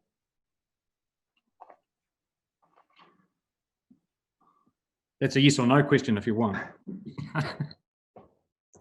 No, I don't have that sort of detail at my fingertips, but even there's some new values entirely that are thrown into the mix. So that'll have some of our science experts. Is Mahinga Kai a new attribute? I was going to say, yeah, Mahinga Kai and also a threatened species attribute too. But again, devil in detail is yet to be seen in black and white. In sediment, obviously, yeah. So deposited sediment so turbidity's been there previously, but deposited sediment on lake and river bottoms is a new one, for example. I'm looking through the list here. Ecosystem metabolism, lake submerged plants, various fish indices. All of this is going to be additional science investment that the council is going to need to make. Excuse me, Janella. Yes. Chair. Can I apologise? I'm going to have to leave the meeting. I've got a date with Destiny. Okay. Fine. Goodbye. Thank you all for a good day. Really enjoyed that. Thank you. Thanks, Rick. Madam Chair, Craig here. Hi, Craig. Hi. James, just to you and Gavin, you use the polite term resources a lot. This is going to need a lot more resources. The ratepayers translation to that is this is higher rates or revenue required for the council to do what Wellington is asking of it.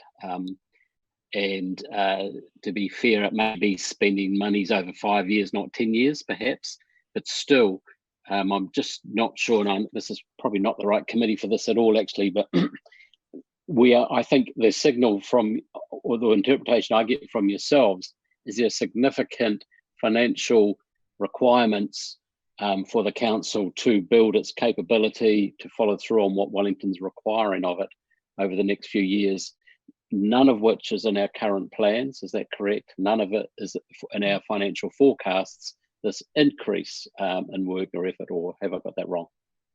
Yeah, no, well, and picking up on Martin's point before, which is very valid, and that is that this council has gone a long way down this path already with both the Tukituki and Tank catchments, and we have been in this existing long-term plan significantly ramping our capability in compliance, for example, to undertake compliance work in the rural environment, because we're already needing to now do that in the Tank catchment.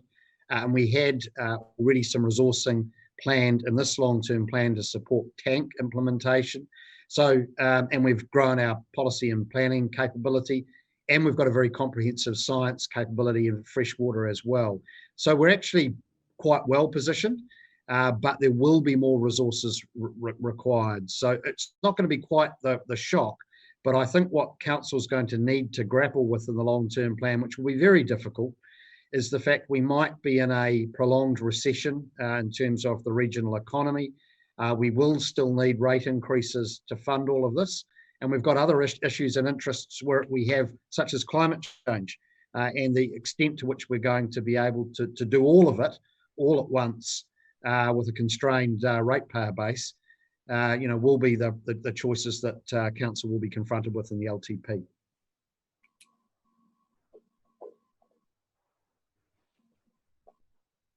No further questions for Gavin? Could I have somebody move and second adopting and receiving the report from Gavin? Thank you. Jareth, have a seconder for that. Anyway, kia ora. Right, our next item on our agenda, just the RMA policy projects updates.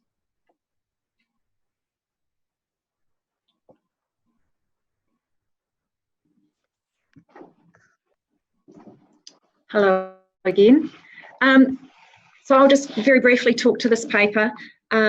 We've just outlined a couple of updates, particularly for outstanding water bodies and the Mohaka plan change. So as you will see from the paper, we've received our submissions on outstanding water bodies.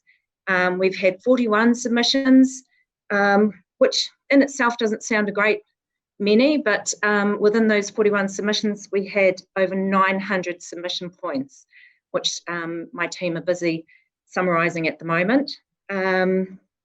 We did, as you know, reach out to the iwi to see whether they required financial assistance to undertake the cultural values component, and of the 6, I think it was, Hiniuru took up that offer.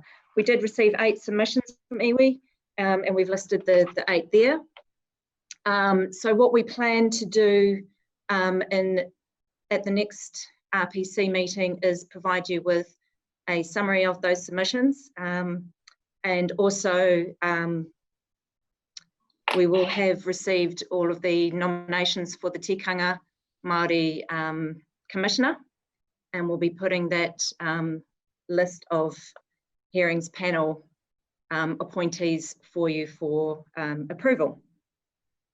And then for the Mohaka plan change, really that's just a retrospective look at what we've done to date, because that was largely paused due to COVID-19. Dale Meredith, who was working on that plan change, was in the GECC almost permanently for the lockdown period.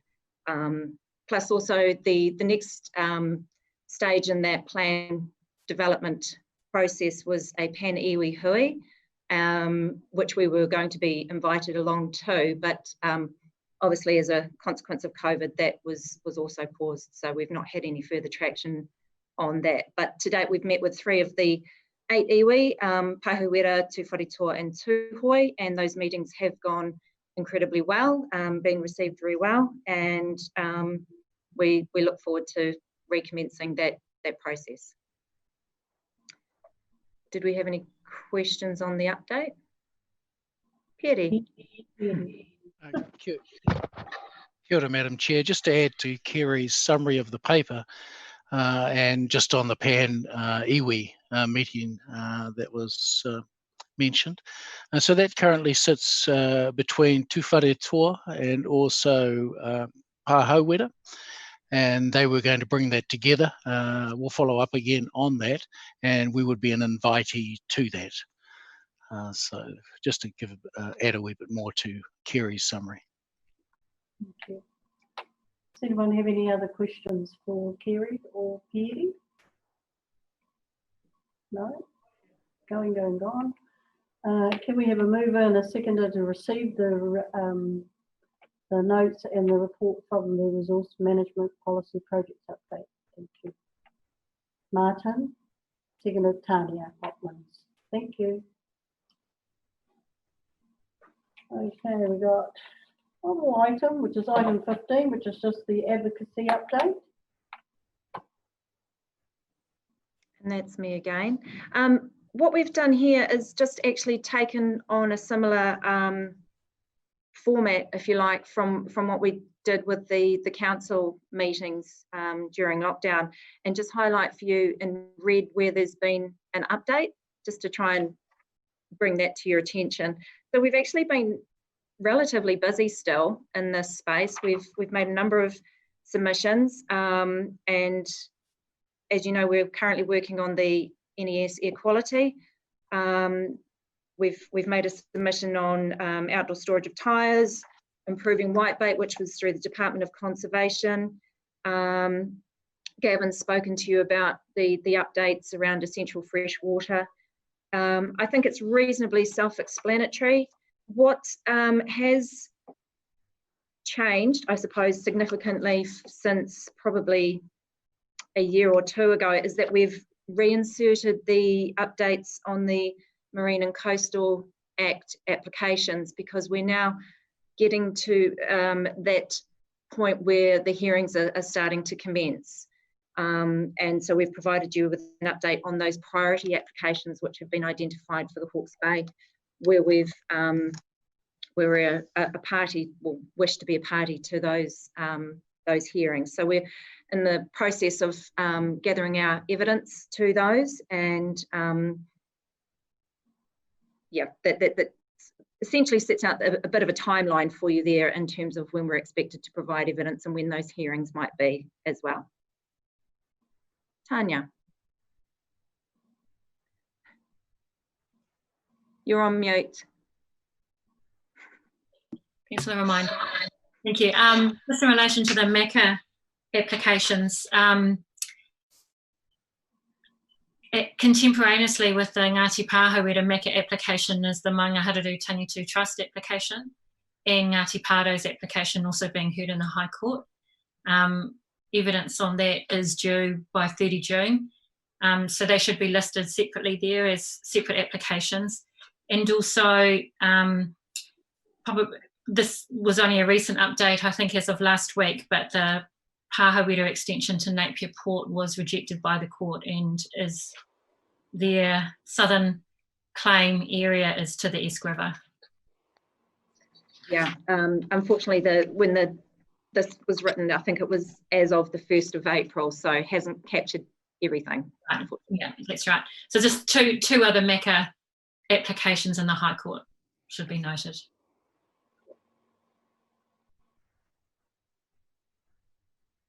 Thank you. Piri? Perhaps to add as a summary point also to Kerry's reference to this paper, is that HBRC have received a number of requests in terms of archival information by those who are researching MACA on behalf of their clients. And just to give you an indication, particularly for the PSGs that have got MACA applications, is that all of the archival information for HBRC is now held in archives down in Fielding. And we're going to put something up on our website that allows people to cut straight to that in terms of archival information from here. Thank you, Piri. Martin, kia ora. Yeah, kia ora. Look, just a question on the timing of the Three Waters review. You know, there's quite a lot of issues surfacing within that context, if I could put it that way, and options for new service delivery arrangements being investigated. When are we going to hear back about that in terms of next steps for that process?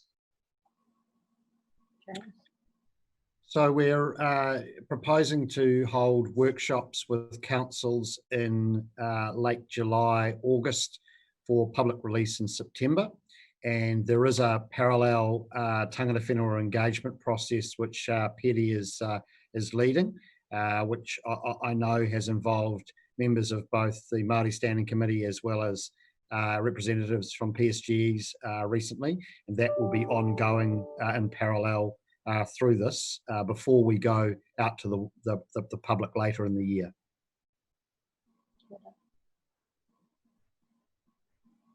Okay, so has anybody got any other questions for Kerry? No?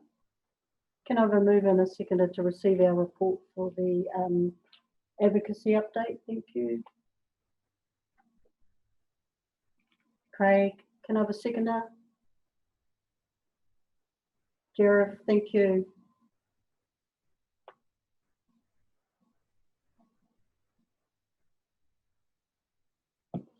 And I think that just about brings us to the end of our agenda because we didn't have any items of minor discussion. So I think that's the end of our meeting. Well done.